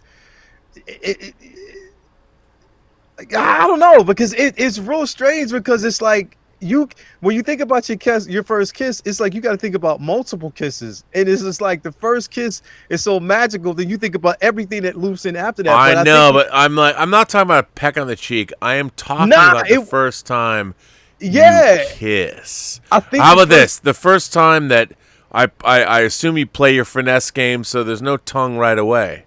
You brush your lips lightly against hers, and then when you finally... Yeah. When was the first time your tongues touched? Tell me about that. Because if you know what you're doing, that's a moment where it's just a flick. It's just a flick. It's just a very... Rob, let's just say it was a very magical moment that lasted and spanned for such a long time, bro. Now, okay, actually, I didn't mean to be untoward. No, that's cool. what I was trying to get to is a first kiss that is amazing, and everyone knows what that means. It's like a square peg in a round hole. It's a rainbow in the sky. If you kiss somebody and you have that, and the thing is, it's a very there's so many intangibles that come together, and like you don't even know that it's snapping into place, but when it does, you're like, oh my god, it's amazing. Yeah. And even though it's just a little small gesture, but once it does, you're like, I'm done. Yeah, I'm here. That's the way it was for us. Like I think we knew strictly through conversation where it was going, but then after that, like the first kiss is always when you can tell, like, okay, this is that forever thing. Like this is basically how it's going to be. I know, forever. But you have to pretend like it isn't. The funny thing is you can't, because then it's weird. It's like, baby, I never want to be without you. It's only been 36 hours. But if you were to say that, then you're like, you can't. So then you have to like pretend for like 6 months. Let's date and pretend. Even though dudes are already done. Like, we're already done. We're like, the guys are like, we're simple. We can't play all our cards at once. We can't just reveal everything at once. Like, we just got to kind of lay back and just, we already know, but we can't let you know that we know. Yeah, but chicks already know we know. Yeah. And then they're like, they're intuitive like that, bro. Yeah, but then they're the ones going, I don't know. Yeah. It's the girls. Yeah. The girls are like, I don't know. Guys are like, but guys, the girls are like, I haven't seen your credit report yet. So, and women are pragmatists, men are dreamers. Yeah. That's why we work well together. You know what? I want to say this too, guys. If you're out there, quit the bullshit. And I want to say this. The reason why I say this is like, yo, if you go out on a date and you go home and you want to call her or text her, just fucking do it. Don't hold back anymore. Like, well, wait a minute. Not exactly when you get home. It might be 2:45 a.m. Don't call and text then. Man, I do, to let you know I got home, to make sure you got home safe, to tell you I had a great night. Good. That's good. Just do it. Like, just do it. The next day, if you want to text her to say, hi, I had a great time, just do it. Don't live by that bullshit. Oh, I'm just going to wait and just let it play. Come on, man. Just change that narrative. You ain't got to be too damn cool. I agree. Yes, please go ahead. Well, hang on a second. I also agree with that. Like, if you have a great time. Yeah. Here's the thing. I have to disagree with you. I think making sure people got home okay, that's one thing. I would wait until the next day. I would say, you know what? I woke up this morning, and all I could think about was how much fun we had last night. Yeah. I can't wait to talk to you again. And can we do it? Can we? Because if you were to say, like, when you got home at 2:45 in the morning, like, oh my God, I can't wait to see you again. Then it's like, are you drunk? No, because the thing is, you have to ruminate. Give some rumination. You just want to make sure she got home safe and you got home safe, and then that's it. You continue the conversation the next day. Yeah, but that's what you got to do. It's like, yeah, listen, I just want to make sure you got home okay. Just say that. Don't conflate it with "I'm now in love with you" and I can't wait to see you again. That's creepy. You gotta be cool. You gotta play the finesse game, man. Just wait. Yeah, don't do that. It's a 50-minute down and back on the court. Come on. But that's what I'm saying. Like, you don't want to be too damn creepy. But all I'm saying is that shit where they're like, "Oh, I'm not gonna call her the next day. I'll call her the day after." Come on, man. Okay, here's the thing. If you're thinking about that, you're game playing. What you have to do is go with your gut. You got to go with your gut. And it's like, if you like somebody, just do it. You don't sit there, should I call her or should I not? You're like, no, I should always communicate with her. Yeah. But you have to understand that in our social media world, you have to play the finesse game. Don't be stupid. Like, if you just let her go, like, text her and say, did you get home okay? That's cool. Don't go, did you get home okay? That's good, because I want to call you. I've got 5,000 dates I want to take you on. I want to show you everywhere. Don't say that at 2:48 in the morning. Don't do that. Don't do that. The next morning. You'll play yourself. The only thing is, look, you just want to make sure that it's secure. Like, it's a secure situation. Like, look, you got home. You're good. Oh, good. All right, we'll talk. I'll talk to you later. Yeah, that's it, man. That's the cool thing. And then you know what you do? Like 1:15 the next day, the text should be like, I'm having lunch right now, and I thought about last night. I can't stop thinking about you. I thought we had a great time, and we should go out again, or I should see you, or something. But leave it like a little dangling, ambiguous. Yeah. Just say, I've been thinking about you. Didn't we have a fun last night? Thank you so much. And gosh, I would be so lucky if I could see you again. Yeah. But always end with, see you again. Make sure she knows. Don't be like, oh my God, I'm madly in love with you. God damn, our life is secure. Don't send like 5 or 6 texts. If she hasn't responded to the first, don't do all that extra. You get one text. That's spooky, and you creeping her away. Don't. One text. Yeah, and if she writes back and she says, hey, that sounds good. what you text her back is you say, hey, listen, fantastic, love to see you again. Let me call you tomorrow. Let's set something up. Yeah. Don't go, let's go out tonight. Don't do that, man. Don't do that. Don't play yourself. Love to call you tomorrow. Let's set something up. Is that cool?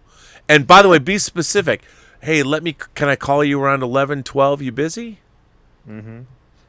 And then call her when you told her. And then go there. That's all you have. Play the finesse game, man. What do you think? Am I full of shit? What do you buy it? I think that you need a little bit of time before you would contact them again, but don't do like a few days. Like the following day is fine. Yeah. Following day, just just small. The thing is, it doesn't have to be large. Now, here's the thing. If the person initiates it first, then yes. If she calls you or she texts you, whatever, chances are something like you're going to be in contact. Just go with the flow. Don't rush the conversation. Just let the conversation evolve. The important thing, though, is the conversation. Yeah, that's it. That's the most important thing is the conversation. Now, you don't have to be creepy about it. You got two dudes going on. Now we got who is a very progressive and very sexy lady who wants to. She's told us what she wants to hear. Now I would ask you. I'm going to throw it over to you. So let me ask you this: you meet someone that you dig, and you have a great night. And at the end of that, assume you have a great night and you're going to part friends, even though it's not some one night stand. We're going to bone down hard because that's good too. But let's say you have a nice night and you part ways. But you both know it's on, it's cool. How do you want a man or a woman? I don't want to I don't want to be, I want to be progressive. But how would you like to see, you've had a great night, how does the next day or the next couple of days go? What would you like? How do you prefer to have things go? Well, I can't say what I prefer because I don't do that. I don't tell people sort of in this don't tell anyone, but what would you, in your mind, what would you like? I think that at the very least, if you like somebody, you better tell them because if you don't, they'll go out with someone else. Because 200 Watt Studio, this is all about him. He just wants to hear you. No, he doesn't. Yeah, he does. He wants to know what you're going to say. All I'm saying is that we're living in strange times right now. So if you like someone, you better tell them you like them because, it's just not the way it was even 2 or 3 years ago. If you like somebody, you better go ahead and let them know how you feel.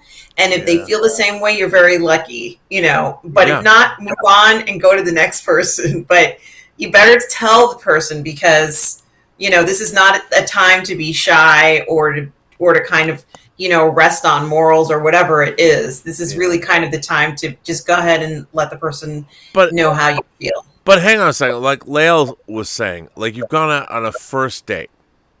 It's a first date. And if it's really great, I haven't gone on a first date in years, but if I remember my first dates, they either ended in amazement, or they ended in potential, or crash and burn. I didn't usually have crash and burn dates. You want to know where you stand? Is that what you're saying? Well, no, I would say this, some dates wind up with a one night stand. And if you like someone, then it's a weird thing. Or you have a great date with somebody, a proper date. Don't give in to, and you have a good time. You have a really good time. There's totally connection. Mm-hmm. The problem is if you jump right into bed with someone, it skews the idea of getting to know someone because then immediately you're either lusting after them or you're disappointed. I used to say when I was younger, never kiss a girl on the first date. Never. Because you cross a line. What you do is you look her deep in the eye or deep in the eyes and maybe you caress her cheek or something and you say, I had a really great time tonight, and I can't wait to see you again. But you got to sell it. You can't be like smarmy, and then you go away. And you could, because if you don't want to cross a line, you got to be proper or whatever. It's tough this day and age. People are like, we met on Tinder, let's fuck. I mean, that's not cool either. The most important thing is to just let the person know that you're interested, because I think how does one tell? I have a mostly male audience on this channel. How do you do that? Well, I don't know how each person feels about that. As far as I'm concerned, you just tell them, I really want to be with you, and I like you, and I don't want to be with anybody else. Like, if that's what you're going for, if you're monogamous. Wait, on the first date you say that? Come on. No, not on the first date. Yeah. But what I'm saying is, once you realize that this person is the person you want to be with, you really have to let them know, because if you let time pass by without them knowing, and you have a certain feeling for that person will go out with someone else. Mm-hmm. This is not, you can't sort of like imagine that there's some sort of hidden exclusivity just because you're dating somebody. So if you want that person, if that's the person you want to be with, let them know. And if not, go on to the next person. 200 Watt Studio says, I just want to say, I like you. Wow, you know what? Midnight Metal cannot be a dating service. As much as we might like it, we can advise you how you should comport yourself. I think he means a friend. I can't condone.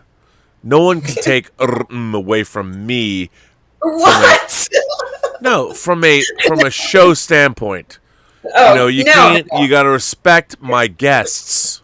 He means it as friendly. He's a good friend. He's a nice guy. But he, by the way, we got to continue this going on, because I can't wait. You guys have to do like the Amelie gnome photographs of you guys like going out and doing funny things. It'd be fantastic. So, Lael, we're going to end this show soon. Yeah. It's 4:14. But before that, we've talked about posing action figures. We've talked about science fiction, fantasy, and horror. Yes. I would ask you, sir. Yes. Do you think that science fiction still has a place in our COVID-addled, crazy, Bitcoin, bizarre hacking, ransomware? Like, does science fiction, which I think is an inherently positive genre, does it still have something to say to us now? Yes, it does. Yes, it does. It has a lot to say to us. The thing is, it speaks to, I think, science fiction in a sense right now. It also helps. It's the perfect vehicle to even speak towards our humanity. When it comes to like just the sheer discovery of what's different and accepting what is different. And if we were to encounter what's different, how would we react? Well, how would we react towards something that is completely out of our comfort zone? How would we react if we were thrusted into a world where we were forced to understand someone else's or something, understand something completely different from our own way of life and our own way of understanding? And I think that it's the perfect way for us as a society to really understand that we ourselves need to, right now, we're living in a position that we have a chance to make right of the things that have been completely wrong about the world. Because I am a firm believer of the simple fact that we are the most intelligent life form in the universe. We're not. As much as we want to think that we are, there's something out there that has been watching, and that basically may make its appearance and may have already made its appearance. And I believe that, you know what I mean? But we have a chance now to make things right. And I think that the more we see science, look, I always say this, like the ideas that we see and the things that people write and the things that people formulate, I always say that they've seen something or they know something that we don't know. There's something that they've connected to on you might even unconsciously knowing these things. And I always say that, like, for instance, when we dream, in the dreams that we have, it's our connection to an alternate reality, our alternate selves, because we feel it. We're connected to it so much that we see these things, and sometimes they can relay messages from the other side to us, and we can write these things down, and we may not know why we're writing them, and we may not know why these dreams we have, why we come up with these ideas and stuff like that. A lot of that is because, like I'm telling you, that look, I believe, and this is crazy because I talked to my to Toya about this. I believe in the supernatural. I believe in science fiction. I believe these things, you know, they come from a place that has been like I said, I call it like the way the world we live in right now. When we watch science fiction, even when we watch like things like the Eternal, I wanted to say that before, like the Eternals, and the great Jack Kirby. Come on, man, you just gave us a gift. I know. But the thing is, I call it the Intergalactic Adjustment Bureau. The reason why I say that is because, and I do, because the thing is, no, I get it. I understand what you're saying. Everything has a place, and everything has to work accordingly. When we see these things, and we see, like, I think like science fiction in general is a roadmap to something, to what's to come. It's a roadmap to what's to come, and everything. And it when it's all revealed, we would say, you know what? It's connective tissue. This is what they've been trying to tell us for so long, and finally we have arrived. Plain and simple. Okay, well, on that, let me ask to follow up. I mean, you know, you are a genre fan. You're a science fiction aficionado. How do you feel like we're living in a science fiction world? All the things that science fiction prophesize, whether it's artificial intelligence or space travel. I mean, we're on the road to getting to those places. What do you feel science fiction's relevance is to our culture today? Well, it has such an influence on the direction that we're going to be going forward in.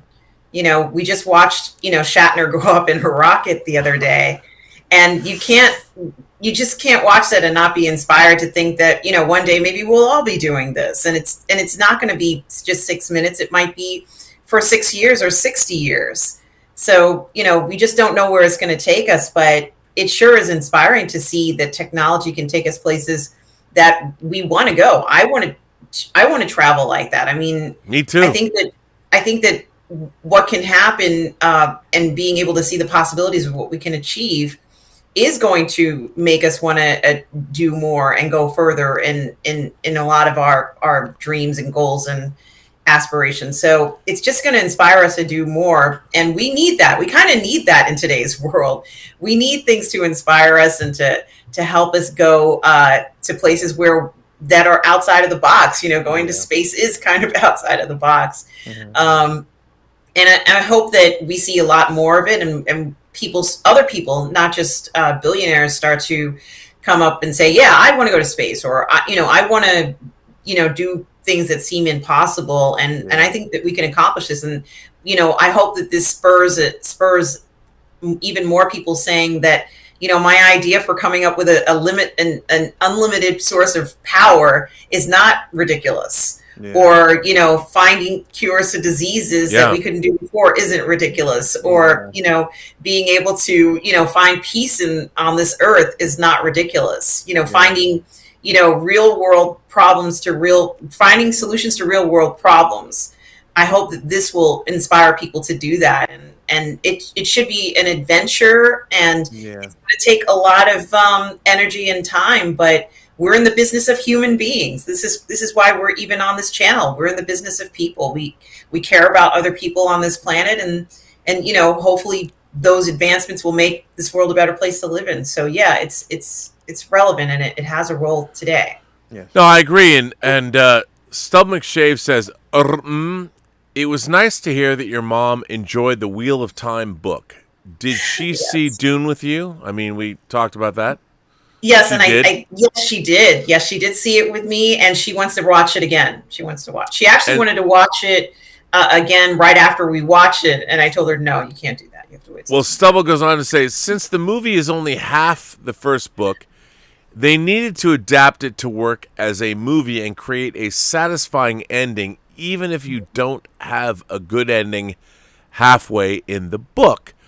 Yes. I will be blasphemous. and say that Denis was too faithful to the structure of the book. Do you think, both of you, do you think that's true? To a degree, yeah. I do too. Yeah. Like, even in the script, Paul drinking the water of life was the place to end it. Because that was more lore. He kills a guy, there's a battle, I get it. But at the end of the day, you're kind of left with, it's kind of like, wow, Paul just killed a dude in combat.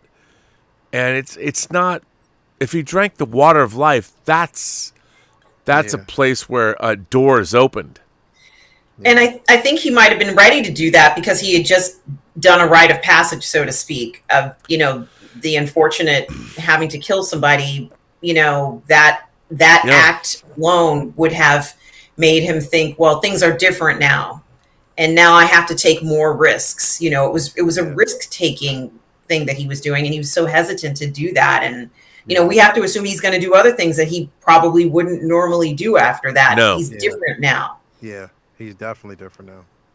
And I think that is for Paul,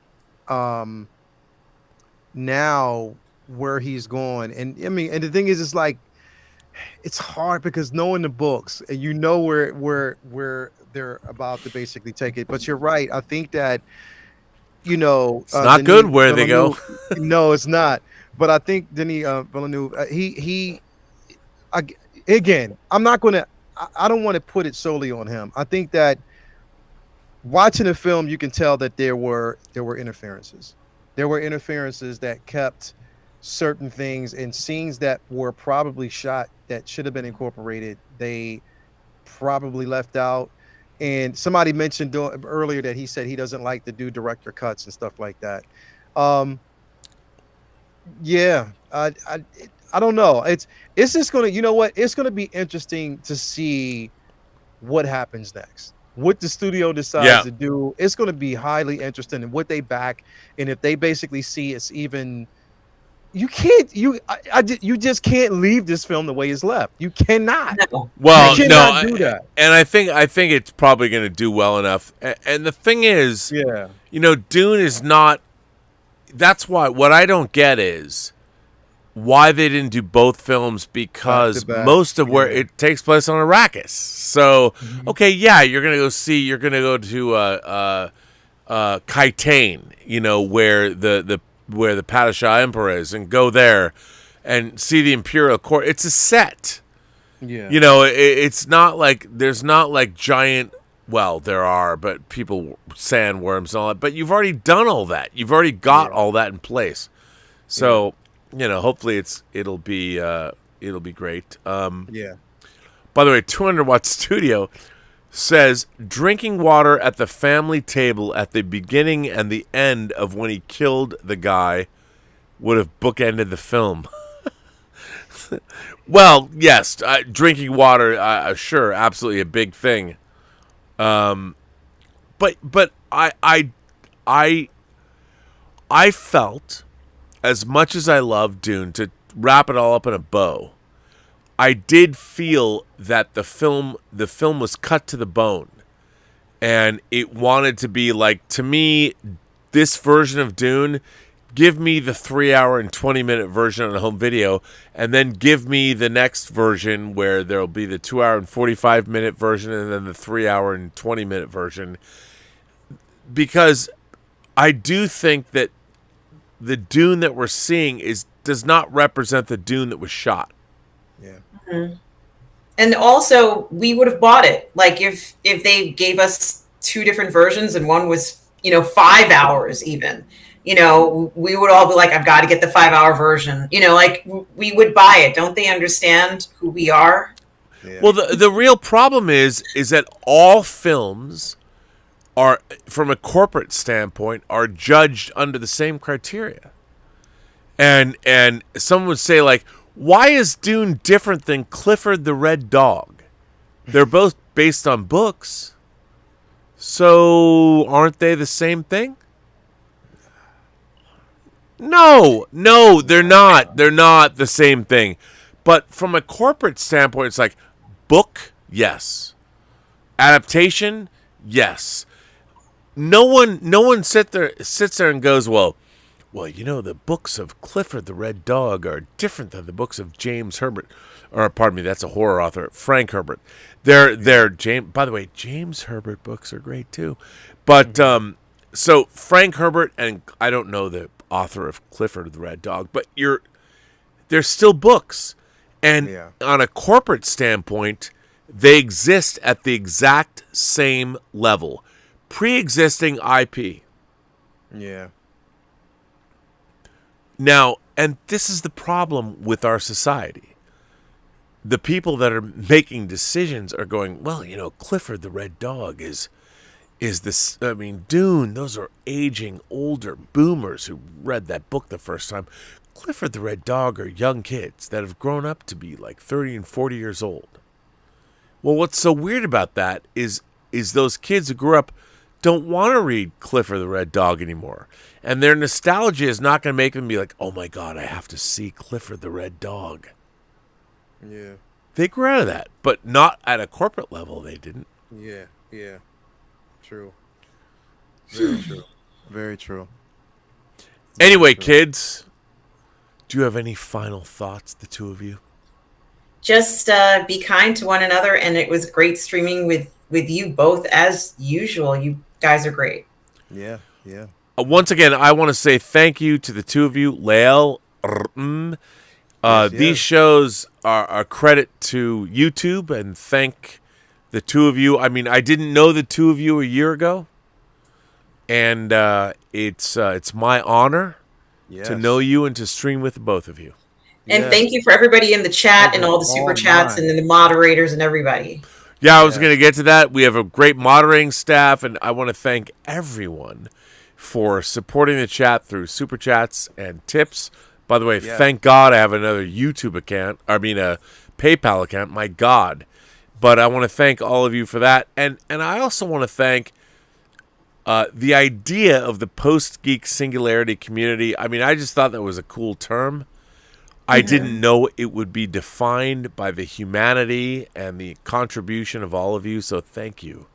Yeah. And so we'll be seeing some of those interviews soon, Robert? Yes, they'll be up. I swear to God. I have so much more. I put them all up. And by the way, you did a great job on them. They're awesome. Fantastic. Thank you. The Post-Geek so good. And Lael, please tell me, where can people find you where can people find that posing channel of yours?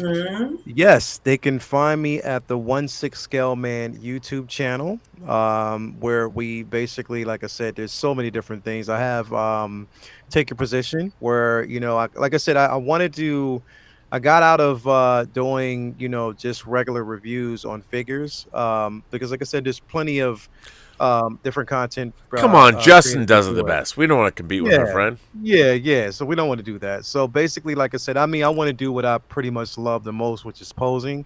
So it's just tutorials on how to pose certain figures, whether it's museum poses, whether it's dynamic aerial poses, whether it's companion poses, like just different things, just to show you how you can do it without taking away the integrity or damaging the actual figure itself.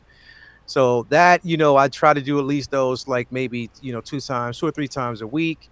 I also have comic book talk with friends on Mondays.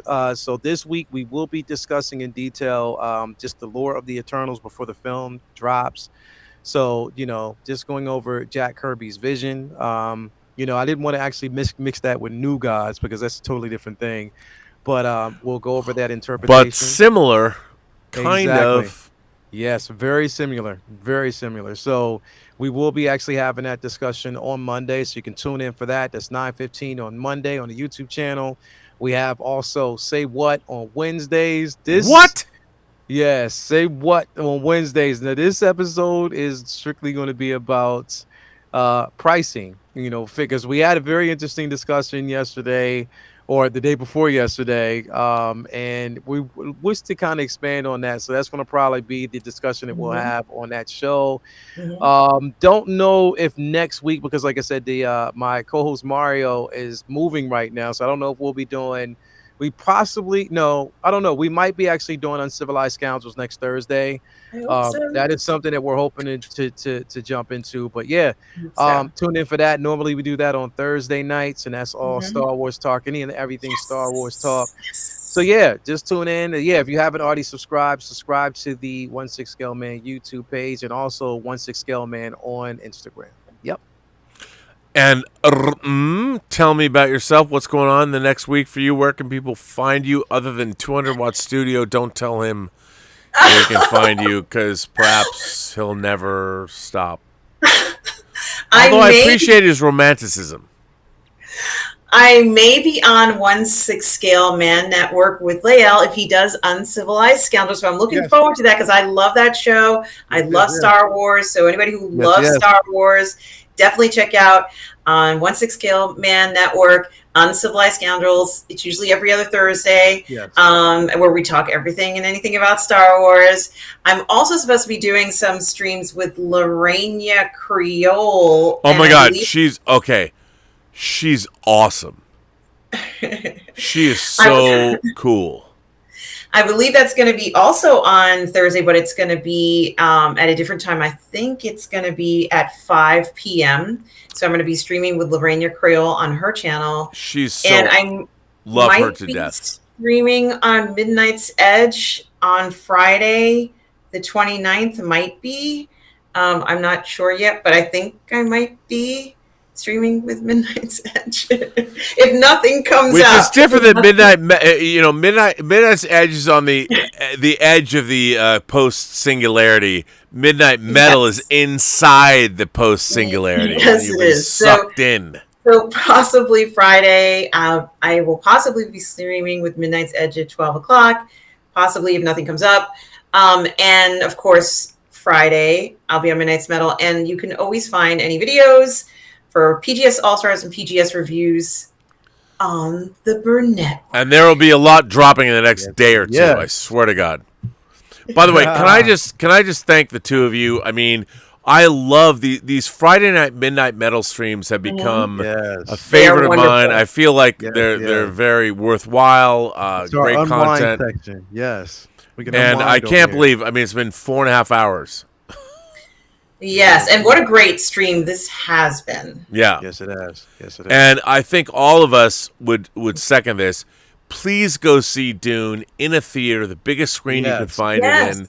Yes. And demand it's amazing. Yeah, amazing. And please get back to us. If you want, I didn't even think about this. If you want to send us letters, you can go to the Burnettwork.net website and send us letters. I didn't look to see if there were any letters. I apologize. It doesn't mean they're not. They're all there. I will read them. I will get to them. I'm sorry we didn't read. I didn't think about it tonight. I apologize. But I want to thank Lael and I want to thank it's been a great pleasure to get to know you both over the course of the last, months, years. Yes. It's I love Midnight Metal Friday nights. And again, I love my co-host Dave Parker, who I saw last night out with the lovely Connie Sang. We went to dinner and talked about things. Yeah, we went to the Tam O'Shanter. Yeah, and I mean, Dave Parker's one of the oldest friends in the world, and Connie Sang is she's fantastic. Fantastic. I mean, she's just. I wish I'd met her 20 years ago. We would have had terrible shenanigans and probably wound up in jail. But we would still love each other. So it was great to see them, and that's what's so great about the channel. And Latoya T, my God, can we just talk about her? Like, you know what, Lael? I love people's voices. I'm a big voice guy. I would ask. I want to know what she sounds like. Oh man, she sounds like heaven. I'm sure she does. I just want her. I just want to hear her voice. Just. We got to get her on the show. We have to get her on the show. Well, why doesn't she come on the show? Come on the show. We will get her on the show. We will get her on the show. Definitely. That's a promise. All right. She's willing to do it, so we'll get her on the show. All right. Well, you kids. This is the end of Midnight Metal episode 56. Thank you to my moderating staff. Thank you to the Richard is here. Darren Seeley is here. I don't know if anyone else is here. Twin Flicks. Twin Flicks was here. Yes. And thank you, boys, for doing what you do. The greatest Blue Wrench moderating staff ever. I want to thank everyone for supporting the channel. I've said that before and after, but thank you so much. I want to thank my great co-hosts and stars. Lael, thank you both for being how great you are. And on that note, Midnight Metal 56 will end tomorrow, or actually the next day, whatever. What is it? Midnight Metal 57 with Dave Parker and I. Yes. Who knows what we're going to talk about? I don't know. But I will say it'll be less erudite and insightful than this. Because when Dave and I get together, we're just bad degenerates. Terrible people. But thank you both for being here. This was an amazing show. Yes. And for everyone watching, thank you so much. We will see you on the next video. Oh, wait, I can't say that. Everybody you meet has a story to tell. Yes. Every person you meet. I know. Lael's like Justin's like, why'd you say that? He never watches this show. For all of you, remember, every person you meet has a story to tell that you have yet to hear. All you have to do is listen. And with that, I will say to all of you, have a better day. And thank you all for being here. Wow, kids.